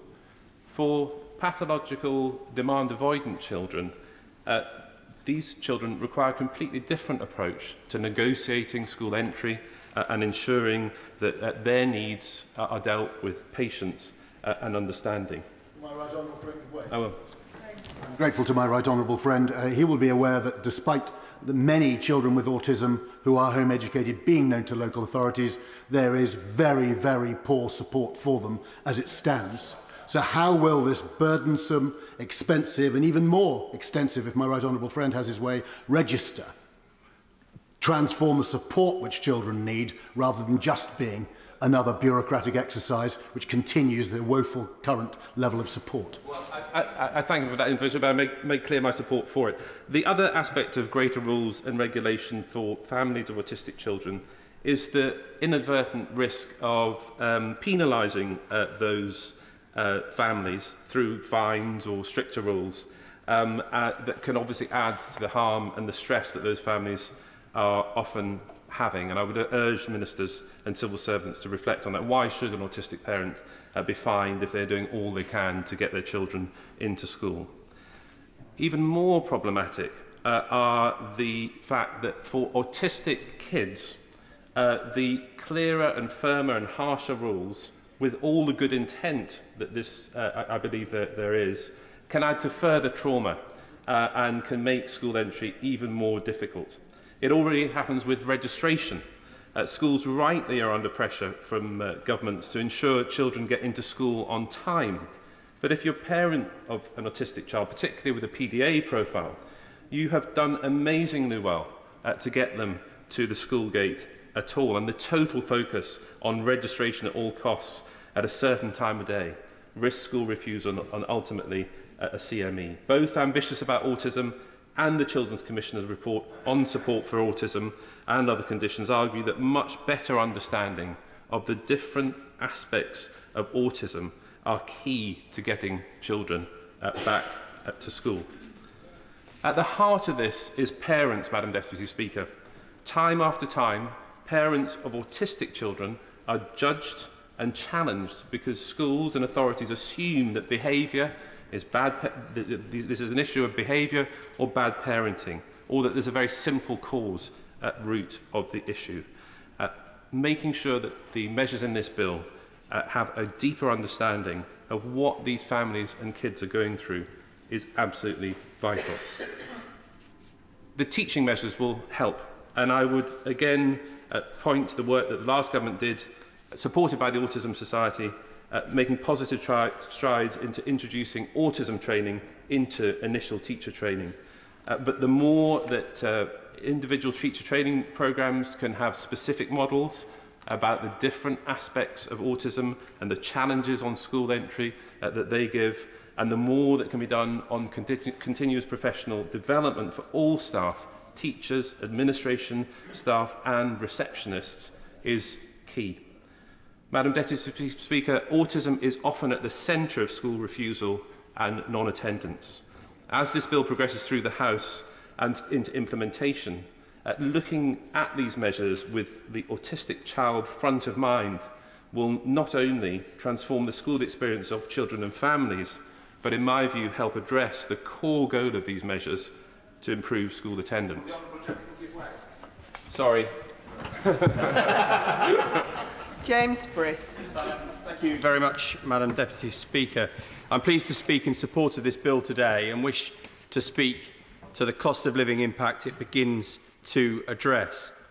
Madam Deputy Speaker, every child matters, not just political guidance, but an ideal to live by and to come into politics for.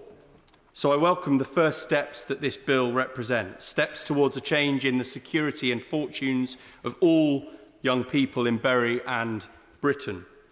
Ensuring the well-being of a child and whereabouts of a child in Bury North has been one of my main priorities as MP. It's also why I've long championed improvements to the appalling state of the special educational needs system, both in this term and in my last time in this place. Madam Deputy Speaker, a child's well-being or their vulnerability doesn't exist in a vacuum.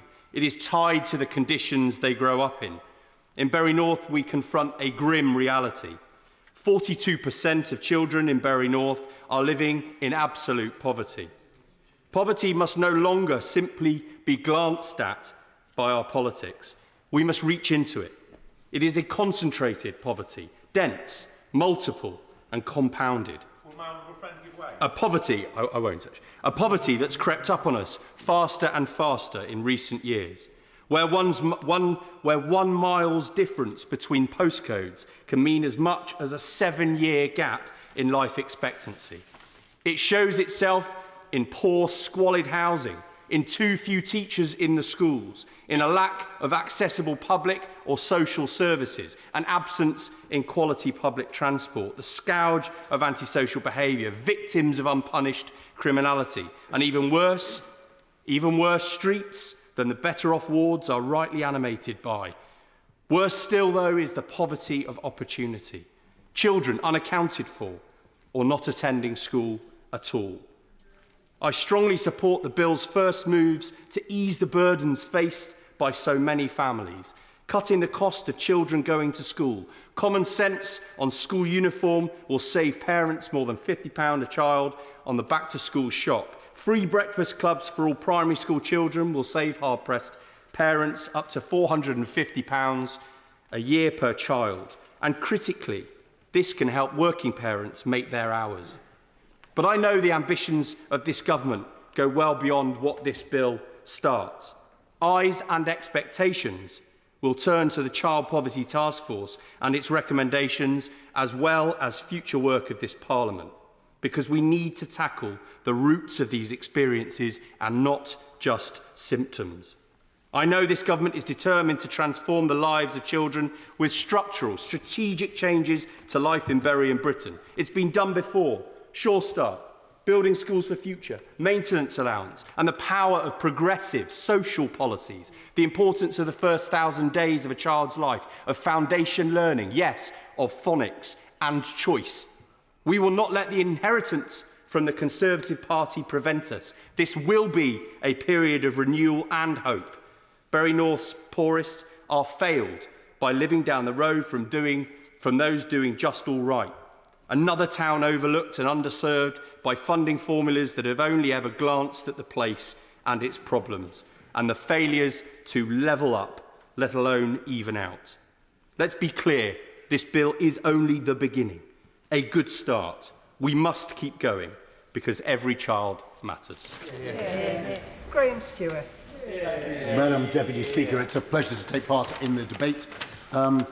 Touch on, if I may, initially the issue of the need for a national inquiry into the rape grooming gangs. And given the debate so far, I just challenge colleagues who have opposed that to say, is there one thing from the J proposals that can't be implemented if we go ahead with this inquiry? So it really is a matter of and I think we can, notwithstanding the political theatre which I think the party opposite has tried to bring to this today, the fact that the Prime Minister and the Safeguarding Minister have said they're open-minded suggests that sensibly, but from a policy point of view and politically, the Labour Party may move to the correct position. But as my one of my right honourable colleagues has already mentioned, this is a bill in two parts, which could probably most usefully have been two separate bills. But one is around safeguarding, which for the most part I and my party support, and the other is around schools, and that we most certainly cannot. So rather than accusing our amendment of being a wrecking amendment, as I think the Liberal Democrats rather disappointingly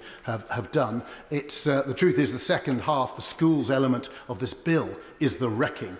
element, because it makes the important safeguarding improvements part of a bill which can be genuinely supported in this House. And there's a troubling theme, and that is that a misguided notion that the bureaucrat knows best, as colleagues have suggested, stripping academies of the flexibility to set competitive pay for their staff. If this government was genuinely interested, as the honourable gentleman who spoke last talked about just now, levelling up, well then, as Sir Dan Moynihan, perhaps the nation's most successful head teacher and trust runner, has said at lunchtime today, I believe, why not give those academy freedoms to maintain schools? Why rip away those things which have been used by academies to produce schools like Michaela, which are the best in the country, and which we have a ideologically driven Labour government, certainly the front bench, I wouldn't want to daub everyone behind the front bench with it,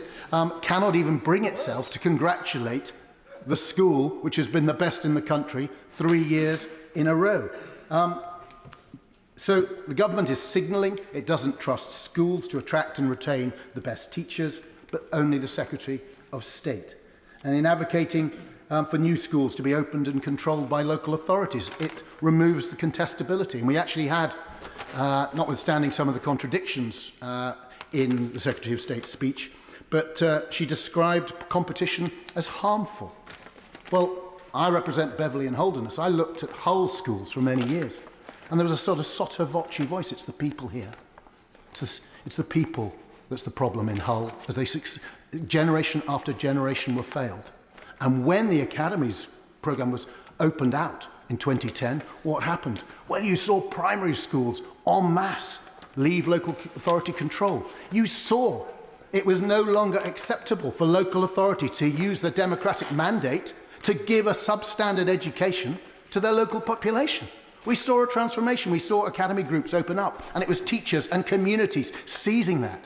And I cannot believe that members opposite really want to tear that away when the evidence is so crystal clear from the OECD PISA tables on any measure. English education has got immensely better. I may not believe that generally of the party opposite, but I would believe it be possible of the honourable gentleman. Richard Bergen. For giving way. He's making various remarks about what he considers to be the failings and deficiencies of this excellent bill. Can I invite the honourable gentleman, however, to reflect upon the fact that in my constituency, in East Leeds, families and children have been really struggling over the last decade, and the measures in this bill to bring down the cost of school uniforms and provide free breakfast clubs in primary schools should be warmly welcomed and supported by all of us that care about children and families in our communities.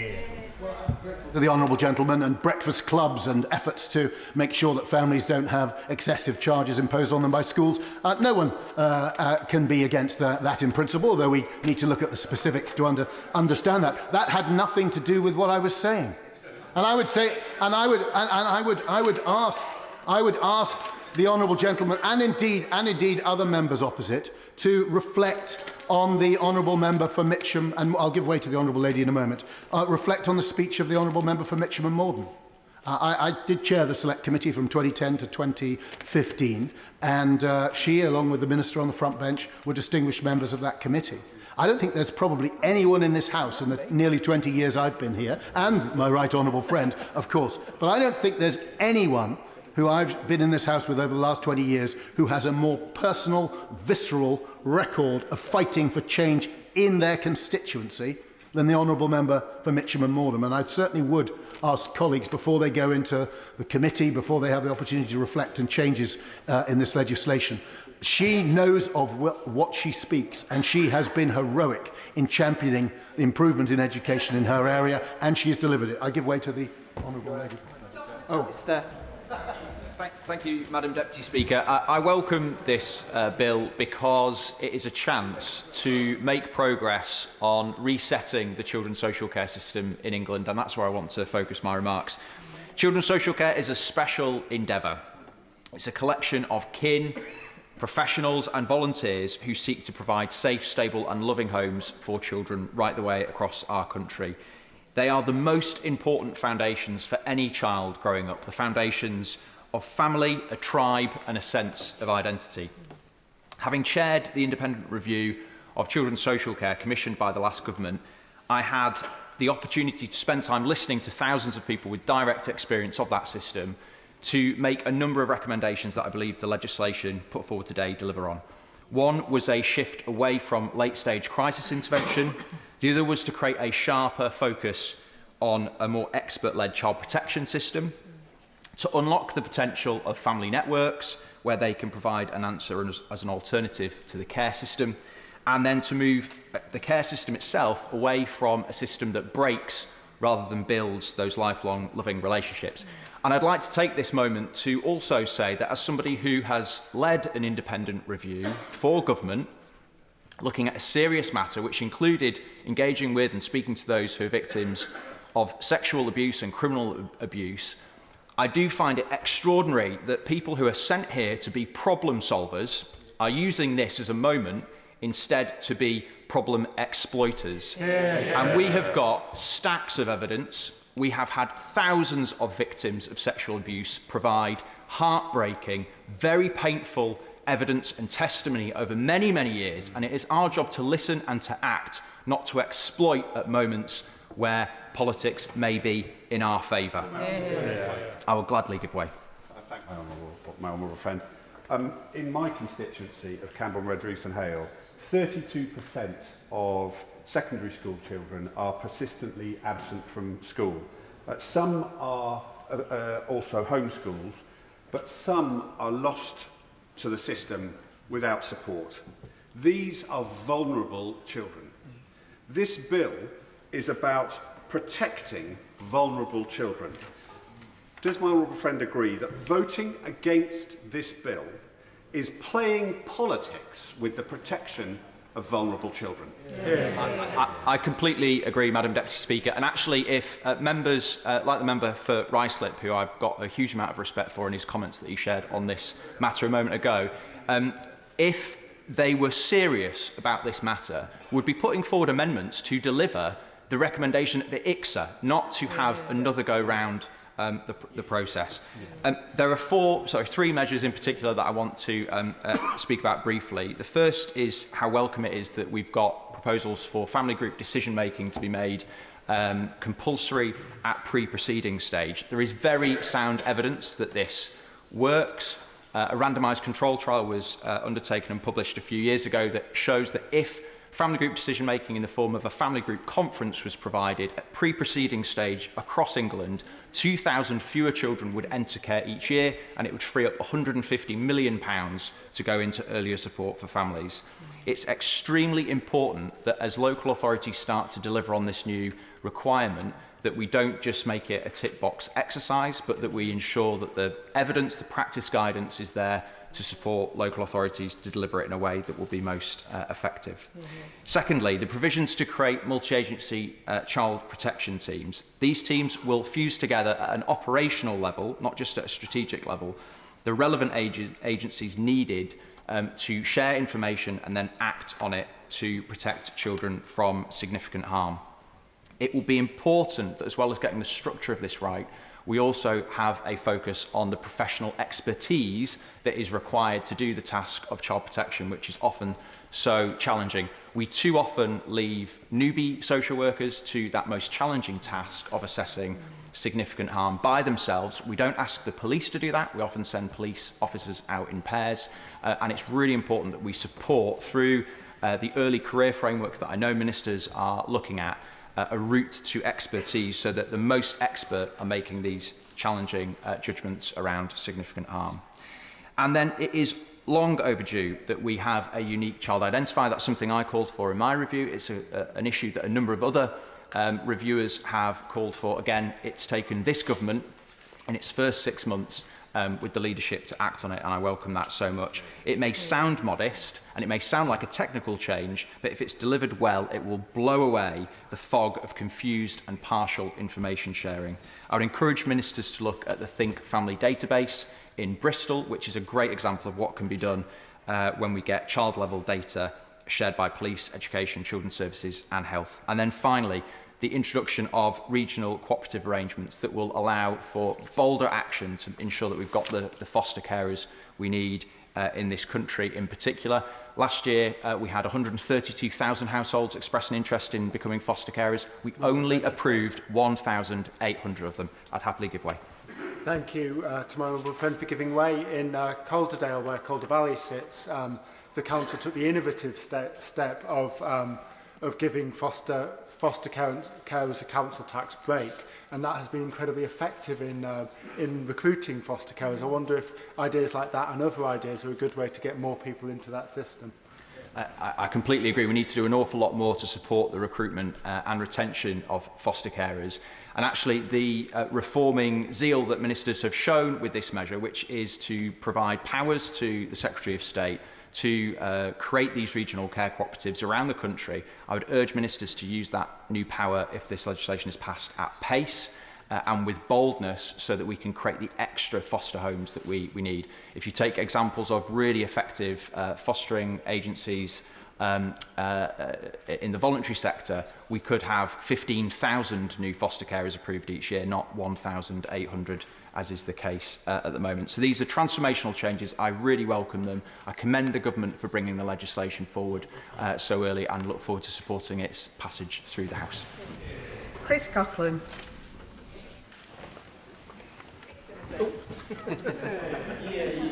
trying to trick me, Madam Deputy Speaker, but thank you for calling me.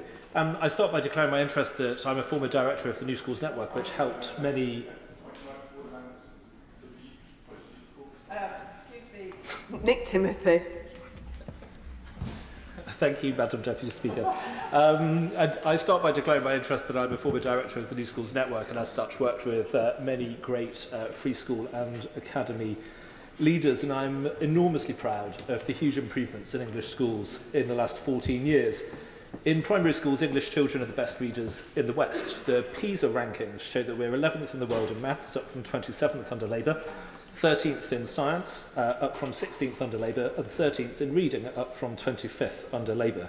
The Education Secretary, in various debates and questions, has made clear she doesn't really like these statistics, but the same story is told by the progress in international reading literacy study and the trends in international maths and science study.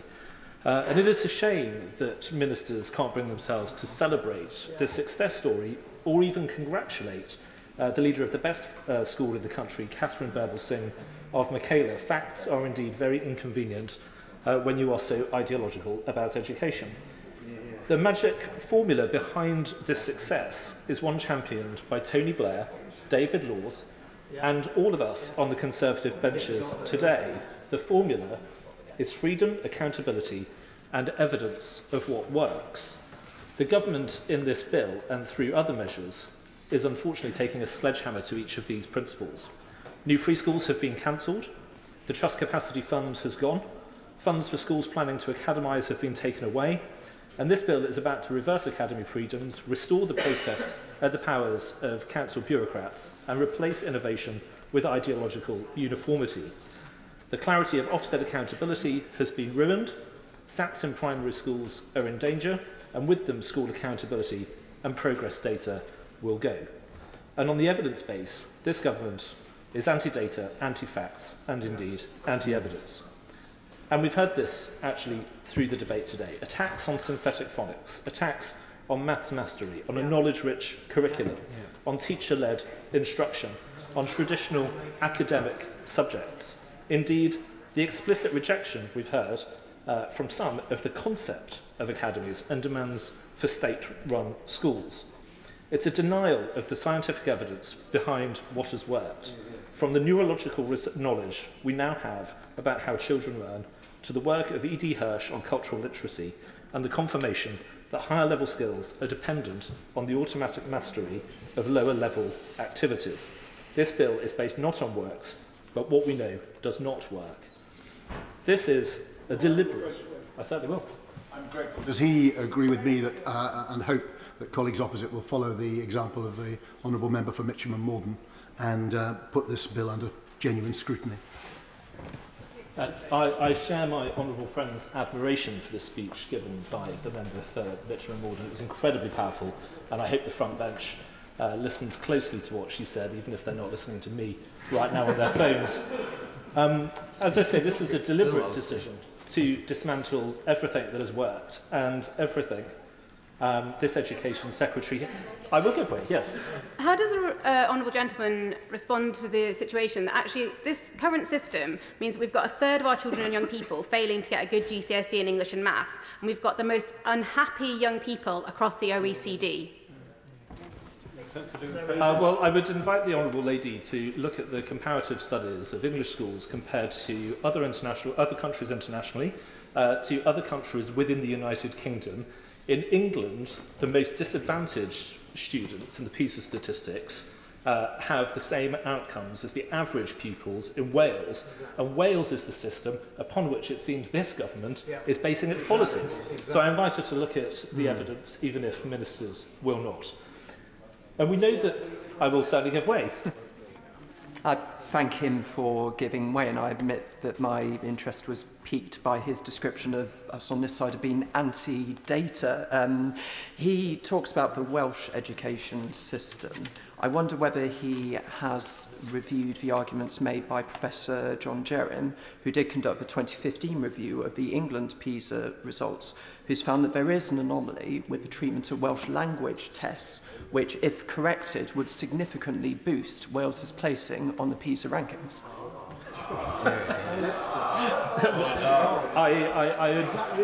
I share several hours twice a week with the Honourable Gentleman on the Employment Rights Bill Committee, and his creativity in defending the indefensible is admirable in that committee, as it is today. But very quickly on the content of some of the things in the bill that we've discussed today, we know that the bill is going to make things yet worse on top of the things I've already listed. Compulsion to follow the national curriculum, which itself is about to be weakened by the review by Becky Francis.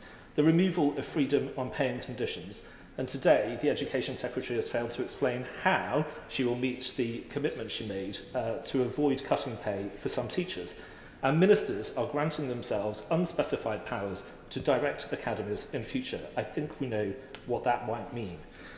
Madam Deputy Speaker, this bill and the other changes introduced by this government are a deliberate act of ideological vandalism. Standards will fall as a result, children will suffer, and the legacy of the Education Secretary will be the provision of a case study in what does not work in education. John Whitby. This is an extremely welcome bill that addresses some long-standing issues in social care and education. There are much needed measures to ease the capacity pressures on fostering services by offering family group decision making and requiring all councils to publish a kinship offer. And there are very welcome measures for hard-pressed families on school uniforms and free breakfast clubs, of course. On behalf of care leavers, I'm pleased to see the focus on staying close, which offers the vital support needed in transition from being in care to leaving care. It's very much a Maslow's hierarchy of needs issue. Unless young people have the basics in place, it's very difficult to focus on moving forward. But in my limited time, I wanted to mention three measures that I'm particularly pleased with. There are around 112,000 children currently being educated at home, and parents choose this route for a number of reasons, and I'm comfortable that in most cases, the decision to home educate is being taken with the child's best interest in mind. However, there are those that choose to home educate with when difficult questions start to be asked by concerned professionals who are in regular contact with the child. And as a foster carer of 25 years, I've seen the consequences of those families that have managed to avoid the spotlight for far too long by moving house, moving school and avoiding scrutiny. So this bill is immensely positive for those particularly vulnerable children. It will mean that authorities will know where children are and they can be better monitored through the creation of the register. Children going through Section 47 action can have an application to be educated at home refused by the local authority. It is worth saying, however, that parents who are home educating children with no issues have nothing to be concerned about. I heard the Secretary of State say just that yesterday. The bill also addresses the exorbitant fees being charged by some of the large children's placement providers.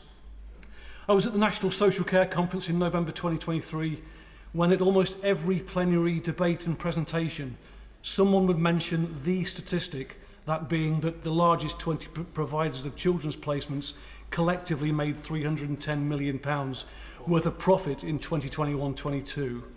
This was all off the back of the taxpayer, all paid through our local authorities, and they felt it. And the public have felt it as well, because there's simply less money to go round for everything else. Derbyshire County Council's spending on looked after children rose from 44 million in 2015-16 to 110 million in 23-24. This growth in spending is unsustainable and is diverting precious resources away from the children who are most in need of support and into the pockets of shareholders.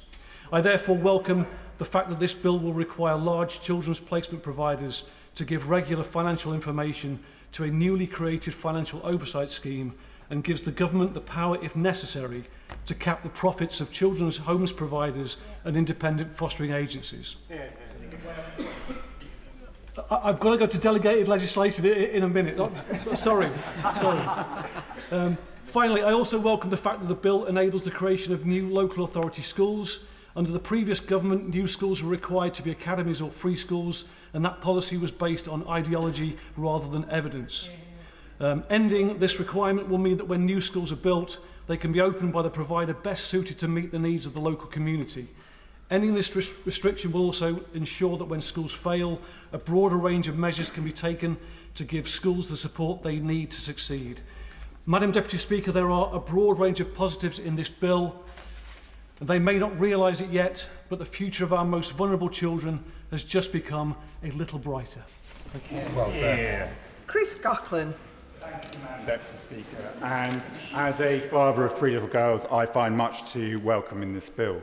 Part 1 of the bill speaks to improving children's social care, and I particularly support the provisions around accommodation for looked after children. The whole country was saddened and shocked by the murder of Surrey child Sarah Sharif. Sadly, there are other stories in Surrey that also need to be heard. Jennifer Chalkley, from my constituency, from Bookham, started college in September 2021. She was 17 and had been diagnosed with autism and ADHD. 1 month later, she was dead from suicide. Last year, her coroner concluded that her death was avoidable. It had been a multi-agency failure, including by the Children, Families and Lifelong Learning Department at Surrey County Council to, and I quote from the coroner's report, ensure that Jennifer's education, health and care plan contains sufficient and updated information about her risk of suicide. Oscar Nash, another Surrey child with autism, was 14 when he walked onto a railway line near Egham in January 2020. Last year, his coroner concluded that his death was avoidable.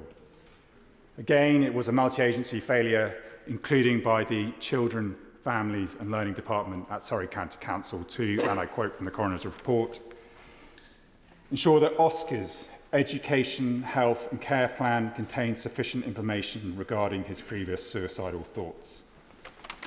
And of course, Sarah. Sarah Sharif was murdered in 2023 by her father and stepmother.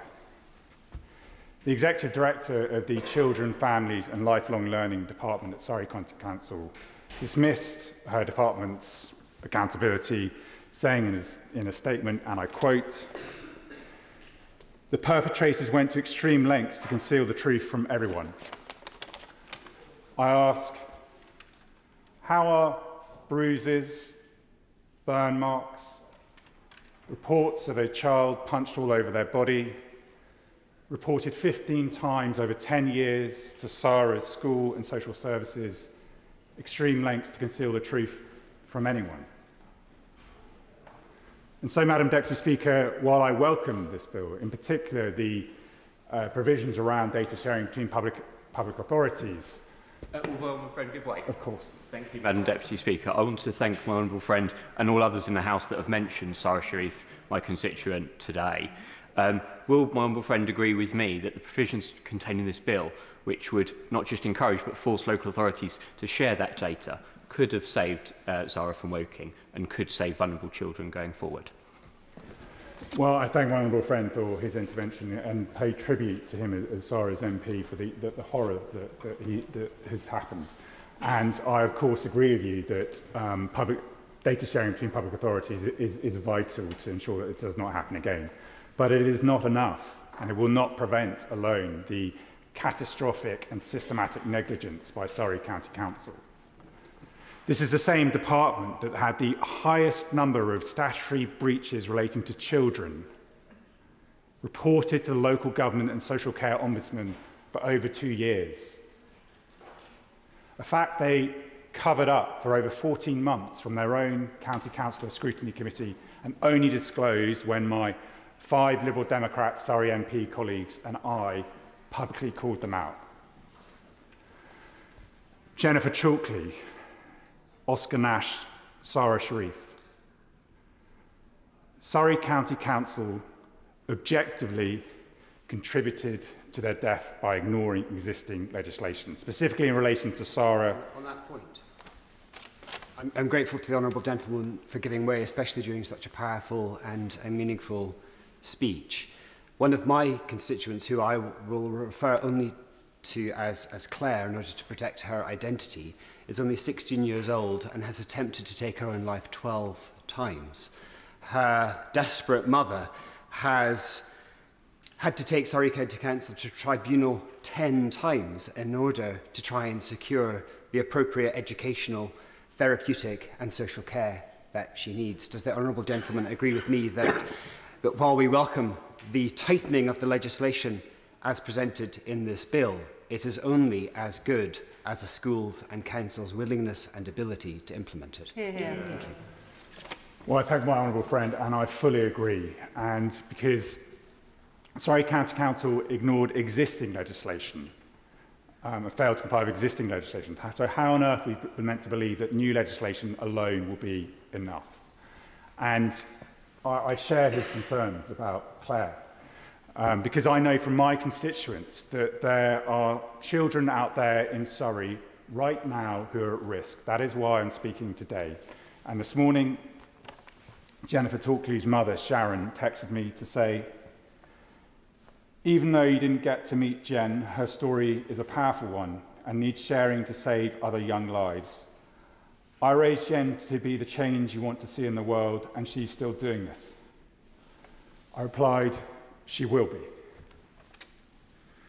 And so I would ask the House, is this bill alone enough to save our children's lives? Or does the Children, Families and Lifelong Learning Department at Surrey County Council also need root and branch reform immediately? I call Sarah Smith. Thank you, Madam Speaker. Thank you to the honourable member for his moving contribution. The opposite benches should be ashamed to defend the status quo. The current system has seen, as I said a moment ago, a third of young people being failed, leaving the system feeling like failures because they have not achieved the basic qualifications of a decent GCSE in English and Maths when they leave in order to be able to progress with their lives. And we have the unhappiest young people in the OECD. And when you speak to young people, they will tell you that their experience within the education system is a significant contributor to that feeling of unhappiness and the mental health crisis that we know that they face.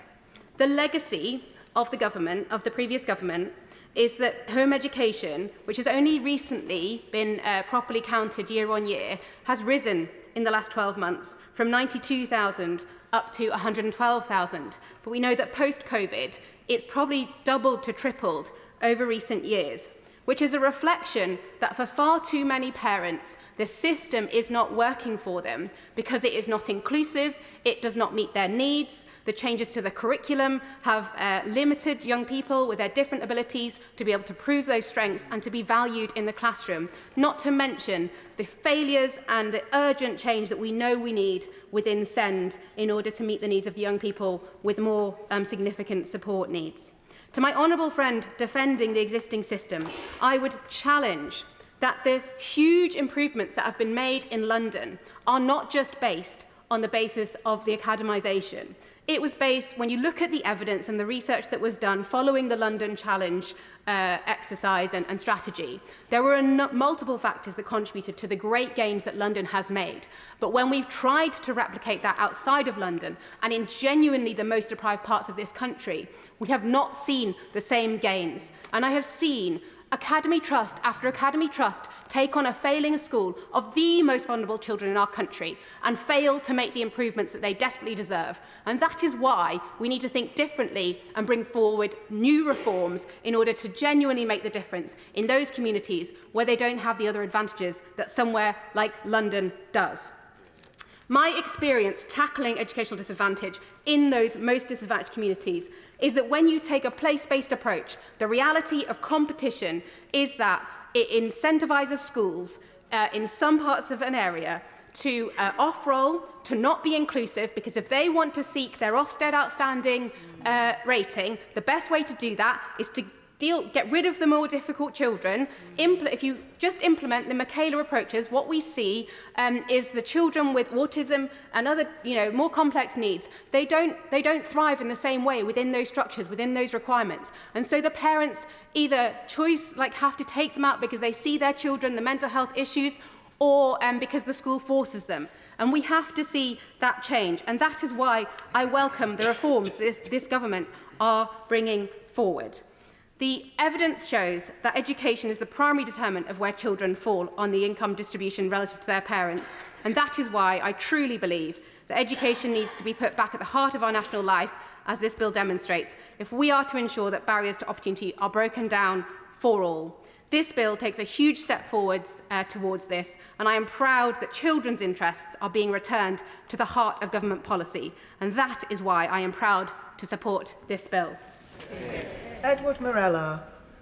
Thank you, Madam Deputy Speaker. Ensuring the safety and success of children in our schools is one of the most important responsibilities we have as policymakers. By extending regulations and inspections to include more schools, we're creating safer environments for our children and giving them the best chance to thrive. This legislation introduces improved analysis of school facilities, particularly for children with special educational needs and disabilities, which is a much-needed measure. These changes will ensure that every child has access to an environment where they can learn and grow in safety and in comfort. However, while these measures are welcome, it's equally important that we ensure that the current system, as well as any future one, is both effective and efficient. It is vital that schools, teachers, and most importantly, children, are not left waiting for resources and support that they need. The case of Dorset Studio School, which serves not just my constituents in West Dorset, but also across the county, illustrates the urgent need for the system to deliver results quickly. Dorset Studio School provides exceptional support for students, but especially for the 52% of its pupils with special educational needs, 3 times the national average. Despite the quality of the education the pupils receive, the quality of the education the pupils receive is despite the fact that the school operates in facilities that are not fit for purpose. It has no hall, no canteen, no specialist teaching areas. The split campus layout and cramped classrooms make it impossible to provide the individualised support these children need, particularly those with physical disabilities. In February 2023, funding for the school's new campus was approved. The project was set to merge its 2 sites into one modern campus. However, since then, progress has stalled, with delays in releasing the funds from the Treasury and the Department for Education. This legislation opens checks, which are necessary for safeguarding our children, to more schools. But we must be mindful of delays and how these delays negatively impact those we're trying to protect. Madam Deputy Speaker, this bill rightly emphasises the importance of inspections and approvals to ensure school standards are met. However, it's equally important that the existing system is streamlined to avoid unnecessary delays. Our children deserve learning environments that are safe, supportive and conducive to their success, especially those children with special educational needs. And I urge the government to ensure that funding for projects like Dorset Studio School is released without delay, even as this legislation seeks to improve the system itself. These children deserve better. Thank you. Matt Bishop. Deputy Speaker, this bill is a landmark piece of legislation that promises to transform the lives of children across England. It's a testament to this government's unwavering commitment to the safeguarding and welfare of children, and I welcome it as an opportunity to ensure that every child, regardless of their background, has access to the support, protection and education that they rightly deserve. Following my earlier policing career, and before entering this place, I worked as an education welfare officer in a large secondary school in the Forest of Dean. I saw firsthand the impact of disrupted education. The COVID-19 pandemic only exacerbated these challenges, and more children are missing school for a number of reasons. Vulnerable students were hit hardest, further deepening existing inequalities felt within the education system. The disruption to their education is not just academic, though. It poses pastoral problems, and where we have a system where parents can choose to home educate without any checks at all or any scrutiny currently, this can lead to a crisis of safeguarding, as children are often unaccounted for during this time. Now, let's be clear, I'm not saying that school absence or home education is always a safeguarding concern every single time any student is absent from school. But having dealt with some horrific safeguarding cases in my previous careers, I'm sure that we'll all agree across the House that even one safeguarding case is one too many, and we should all be doing something to ensure the safety of all our children. Currently, there is no legal requirement for parents to inform local authorities if their child is being homeschooled, and this lack of oversight leaves children at risk as their needs and safety may be overlooked.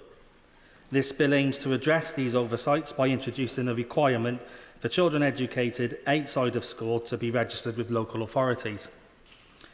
This simple step will... I will give way. I'm grateful to the honourable gentleman. Can you give a single case of a home-educated child who was harmed, that wasn't already known to social services? Again and again, it's a failure of social services, or when notified, not the absence of a burdensome register on parents who often home-educate their children out of desperation. I thank the honourable member for his intervention. And so, as my previous career as police and within education, there are cases. I'm not going to go into individual names in the chamber, in the House here, but I'm more than happy to liaise with you and your colleagues outside of the chamber about cases I've dealt with where they weren't known. Will the honourable member give way? I will give way. Thank you very much for giving way. Does he agree with me that the case of Zara Sharif showed that her father and stepmother used this loophole in homeschooling to withdraw the child from school because signs were being noticed, and this new legislation could have protected her and should protect others? That's a good question. I thank the honourable member for his intervention. Absolutely, wholeheartedly agree, and that's exactly what I've dealt with over many years before joining this place. Further, so this bill does aim to address these oversights by introducing that requirement for children educated outside of school to be registered with the local authorities. And the simple step will ensure better tracking and safeguarding for children, helping us guarantee all children, especially those being educated outside of traditional systems, are accounted for and supported. From now on, no child will be forgotten, invisible or left behind. Additionally, it is also right that we acknowledge the invaluable role of kinship carers. Many children in kinship face unique challenges, including mental health and emotional support needs. However, not all kinship care arrangements receive the same support as children in formal care. In fact, a 2019 report found that 16% of local authorities either lacked a kinship care policy or had outdated ones. This is not good enough for kinship carers or children in kinship care. This bill ensures kinship care is legally defined and that local authorities publish a comprehensive and up-to-date kinship local offer, providing carers with essential information about financial assistance and services for health, education and well-being. This will go some way in helping to level the playing field and ensure consistency in the support available for kinship carers and children across the country. Madam Deputy Speaker, this bill is more than just a set of policies. It's a commitment to the protection, education and well-being of our children. By prioritising the mental, emotional and educational needs of the children, we are laying the foundation for a future where every child, regardless of their circumstances, can succeed. I therefore urge all members to support this bill and work together to ensure that every child has the opportunity that they deserve to thrive. Vera Hophouse. Madam Deputy Speaker, and as a previous secondary school teacher before I became an MP, I congratulate the government for bringing forward a piece of legislation that once again puts children at the heart and centre of what we are wanting to achieve in this place. Since the Every Child Matters legislation, now nearly 2 decades ago, there are many things that my party and I welcome in this bill, but we also believe, and I do, that it can go even further. In discussions with the National Association of Head Teachers in Bath and North East Somerset, it is clear that local authorities need further responsibility for admissions. I'm pleased to see that local authorities will have greater powers when a place is needed for a child to direct their admission into both maintained schools and academies. But if the local authority has responsibility for admissions, then it should have the powers as an admission authority. I also welcome the introduction of a Children Not in Schools register, and we Liberal Democrats support that all new teachers in state-funded primary and secondary schools will have qualified teacher status or be working towards it. This is a crucial step in upholding the quality of education, and we Liberal Democrats, Madam Deputy Speaker, have been calling for this for a very long time. Where I'm a little bit more sceptical is around the core pay and conditions framework. Teachers deserve a system that values their education equally, no matter where they work. This bill promises something that we can all support, a single framework for teachers' pay and conditions, one set of rules applied consistently across both government-maintained schools and academies. It sounds fair, and most academies already follow the framework. But the Department for Education has stated that before requiring academies to comply with the framework, the School Teachers Review Body will consider additional flexibilities within the statutory framework to make it most effective for all schools. If academies then decide to opt out, teachers working just a few streets apart could find themselves on vastly different pay scales with different benefits and working hours, simply because their schools made different choices. This would become a postcode lottery for teachers' pay. And the impact doesn't stop here. National benefits like teachers' pensions, which rely on widespread participation to remain viable, could be put at risk. If too many academies decide the framework is too costly and leave, the system could unravel, jeopardizing the financial security of teachers across the country. We must build an education system where every teacher is treated fairly and equally, regardless of the type of school they work in. It is a critical issue of fairness, and I urge the government to ensure that it happens. On another matter, turning to the declining mental health of our children and young people, there is no mention in this bill of having a dedicated, qualified mental health professional in every school, an issue that we Liberal Democrats have been championing for a long time. Around 50% of mental illness begin to manifest before the age of 14. So support in primary and secondary schools is key. A dedicated mental health professional in every school would ensure all children and parents have somewhere they can turn to for help.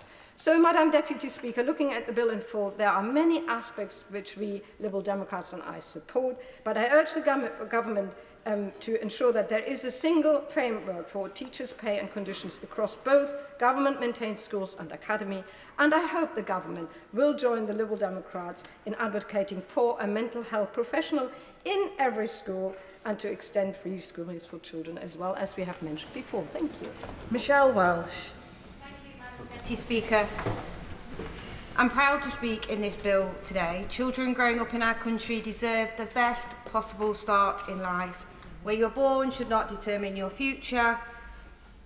Yet after 14 years of the previous government, we know that not all children have the same opportunities to succeed. Because during the 14 years of a Conservative government, the very notion of early intervention, the very notion of diverse educational pathways, and the very notion of early years priorities were eroded away. Now, I know that because I was working in it, front line. I saw what happened and I saw the damage that was done. Children living in poverty in the UK has risen by over 8% since 2014. And in my constituency of Sherwood Forest, 1 in 5 children live in poverty. And across the East Midlands, it's almost 1 in 4. This is simply outrageous, and children deserve better. And that is why I'm pleased to support this bill today, to put children and their well-being and safety back at the heart of government's decision-making, back where it belongs. I am proud that this bill seeks to improve safeguarding and protection for children throughout the education system. So make no mistake, this is the single biggest piece of child protection legislation in a generation. And to suggest otherwise shows a total lack of understanding and no real knowledge of actually how children's services, protection services, are working today. Another element of this bill that I'm really proud to see is the rollout of free breakfast clubs in primary school. We know that a children's experience at school massively impacts their future, meaning when children go hungry at school, they will be more likely to fall behind their peers. I am a school governor and I am a mother. And I know from all my friends that are teachers that children turn up to school that have not been fed. They turn up to school with empty lunch boxes. I have friends that on a regular basis pick up meal deals from the local Tesco's to feed children in that school. That's what 14 years of a Conservative government has really done to the most poorest and vulnerable children in our country. There are so many benefits to providing free breakfast clubs at primary schools: improve literacy, numeracy, improve cognitive function, allowing children to be able to fully participate and learn during lessons. Giving all children a better start to the day and a better start in life. Because despite the talk of education being improving in the last government, it's sadly the same old story. Only 8.9% of the most deprived children reach level 3 in both reading and maths, compared to 27% of the least deprived children. And those who receive free school meals are less likely to attain a level 5 in these subjects than those who do not. 33% of students from non-selective state schools have at least 5 good GCSEs. For students attending selective state schools, this rises drastically to 92%. It is time that we close this gap for the most deprived children in our society for good, and I'll be relentless in this pursuit for the children living in my constituency of Sherwood Forest. Robbie Moore. Thank you, Madam Deputy Speaker. As someone who has consistently advocated for victims of the rape gangs scandal in my part of West Yorkshire since raising it more than 40 times in this place since being elected, given the short time that I've been allocated to speak, I want to be focusing on that issue today. It is now over 2 decades since the Labour MP Anne Cryer, my predecessor, first brought this issue to the House. Unfortunately, we seem to be repeating the same mistakes of the past today. And it is deeply, deeply concerning to me that right honourable members and honourable members sat opposite plan to vote against the amendment for a national rape gangs inquiry in this bill before us today. Just last night, the Safeguarding Minister told the public that a national inquiry isn't needed because local inquiries are more effective at leading to change. But, Madam Deputy Speaker, I can tell the House today that just minutes after the Safeguarding Minister made these remarks, local leaders in Bradford once again rejected my long-standing calls for a full local inquiry into rape gangs across Keighley and the wider Bradford district, arguing it would be too expensive. Madam Deputy Speaker, this is the same local authority which has spent more than £40 million of public money on an empty music venue in the heart of Bradford. This is a complete and utter dereliction of duty from local leaders, but more importantly, demonstrates what I have been trying to say on this issue now for years. Every time that I have brought this issue up at a national level, it was referred back down to local government. Yet every time I brought the prospect of an inquiry down to a local level, it was blocked by local leaders, and I was told that it was a national problem. So, Madam Deputy Speaker, there has been a complete vacuum of accountability in the system over the past 2 decades. Will my honourable friend give way? I will give way. I wonder if my honourable friend could say to the House how many people who've been involved in this have actually been held accountable to this and sort of maybe even lost their jobs or action taken against them. I thank my right honourable friend for his intervention, and that is exactly why I have been advocating for a local inquiry across the Bradford district for far too long, because nobody has. There was a 50-page report, 50 pages, which looked at 5 children that had been sexually exploited across the Bradford district, that was released in 2020. Only 5 children. It acknowledged that there had been mistakes, but nobody was held to account. And that is why this amendment, quite rightly brought forward by the Leader of the Opposition, is so important. Because it tackles systematic problems and will end this vacuum of accountability once and for all. And it should be right that convictions follow a national inquiry that specifically focuses on rape gangs and child sexual exploitation. Because when local leaders refuse in their duty, when they ignore the concerns of victims at a local level, it is only right that the government steps in. Because ultimately, this is not about party politics. This is about the difference between right and wrong. And for too long, at all levels of the British state, be it national government or local government, or those with specific safeguarding responsibilities, have failed to do the right thing. There are children and families out there, Madam Deputy Speaker. I know them. I have met them in my constituency that have suffered abuse that is unspeakable. They want the world to know the depths this scandal reaches. They, as I do, fear that the scale of gang rape and child sexual exploitation across the Bradford district will dwarf that of Rotherham. They want to see an end to this vacuum of accountability. So on behalf of my constituents across Keighley, and indeed those across the wider Bradford district, I urge everyone in this House today to stand with their conscience, to stand up for what is right, to do the right thing, and vote today for a national rape gang inquiry. Chris MacDonald. I do welcome this bill, and I'd like to talk about the difference that I think this will make to children living in poverty in my constituency in Stockton North. But first I'd like to remind the House of the words of Dame Rachel de Souza, the Children's Commissioner for England, who said that too many of our services are failing. And I think we heard the powerful testimony from the member for Dorking and Hawley describe the tragic consequences of those failings. But we also heard the expert words of my honourable friend, the member for Whitehaven and Workington, whose recommendations around multi-agency teams and a unique identifier will make a difference to ensure that no children fall through the cracks and that this legislation will keep children safe.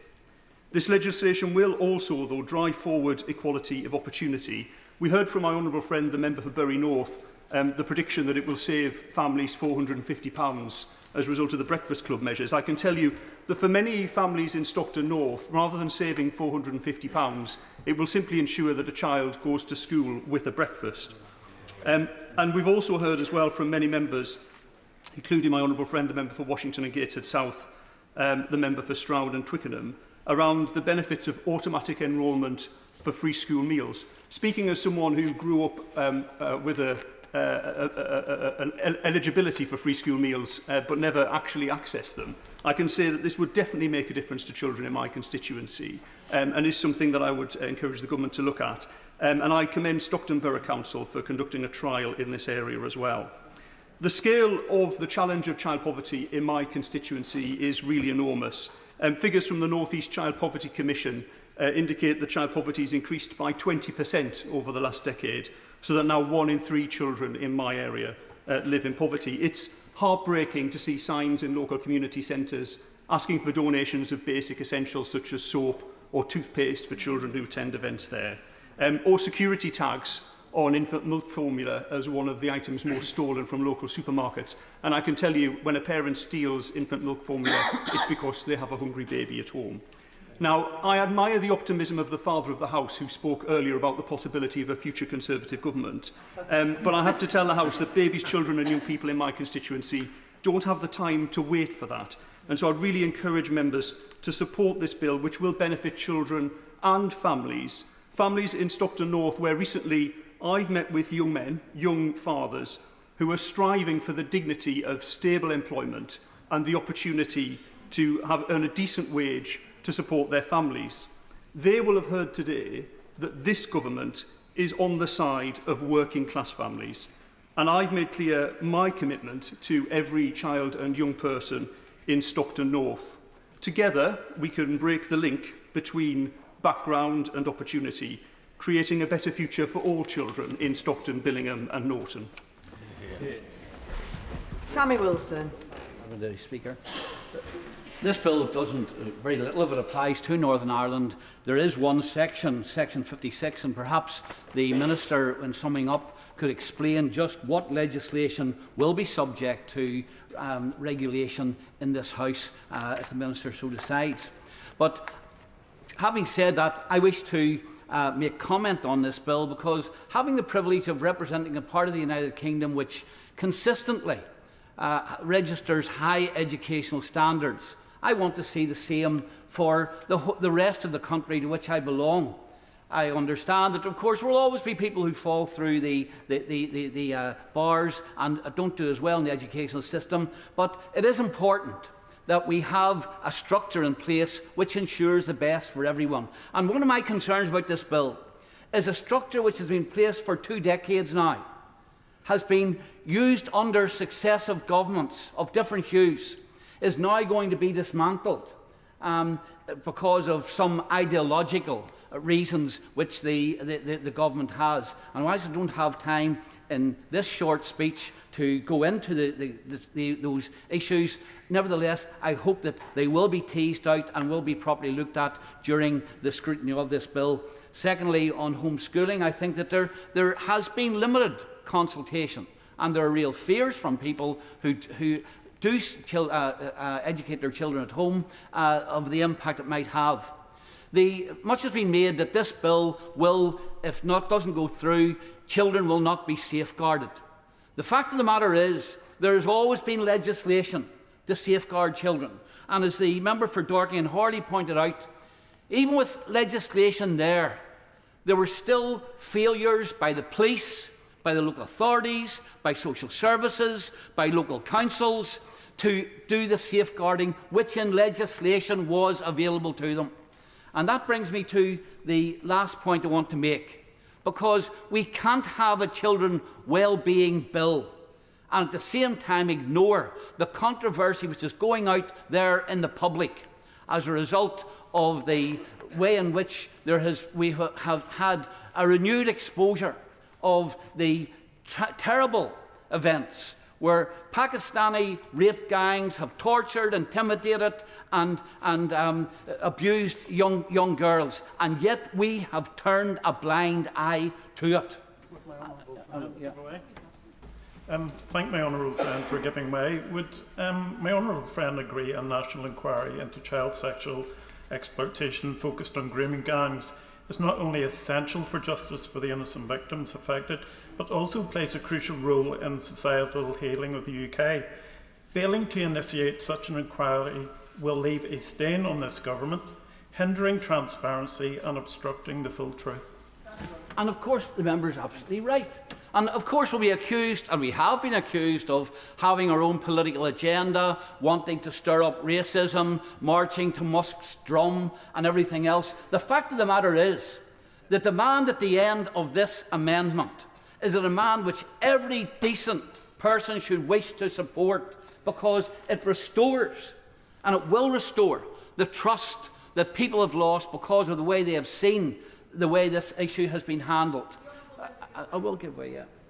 I thank the honourable member. I spent 7 years managing a team of barristers on a public inquiry, and I have some insight into the benefits and the limitations of public inquiries. Does the honourable member really think that wrecking this bill will lead to a single perpetrator being brought to justice or protect a single child from these despicable crimes? I mean, first of all, supporting the amendment does not wreck this bill. And secondly, and there's this misconception that if we don't support this bill, then no action is taken. There's plenty of legislation under which to take the action at present. It's simply a case of doing it and giving people the assurance that it's being done. And also, and this is the point of the public inquiry would ensure that those who think they can hide, deny, cover up will finally be exposed, because this House is willing to take them on and to expose what has happened in the past. And that's why it's so important. That's why it's so important to do this, because we cannot allow a situation to prevail where we know that, first of all, this issue is far, far more widespread than was ever thought, that there have been denials. And indeed, I mean, I can remember the member for Telford in the last Parliament raising this time and time again and being shouted down. And of course, at that stage, and this is what we need to expose. At that stage, the leader of the Telford Council was, although she was providing the evidence, was actually saying there's no need, and telling the Home Office no need for an inquiry. And now we know, of course, what happened in Telford. Now, it's restoring trust in politicians and the system that a public inquiry will do, and it doesn't have to lead to no action being taken in the meantime. I listened to the member for Rotherham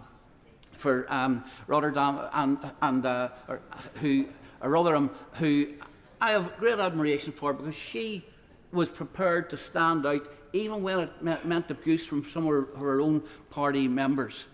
And she has argued that to delay this, or to have an inquiry, would delay justice being done. And as I've said, I don't believe that that is the case. It doesn't mean that you stop taking action.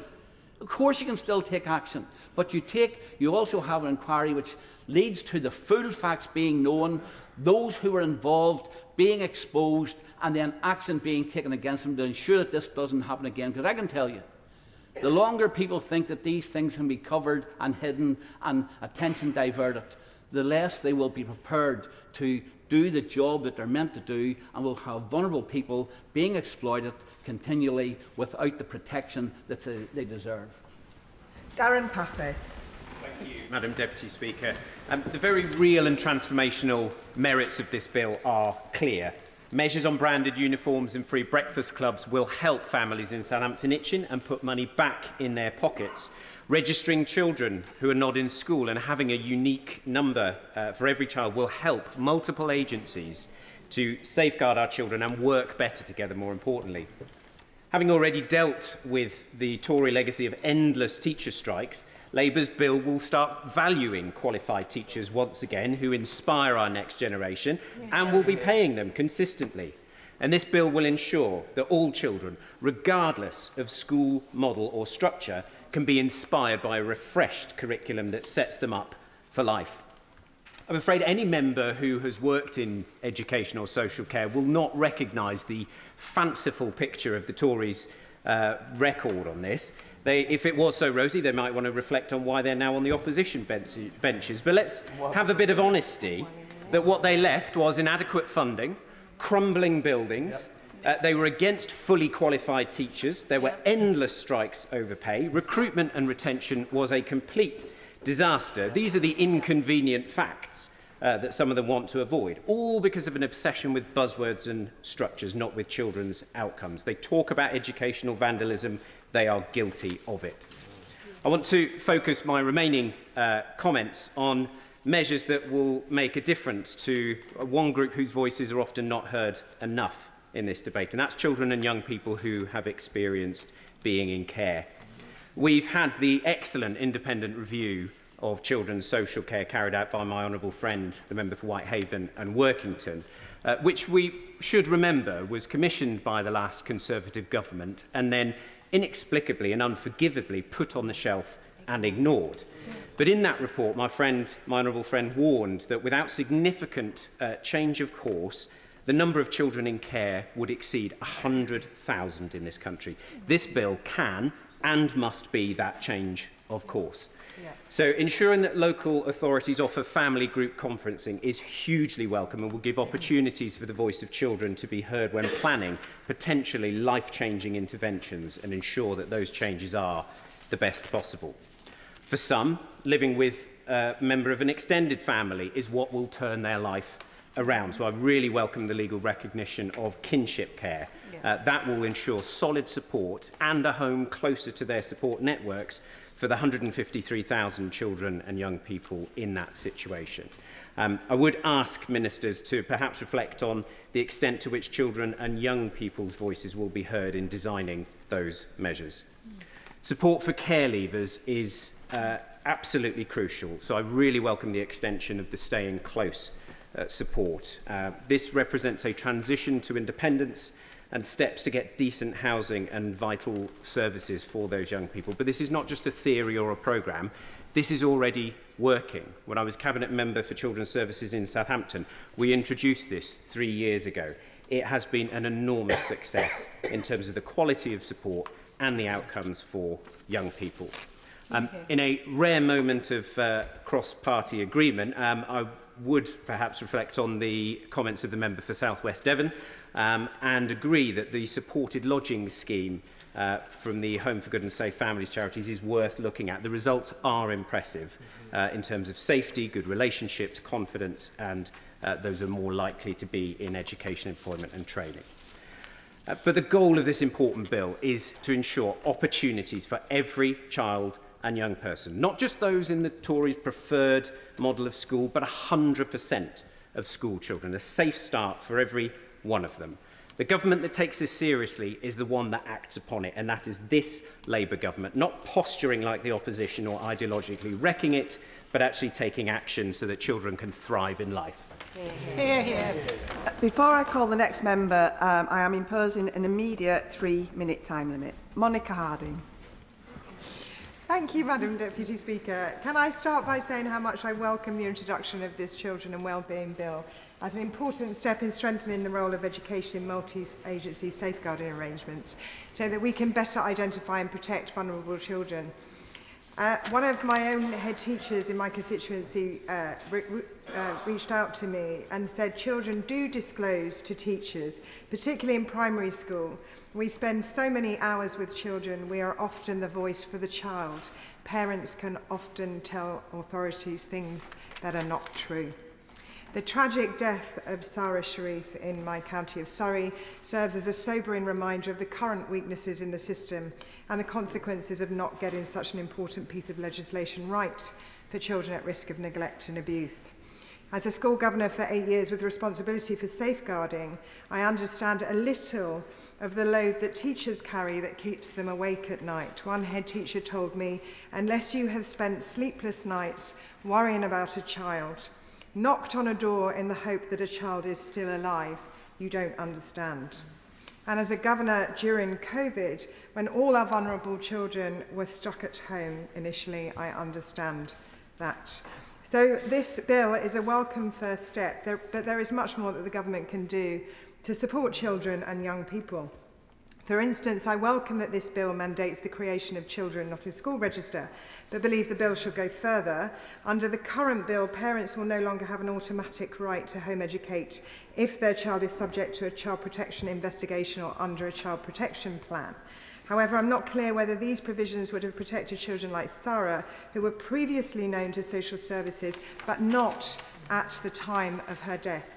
I would be grateful if the Minister could clarify that in order to protect children like Sarah, whether this bill will ensure that parents will not have an automatic right to home educate their child if the child also has had a history of child protection investigation or a child protection plan, rather than if the investigational plan is live at the time. I also am pleased at the provision that is there for local authorities being compelled to share information. It took one school locally 4 years to track down a family who had withdrawn their child, and that family then went missing. I also support the cause that this bill should make a provision for a dedicated qualified mental health professional in every school, making sure that all children and parents have someone they can turn to for help.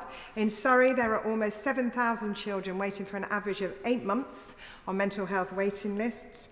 So putting a dedicated mental health practitioner in these schools would be highly effective in reaching large numbers of children and young people too. And I'm disappointed finally that this bill falls short of tackling the problem of SEND education in England, as these children are particularly at risk of being forced out of the school system and potentially into much more vulnerable situations. There are 1,800 children in Surrey missing school because of a lack of provision. Order. Thank you. I call Sally Jameson.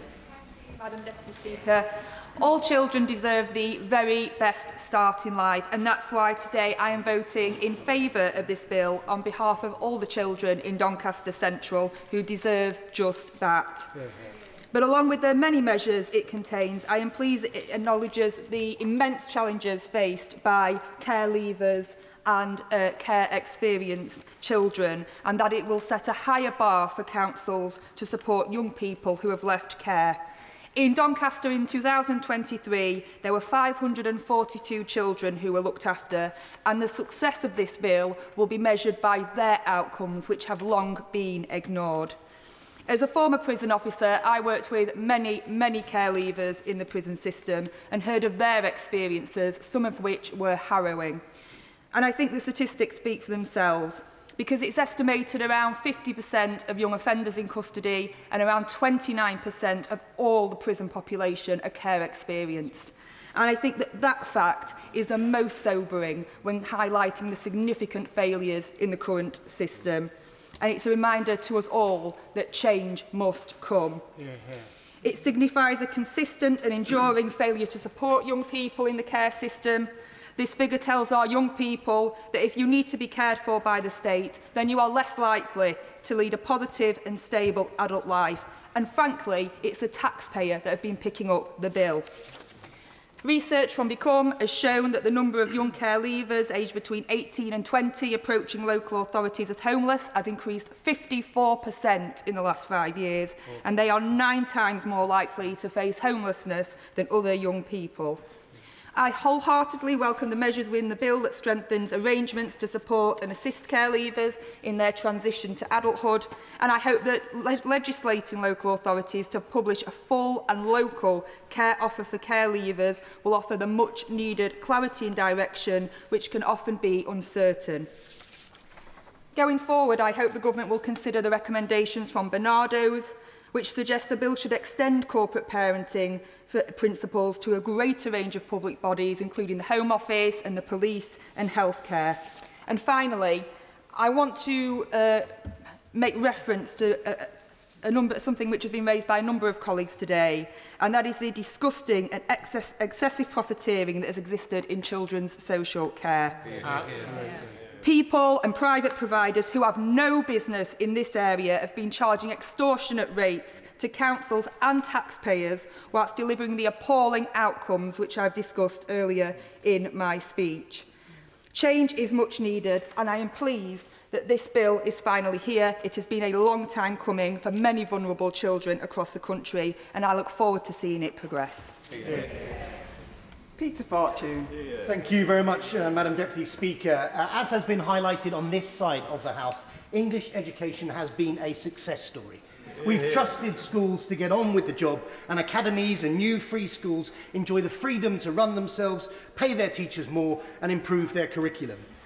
Ending central and local government micromanagement has put power into the hands of people who know best, school leaders and teachers.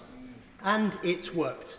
English schools have soared up the global rankings under the Conservatives, and as was highlighted, I will give way. He talks about how he's put power into teachers' hands. Is he aware of the number of teachers that have been so radicalised by the Conservatives' reforms that they're now all surrounding me on the benches?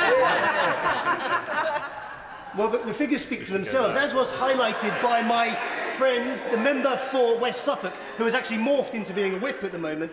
English schools have soared up the rankings, and if we look at the recent PISA League tables, English education has now ranked 7th best for maths and 9th for reading and science. That's up from 21st, 19th and 11th, respectively, in 2009. Meanwhile, education in Scotland and Wales, under the SNP and Labour, where schools were not granted these freedoms, have stagnated and slumped in the various global rankings. So much so that some of them have withdrawn altogether from some of those rankings. However, I want to focus on one problematic element of this bill, which was raised by the member for Bath, and to build on that. The government's proposals would strip academies of the power to pay teachers more, award performance and attract and retain talented people. I understand at least 2 schools in my constituency pay teachers more than the national pay scales. That's Oakland's Primary in Biggin Hill and Pickhurst Primary in Hayes. And nearby, the Harris Primary Academy in Shortlands and many more other schools in Bromley choose to pay teachers more. This bill will scrap academies of this power, cutting teachers' pay and weakening schools. In any other industry, pay reflects performance. And when vacancies cannot be filled, pay rises to attract talent. That's why schools should be able to vary from the national pay scales. School leaders should be able to pay good teachers more and respond to the local job market. Instead, the government wants to wind the clocks back and empower Whitehall and not the schools. Madam Deputy Speaker, this government is so eager to be doommongers to justify their ideological policies that they risk wrecking a decade of progress. Who will benefit? It's not the teachers, it's not the children. So why are they doing it? I'm not even sure the government front benches know. But what we do know is that this bill will destabilise years of progress and damage the future opportunities of young people across Bromley and Biggin Hill and right across the nation. Colour round. Thank you, Madam Deputy Speaker. And in a week when much has been said about protecting children, it's great to see this government acting on the safety and well-being of children. Madam Deputy Speaker, for children to be safe, they need to be visible. A situation where children can fall off the radar of the authorities tasked with protecting them is clearly unacceptable, but we know this happens. We know that in a minority of cases, children can be taken out of school and out of the protections that schools provide and come to harm. And that's why introducing a register of children not in school is such an important and common sense measure. It is right that parents will no longer have an automatic right to home educate if their child is subject to a child protection investigation. It is right that local authorities can identify children not in school to ensure that they are safe. And it is right to introduce a unique identity number for children that facilitates information sharing by the services charged with protecting them. And as the Children's Commissioner has said, writing these landmark measures into law will be of huge significance for any child currently at risk of harm in this country. And I'm proud that the government is so swiftly taking forward such measures. The final point I wanted to make on home education is that it's important to recognise that some of the steep increases in homeschooling we have seen is because parents of special educational needs children feel that their needs are not met in mainstream education, and therefore it is vital that this bill runs parallel to the important work the government has already started at the budget to reform and invest in a SEND system that has been severely neglected for too many years. Madam Deputy Speaker, many other members have talked of the huge importance of every child having a legal right to access a breakfast club and the action we are taking on ensuring school uniforms are affordable. Because, Madam Deputy Speaker, nothing damages child well-being more than child poverty. And of course there is much more to do. But coming alongside this government's child poverty strategy, these are concrete steps that will make a real difference to families in Altrincham and Sale West and across the country. Taking action to make a difference changing things instead of calling for yet another review, serious work instead of parroting nonsense on social media, passing legislation instead of scoring points, serious work from a government that gets the importance of ensuring all our children have the best start in life. Steve Yam. Thank you, Madam Deputy Speaker, and it's a pleasure to stand here today to talk about this bill which delivers on this government's mission to break down barriers to opportunity. And there are two aspects that I particularly welcome. The first being the potential profit cap, which will enable the Secretary of State to cap the profits of non-local authority Ofsted registered providers of children's homes and foster agencies and supported accommodation. There are certainly examples across the country and in my own area where the cost of placing children in residential social care with the private sector is currently eye-wateringly high. I meet regularly with officers of my local authority, Nottinghamshire County Council, and the cost that they are incurring to ensure the needs of children's welfare are, to repeat their description, and the former Conservative leader of that authority, Ben Bradley, who described that cost as rinsing local authority finances. I think it's therefore important that we ensure that private companies are not making large and excessive profits at the expense of other public sector services. And so I welcome the numerous measures in this bill which aim to rebalance the children's social care placements markets and drive down those excessive profits made by some unscrupulous private providers, together with demand for full financial transparency of those organisations and the potential for creation of regional care cooperatives. Yes, I will. I thank him for giving way.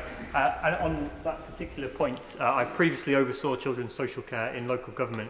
And does he agree with me that the introduction of these regional care cooperatives will make a huge difference, not only to local government finances, but also to making sure that children grow up safe and happy into the future? Steve Young.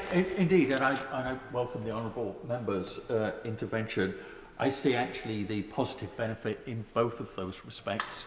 It means that we can actually rebalance that spending across local authority budgets and provide a significantly better and measurable standard of care at the same time. And so the second aspect of the bill, which I particularly welcome, is the introduction of free breakfast clubs in every primary school. I think that that measure will have a very significant and positive impact for families in Mansfield, particularly helping with the cost of living and helping and supporting parents who have to juggle work commitments. But I'm especially motivated to support this bill because of some of the harrowing stories that I have heard from constituents and certainly numerous teachers in Mansfield, some visibly distressed and upset, have told me how they've used their own money to buy food for children who have turned up at school with empty stomachs, young children who are so hungry that they cannot concentrate on their studies. And it's not that these children are unloved or willfully neglected. Most and many of them come from loving families with both parents working all hours to provide for them, which leads to precious little time to provide a meal before school and work simultaneously. And so this bill clearly drives home Labour's mission to break down barriers to opportunity, and I'll be voting for it proudly on behalf of all those children and families in my area that will benefit from these measures. Andrew Cooper. Thank you, Madam Deputy Speaker. This bill is a landmark piece of legislation that not only demonstrates ambition, but will take tangible action to keep children safe, improve educational standards and make families better off. Like many of us here, I got into politics to improve the life chances of children in my community, to make it a reality that regardless of your background or your circumstances, the only ceiling on your potential is your talent and your determination. So I'm delighted to see the government bring forward this bill that begins the work of breaking down barriers to opportunity for our children. As anyone who's as anyone who has been involved in our schools or has read any of the academic evidence on the subject will know, that starts with the full stomach at the start of the day that breakfast clubs will deliver. It helps with attention span, it helps with cognitive performance, and it will give parents greater flexibility in their working hours to earn. And strengthening the law to set out the specific number of branded school uniform items is an important step in the right direction, and I hope we'll go further in due course. Yeah, go for it. I thank my friend for giving way. He mentions the free breakfast clubs and also the removal of some branded items of the school uniform. And we talk about it being £50, £500, but would he agree with me that actually it's bigger than that for parents who have multiple children in the same school? I absolutely would agree with that, and particularly for primary school children, where typically they're wearing polo shirts and you need 5 days' worth plus PE kit, it'll make an enormous difference.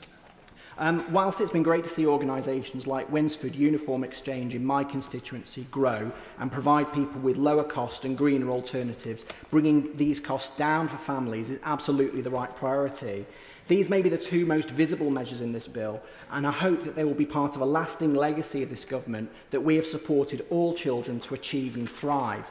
The bill covers a vast array of measures across the spectrum of children's social care and schools policy, as we've discussed this afternoon. But I want to focus my comments today predominantly on the schools side, although I do want to take a moment and say something about the single unique identifier for children. In Lord Laming's report into the death of Victoria Climbié in 2000, he recommended the government explore the safeguarding benefits of a national children's database, effectively a single unique identifier, to address poor communication, poor data sharing between agencies. And in report after case after report after case, the issue of weak multidisciplinary working continues to arise. The measure proposed in this bill, alongside the measures clarifying the legal basis for information sharing and the creation of multi-agency child protection teams, will undoubtedly help, but they're the start of the story, not the end. The success of this measure will be in ensuring that the single unique identifier is consistently captured, in reforming working practices so that information sharing is part of the culture, and in making clear to local authority boundaries, health authority boundaries, police authority boundaries, or in my part of the world, national boundaries, are not a barrier to good safeguarding practice, something that has become more important as children travel further for appropriate education or care settings. Now, in the main, I want to cover the reforms the bill makes to academies in the minute or so I've got left. And I'm not someone who's ideological about the academy system. I've seen MATs that provide an outstanding level of support for their schools, and equally I've seen MATs that haven't worked and have provided local leaders with few levers to push for improvements on behalf of their communities. The reality is the previous government has left us with a school system that has become increasingly fragmented and lacks coherence at local, regional and national level.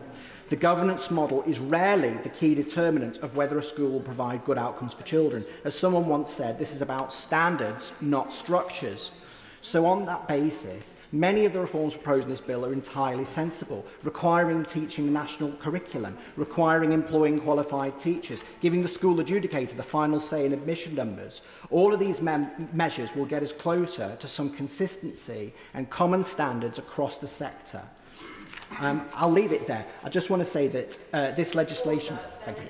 A time limit. David Baines. Thank you very much, Madam Deputy Speaker. I speak as both a former teacher and a former council leader, and I speak as well on behalf of many of my former colleagues when I say that this bill is welcome and will make a difference to children across St Helens North, and it will also make a positive difference to the ability of those who work in education and other services to protect and support children and young people. And that's why I'll be voting for the bill and why I can't support the wrecking amendment of the opposition. Breaking down barriers to opportunity is a key government mission, and it's one that in my experience has been vital to all those who choose to work with children and young people. When I was council leader in St Helens, we made giving every child the best possible start in life the council's #1 priority, and in my experience I learned that partnership working is key. Together, we were able to take children's services from inadequate when I became leader to good and outstanding, and so I warmly welcome the measures proposed in the bill to encourage data sharing and multi-agency work in all councils right across the country. Madam Deputy Speaker, members from all sides of the House should welcome the measures in this bill to help improve child protection and safeguarding, to improve support for children in care and care leavers, and to introduce better regulation of the children's home sector. On the wider scope of the bill, I warmly welcome the concrete measures it takes to put money back in families' pockets at a time when we know things are difficult for many. Practical measures like limiting the number of branded items of school uniform and the introduction of free breakfast clubs at primary schools could save families £450 a year in St Helens North, as well as, perhaps more importantly, making sure children can start each day with a full stomach, healthier, happier and ready to learn. And I also want to see higher standards and more opportunity for every child in every school. And I say that not just based on my professional background and interest, but also, more importantly, personally as a parent. And I'm pleased to see this running right through this bill, and indeed in everything the Secretary of State and Ministers in the DfE have said since taking office. This means putting more qualified expert teachers at the front of every classroom, including in academies, and developing a new national curriculum to ensure young people are ready for work and ready for life. But I'm of no doubt the most important aspects of this bill are those I mentioned earlier, to ensure that children and young people are safe at home and at school. It's the biggest upgrade in child protection in a generation and should be something we can all support. I'd just like to finish by paying tribute, if I may, to my honourable friend, the member for Rotherham, who spoke so passionately and clearly earlier about child protection and how important it is that we vote for this bill today, and that we implement the recommendations of the J inquiry ASAP. This should be something that we can all agree on. Ruth Cadbury. Thank you, Madam Deputy Speaker. I welcome this wide-ranging bill that focuses on the important issues of keeping children safe, providing more support for children in care, addressing child poverty, raising educational standards, and returning local authorities to the centre of school-place planning. And I'm going to focus on the school-based elements in my speech.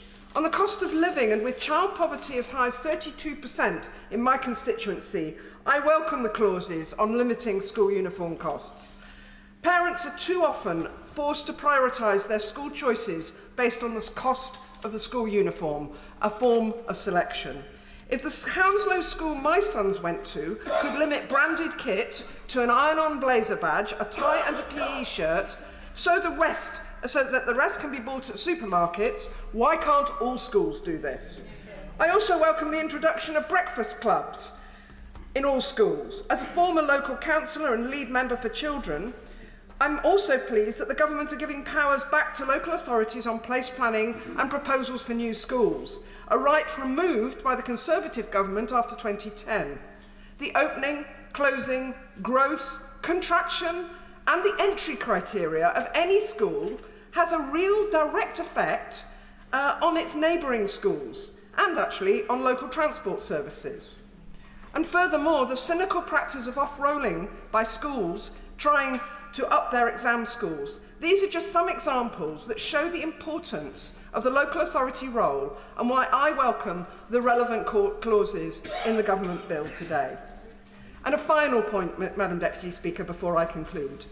In Hounslow, every school is rated good or outstanding. In my experience, and I'm sorry to disagree slightly with my right honourable friend from Mitcham and Morden, who's no longer in the chamber, but in my experience, the single biggest factor in successfully turning round a failing school is not its governance structure, but the inspirational leadership of a great head teacher. So to address the recruitment and retention challenge in school leadership, future great school leaders need to be identified and supported before they burn out and leave the profession mid-career, as I fear many are doing.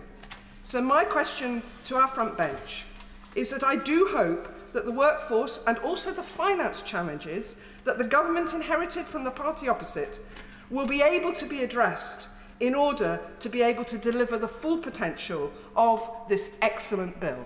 Thank you. Amanda Martin. Madam Deputy Speaker. Children growing up in our country and in my city of Portsmouth deserve the very best start in life and nothing less. As a teacher of 24 years, I've seen the very best of education, and unfortunately under the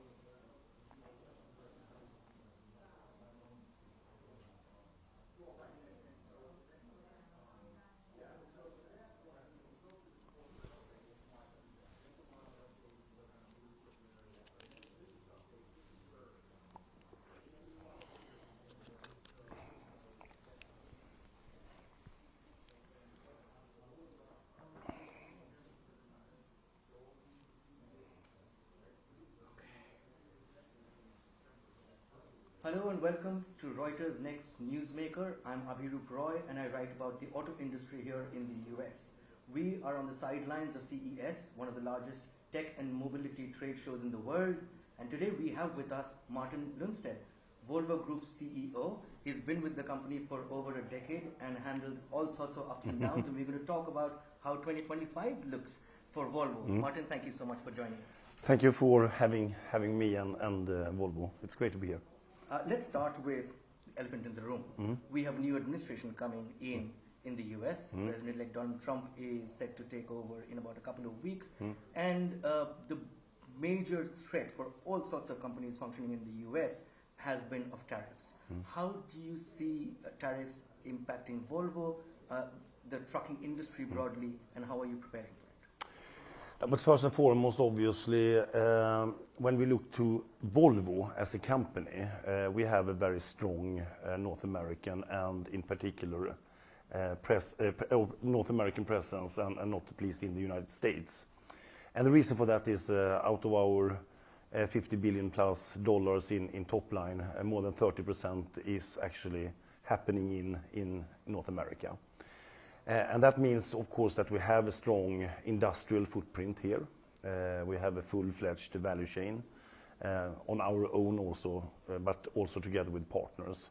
So in that sense, we are a truly North American and US-based company. So for us, I think we have a good platform here.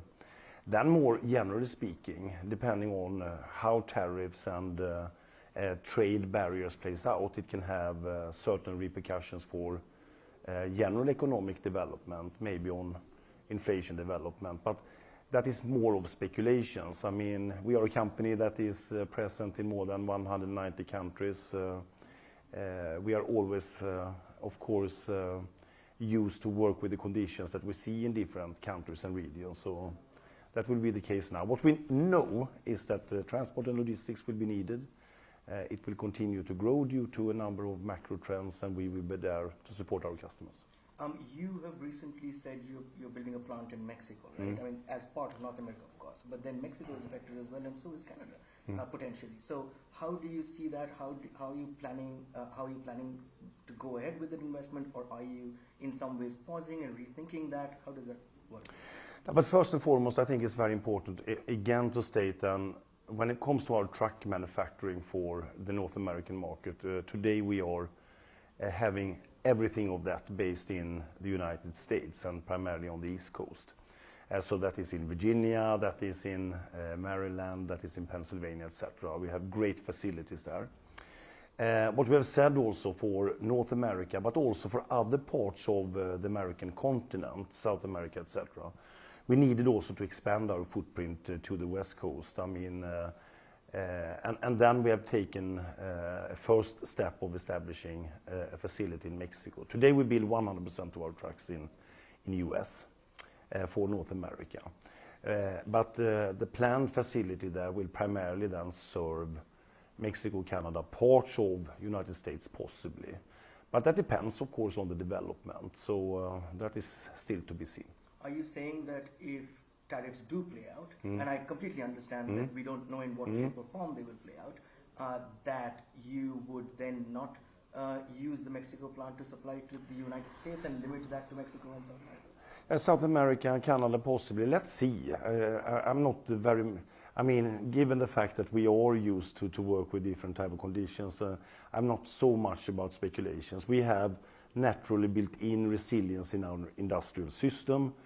What I know is that we have a very strong US-based industrial footprint that we can utilize for the United States, and we will continue to do so. Yes. One is you as an OEM manufacturing in the US for US.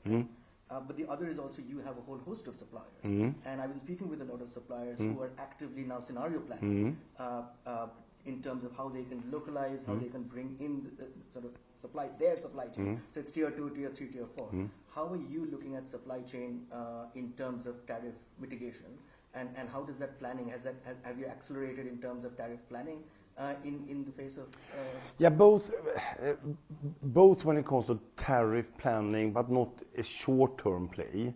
Because for us it's always important also when we have an industrial hub, as we have in North America and primarily in the United States, as we have in Latin America, Europe and Asia, etc., that we are also building up, so to speak, a strong ecosystem of suppliers, both tier 1 but also tier 2.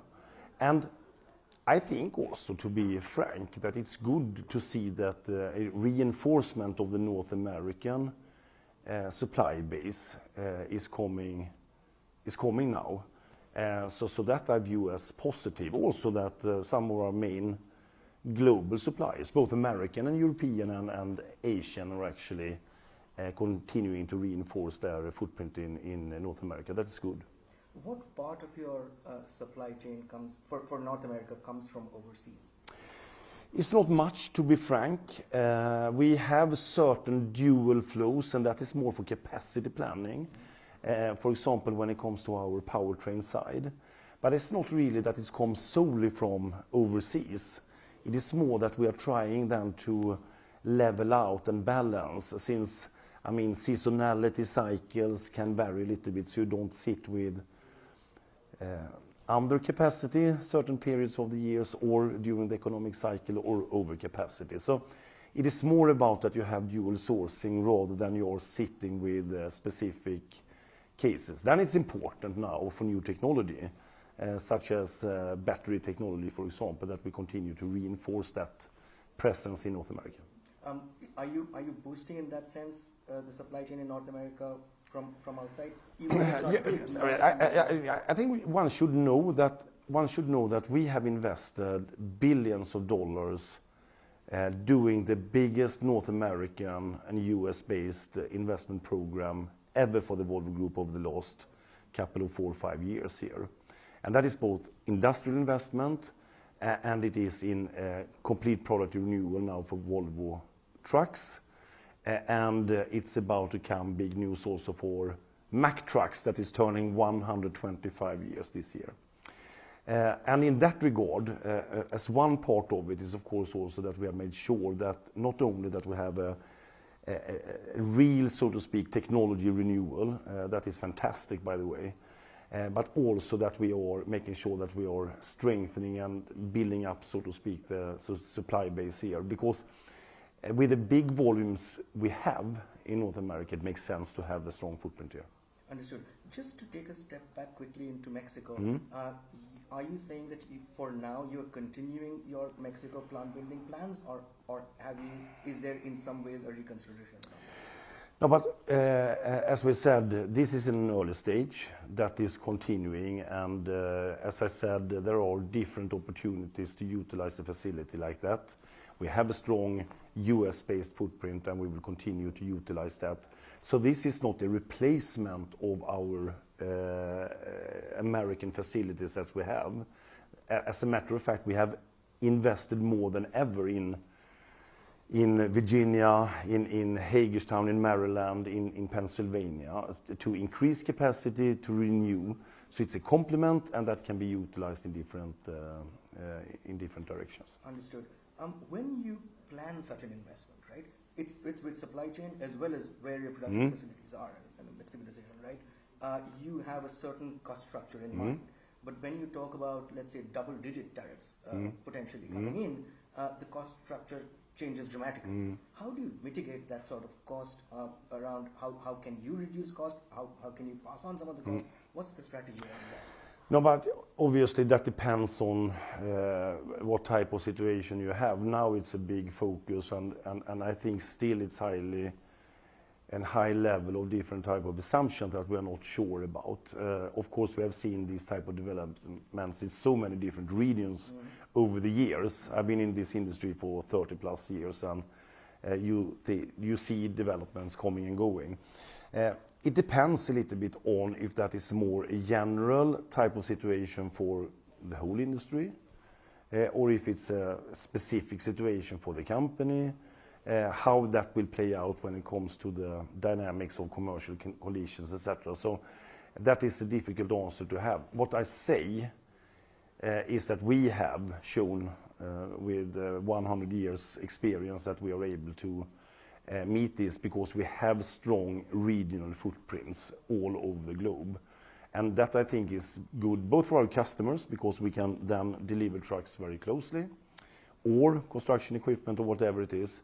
But I think it's also a strong responsibility that you're present in your main markets with production, with R&D and with commercial activities. Let me quickly follow up on that. In this kind of a scenario, yes, the industry is affected, right? Broadly, it's not just mobility, it is tech as well. All sorts of suppliers are affected, and all OEMs are affected in some ways if this potentially happens. In a tariff kind of a scenario, what is your cost strategy? I mean, is it more around cost cuts, or is it around passing on the cost, or is it a combination of both? No, but again, it's very difficult to have a clear view. What I feel for Volvo Group is that we have the flexibility around this. Today, as we speak, we are producing 100% of our trucks for North America in the United States. So that is a starting point for us. And then let's see how it will play out. I think if it's a more general-based situation, the risk is that it will be, by necessity, passed on, not only in our sector, but in all sectors. And that could potentially trigger more of an inflation pressure. But let's see. I think it's too much of speculations. We are well prepared, and I think we are well prepared because we believe in regional presence. Understood. The other part of the new administration coming in is around pulling back of EV subsidies, pulling back of a lot of EV incentives, in charging, for example. How do you see that affect Volvo? How do you see that affect the electrification of trucking broadly? But first and foremost, I mean, I think it's important to remember when it comes to transport and logistics, as we are into, that is a very core part of economy to start with. We know that having advanced logistics systems is having a clear correlation with the GDP per capita in different regions. It's almost a straight line, actually. The more advanced logistics, and you can measure that in very straightforward terms, the better the development in GDP per capita. I think that is, as a matter of fact, often an understated fact, that you should go clearly into really refining your logistics systems, because that is a competitive advantage for nations. So that is number one. That will continue. And for Volvo Group, of course, we are serving our markets with the technology our customers would like to have. Having said that, knowing that transportation and the need of transport will grow with 4 or 5 times between 2010 to 2050. It's, mass customization, it's urbanization, it is e-commerce and other different factors. We know that we need to have different solutions to cope with that. And that's the reason why we say going battery electric, going fuel cell electric, going combustion engine with renewables, but also continue to develop the combustion technology when it comes to fuel consumption, when it comes to aerodynamics that is valid for all technologies. We will do everything of that. Now what we see is not, I think, only related to politics. It is also that we need to continue to drive a coordinated effort when it comes to this transformation, because certain sectors, it really makes sense to go battery electric already today when it comes to regional distribution, city distribution, etc. If you can have a long-term view on, for example, electricity pricing, stability, grid stability, etc., then it makes sense already today. And what is happening is that it's driving utilization of the trucks, because you can utilize them also nighttime because they are quiet, etc. So you have a different type of dynamic. So often we talk about subsidies as the key factor in order to get things done. But I think it's more about how do we make sure that we are continuing to invest in an ecosystem that will provide advanced logistics. And some of them, where we are in the forefront and we believe strongly in that, is because it's both clean and competitive. It's not either or.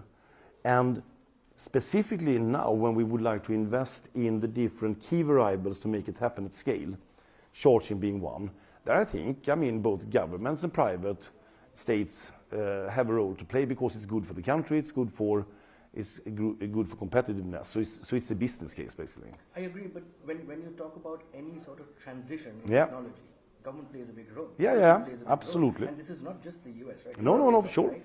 When we see sort of, let's say, emission rules being Yeah. changed, green policies in Europe being uncertain, how do you see that affect adoption of electric trucks? No, but I think you are spot on. What is happening now is obviously that we need to make sure that we are, because when you talk about the hype cycle of whatever technology, we know that first it's, you see technology is coming, it's possible, you get this type of, almost inflated expectations to start with.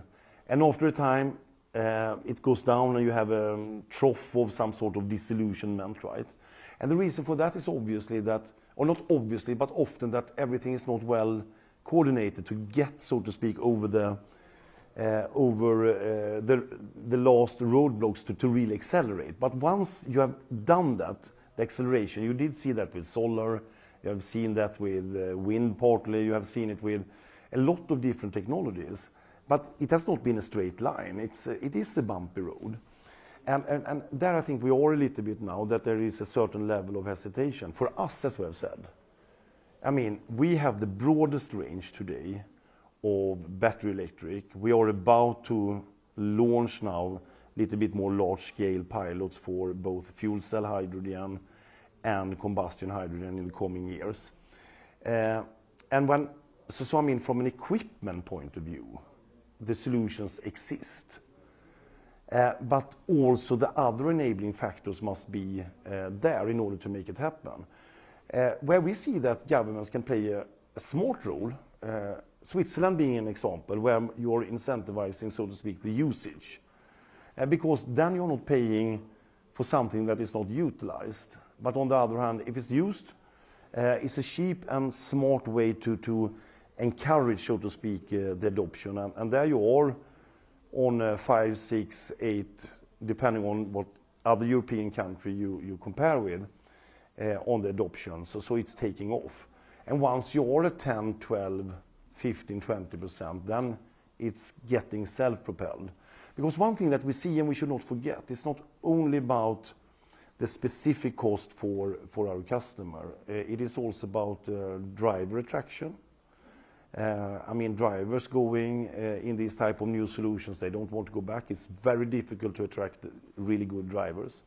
And drivers are ambassadors for the transport companies. We see also companies are ready to pay certain extra premium also to getting a more clean solution. Because they need to decarbonize in turn, and logistics is a relatively good business case to abate CO2 in relation to many other choices that you can make.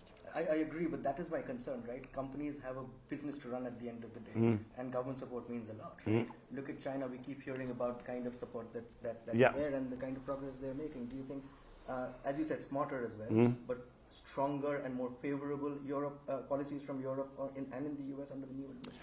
No, but what I think is important is that if you take China and other, I should argue, Asian countries, over the last maybe 10, 20 years have been more strategic in thinking about their balance sheet as a country. Where do you want to play? How do you want to win? What is important to us over the long term? And what is the role of the public side? What is the role of the private side? And I think if you look back in history also for Europe and North America, by the way, when we've had periods of both private and public investments, it has paid off. Because a public investment should be an investment on also commercial terms. When we built the railroads or the hydropower stations, etc., it was built, of course, to not be as an operational expense, but as an investment that will be depreciated over time. And if you take the hydropower stations, as I normally say in Sweden, for example, that is a brilliant business case. They were built like 30, 40, 50 years ago, and they are still operating well. So take care of your balance sheet also as a country. And in this transformation, I think you need to be bold and say, okay, what are the key elements? And coming back not only to, which I think personally is very important, about the clean and handing over something that works for coming generation. But it's also a matter of competitiveness, because technology and the right type of technology, that's the reason why I love to be here now in Las Vegas and the CES, will eventually win. And for certain of our industrial verticals that we are serving, battery electric or fuel cell electric will be the winners. And in certain sectors it will be combustion technology with different type of fuels. There's a debate always about whether it's battery or whether it's hydrogen as the answer for trucking. Each side has an advantage, disadvantage and all of that. Could you slightly explain that and give us a sense of what Volvo's strategy is? Yeah, first and foremost, you would love to have the single silver bullet. Think how much easier it should be for our 15,000 engineers and the whole ecosystem of brilliant engineers that we are cooperating with. The reality is that it's not that simple because it depends so much on application type. It depends on, to your point, how different countries look upon it, what are the policies, what are the prerequisites in order to be successful when it comes to grid capacity, or if you have pipelines already for other type of fuels that you can utilize for hydrogen. What type of power generation system do you sit on? And therefore, what we see is that we need to have a modular product platform where we actually can utilize a lot of similar components, because you should remember that a truck or a bus here, I mean, if it's a battery electric or a fuel cell or hydrogen then electric, it's the same electric powertrain. The difference is that with a battery electric you have a bigger battery only, and then you charge it from time to time. With a fuel cell, then you have hydrogen on board, fuel cell converting that into energy, and then the same electric powertrain. You have also an intermediate battery in order to cope with transients, etc. Technical stuff. So it's more a matter of how does the energy system look like and what applications are the main applications. And therefore we have said we have a lot of things in common, we will go for both, but we will also continue to invest in combustion technology, mainly then for renewables. With battery technology, the size of battery becoming the problem for payload, with hydrogen and the sourcing for hydrogen, how much is Volvo involved in resolving some of those issues in terms of supply of battery and battery technology versus solving the hydrogen problem? Do you look at sort of vertically being involved in that? Yeah, we are partly. When it comes to battery, we are mainly now, you can say a battery is in a number of stages. You have the cell technology, the battery cell, then you have the modules, and then you have the pack, and the complete, so to speak, battery system, including software and cooling and what have you. And up to pack and modules and the complete system, we are highly involved with our proprietary also solutions. On the cell side, we have strong partnerships, but we are not doing that today. But we have announced that in 2030, 2032, we will also have cell production in order to secure that for Volvo, but we will do that in partnership. When it comes to hydrogen, the fuel cell, which is the critical component, and I've been so long in the industry, so I've always said that with the fuel cells and hydrogens, it has always been 10 years away. It was 10 years away in 1990, it was 10 years away 2000 and 2010. Now it's not 10 years away anymore because materials have developed, software has developed, and the whole technology and focus have developed, but you need scale. And that's the reason why we are partnered up with Daimler Truck, our biggest competitor globally, to actually develop and produce the fuel cell stack together to get scale and thereby bringing down cost, because that is the critical issue. Then for hydrogen in general, obviously, it depends so much country by country, what is the hydrogen strategy? And depending on your energy sources, we see that some countries will go for hydrogen for different reasons. So you need to have both. One of the main challenges as far as electric cars are concerned and specifically trucks as well, given the life cycle, is residual value, right? There are so many concerns around what's the value of my used truck. A lot of them out there, let's say mom and pop shops wanting to buy some of that. How is Volvo sort of working on ensuring that concern is mitigated?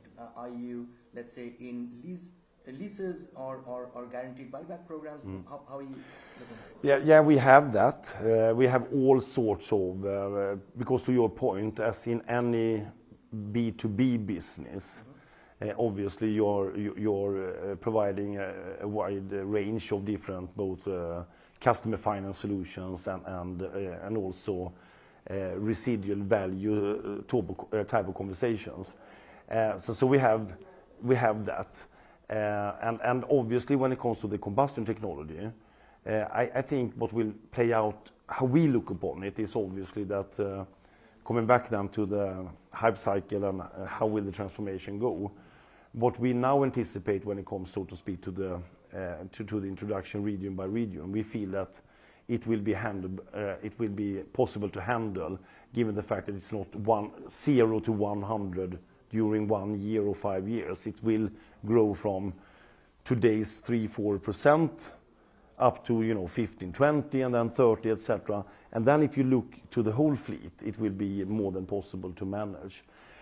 I think the other factor that is important is, of course, the new technology, and not at least when it comes to batteries, because with a difference to a car that is in reality not used.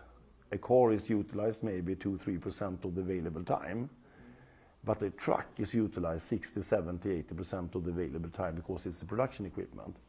There we see that customers want to have a reassurance of how do we view the battery life length, how should they think about that when calculating, so to speak, the economic conditions over 5 years or over 8 years and 10 years. And there we are participating in different programs to reassure that they can feel,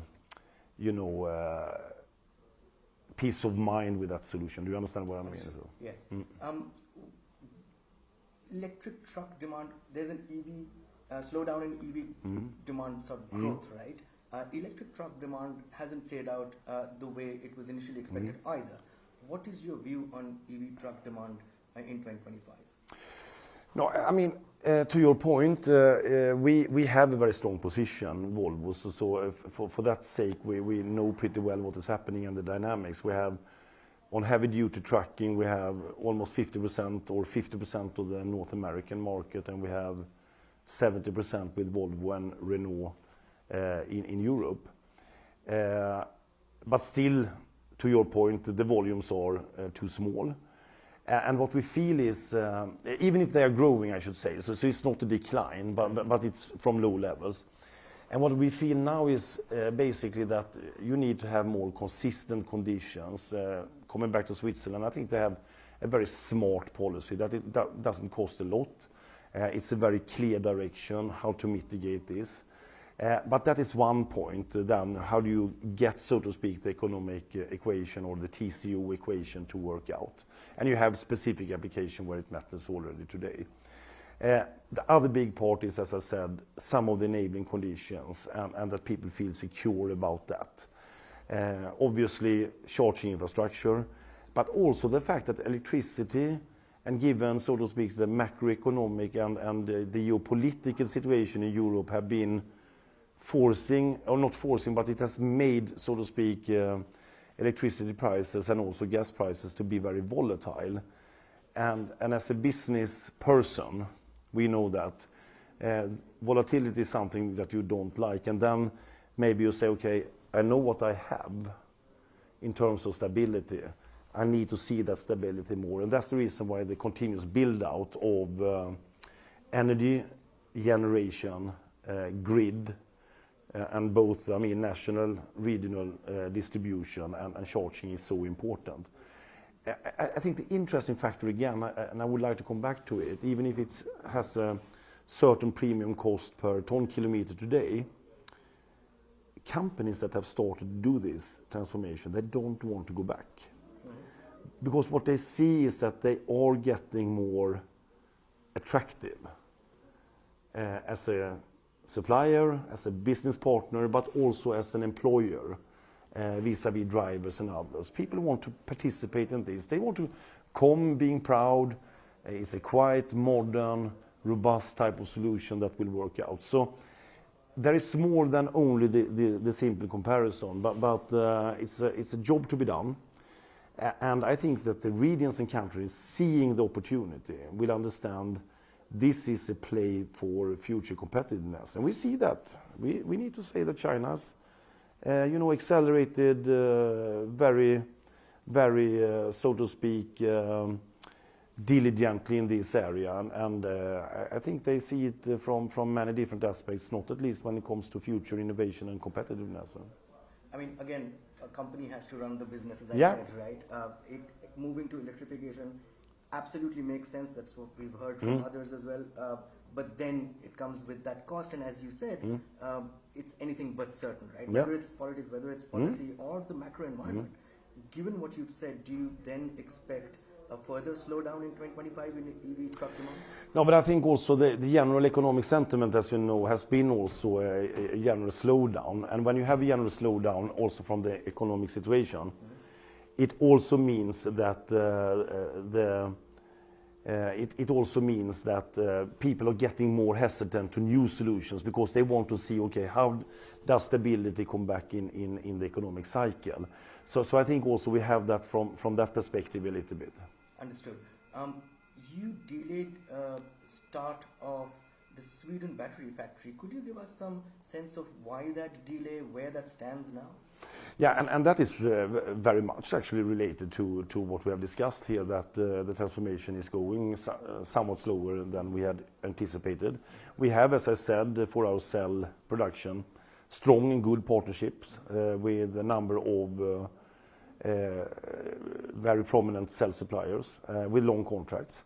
And again, a little bit that we discussed about, our industrial footprint. When we looked upon the situation, we see that we fine-tuned our time plan when we really will need that type of capacity to add for both Europe and North America and others. So it is no drama, it is no change in plan, it is that we are aligning to reality, basically. Is there a better sense of the timeline now around when you want to do that, or is it still in sort of... No, I think it's a better sense, obviously, because every time or every year that passes, and interesting enough also, the more applications that are going electric, so it's not only about, looking at heavy-duty truck and see, okay, what is the adoption rate.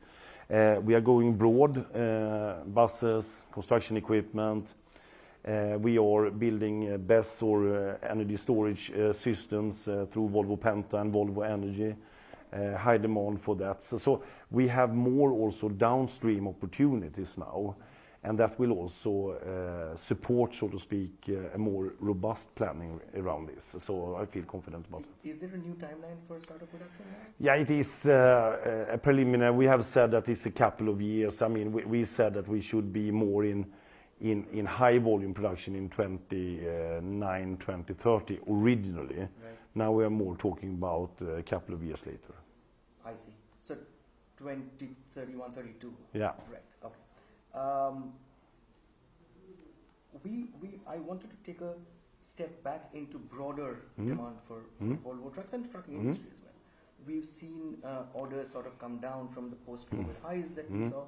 Could you explain what the factors are at play and how can you offset that in some ways that you've said is normalization of demand? How do you offset that? No, but first and foremost, obviously, if you look at the underlying trend lines of trucks and transport, it's highly related to the general economy, right? And now with central banks and general policy has been to, cool off economy after post-COVID, so to speak, expansion. It has been highly expected that, higher interest rates giving lower demand, lower consumption, and thereby lower demand for transport. So this is an anticipated situation that we have seen. Having said that, volumes are still solid, I have to say. We are not experiencing situations that we did see during the Great Recession, for example, 2008, 2009. it is a more type of balanced system. What we are doing, apart from the fact that we are global, as I said, and we have dual sourcing, so we can mitigate partly because some of the regions are doing really well still, is obviously that we have a built-in flexibility in our industrial system. So we can take swings of plus minus 15-20% that is built into the company's industrial system. Because you need to have that in a cyclical economy. Having said that, we are also very strong in services. So that is also serving as a very good cushion for our business. So 2025, we guided in relation to Q3 presentations, as we always do. We are guiding for a softer market, both in Europe and North America, but no drama. Of course, at one point in time, pre-buy in North America will start to take place for the 2027 legislations and regulations. When that will happen, let's see. But generally speaking, I'm very positive about the future of transport. When we look at the general estimates, and I said that during the keynote today also, I mean, transport will multifold 4 or 5 times up to 2050 if you have 2010 as a base year. So this is a growth case. And in addition to that, by the way, the transformation is a growth case for us because we are getting, so to speak, a bigger participation per unit with our customers when they are going electric or hydrogen. Yeah. Even with the normalization in 2025, where do you see that level off in some ways? Do you have a timeline for when you expect demand to settle? Yeah, but I think it's very much related to what we see also in general economy. That I mean, now, so if I may say so far so good with the measures that have been taken from the central banks to fight inflation. If that continues to be successful. And they can, so to speak, start to, and they have started, of course, to take down interest rates. If consumer confidence is coming back, feeling that this is more new normal, that interest rates will be on lower levels, then we will see consumption picking up, and then transport will come back. But transmission of interest rates takes time, right? And yes. And there's a lag, so which is why I was trying to understand if you have a sort of a sense of how long this can continue. No, but I don't. Again, I don't think it's a drama. We are forecasting both European and North American market that yes, it is a correction in relation to the peak years, but it's still good years. And then I think growth will come back more step by step when consumer and it will be also for consumers step by step, which is a wise decision, by the way, because if you think about it, and that is more a general comment, it doesn't make sense in a risk and reward society. Time is money. That you have more than a decade a world with negative interest rates. I mean, where risk is not costing anything, that cannot be a normal situation. So I personally, of course, wanted to avoid this swing, but now trying to get back to a situation with, if I may say so, normal interest rates around 2.5%, and thereby or inflation, and thereby interest rates somewhat higher. I think it's a good thing for the world, actually. How do you, when something like this happens, the volatility yeah. that you mentioned, it has a clear impact on the bottom line, right? Yes. In some ways, Volvo has managed that yeah. bottom line. In what way have you cut costs, and what way do you plan to, going ahead, manage costs? Could you give us a sense? Yeah, but first and foremost, as I said, I mean, we have worked a lot with the built-in flexibility in our industrial system. We have done that, I think, in a very good way. We have worked very much with our labor representatives in order to find the smart way of doing that in terms of flexibility. We have, I think, been good in anticipating also demand, so we have been a little bit ahead of the curve, because this is a question of courage also, that you want to be ahead of the curve, and because often you hope a little bit for the best, but it's better to plan for somewhat and act a little bit on the worst there. Then I think we have been growing our service business quite a lot, and that is serving as a cushion, because when demand is coming down, services on the new products, it's not doing that in the rolling fleet, and that is a very important part of our resilience today. And we have introduced a lot of new technology, you should not forget about that, and with new technology, pricing power is coming because we are getting paid for value, and we have invested more than ever in research and development over the last 7, 8, 9 years, and that is paying off. In this kind of a scenario, and we've discussed the uncertainties in the US as well as in Europe, how do you see green investments from Volvo, which has been a focus for Volvo, going ahead? Is there a sense of caution around how much money you put into green investments? No, but I think again, I mean, the pathway to the future for us is clear, but then it's more about refining the timelines. I mean, we want to lead and be, so to speak, in the forefront, but you cannot be Don Quixote, you know, fighting all the windmills alone like Don Quixote and Sancho Panza. So you need to refine your timelines, obviously, still being in the lead, but the battery factory is an example of that, how we are refining. So you should think about capital and resource and talent allocation, of course not a year-by-year play. It is, so to speak, a planning over time. And in that time span, we are planning for different scenarios. And a lot of these things are not only, if I may say so, labeled green. It's good for everything. It's good for safety. It is good for uptime, availability, etc. So it has, so to speak, multiple use, which is fantastic. I mean, I should say that we will not divert from the fact that we want to lead this three-path strategy of battery electric, fuel cell electric, when it comes to combustion technology, renewables, when it comes to recyclable material, fossil-free steel, etc. Because we think it will matter from a competitive situation, and we want to make this shift happen. It will be good for the business, but it will also be good for society. That is our...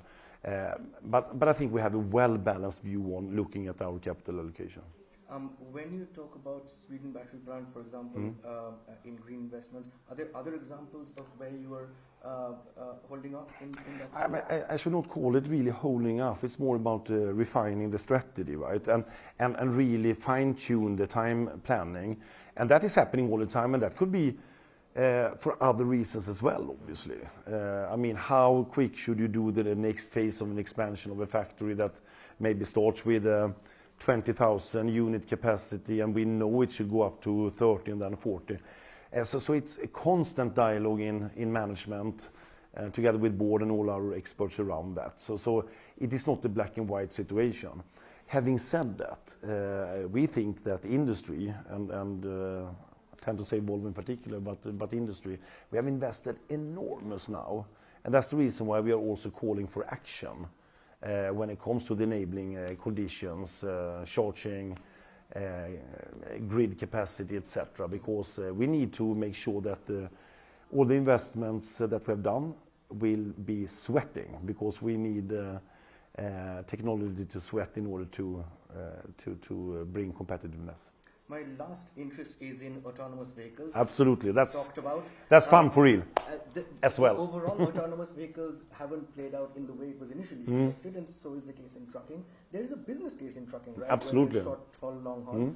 How does Volvo's autonomous vehicle strategy look in the near term, and what are you doing organically versus partnerships with other software players? But first and foremost, I mean, we are already in commercial operations when it comes to confined areas. So we learn a lot there, you know, for mining, for quarries. We will see that in ports and terminals, etc.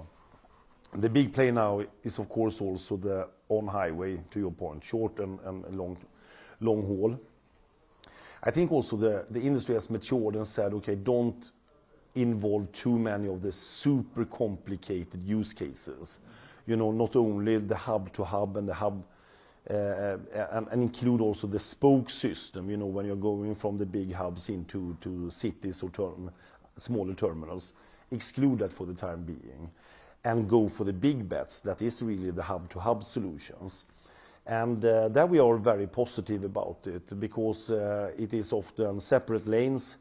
It is still, of course, a very advanced system, but it's a system that could be developed from a safety standard that we absolutely need to have in order to make it happen. And to your point, the business case is very strong on that, because if you take the longer haul pieces between big distribution centers, for example, if you can do that with autonomous, it will play a big role. And we are partnering with the best in the industry. This morning, for example, at our keynote, we had Aurora Innovation with Sterling Anderson on stage together with Lars to talk about this, because with the Aurora virtual driver and our redundant autonomous truck, we will soon see them even without a safety driver, and that is of course a big step for the future. On that note, thank you so much. Thank you. Us. This was very great. Yeah. Thank you so much. It was great. And thank you all for watching. Thank you very much.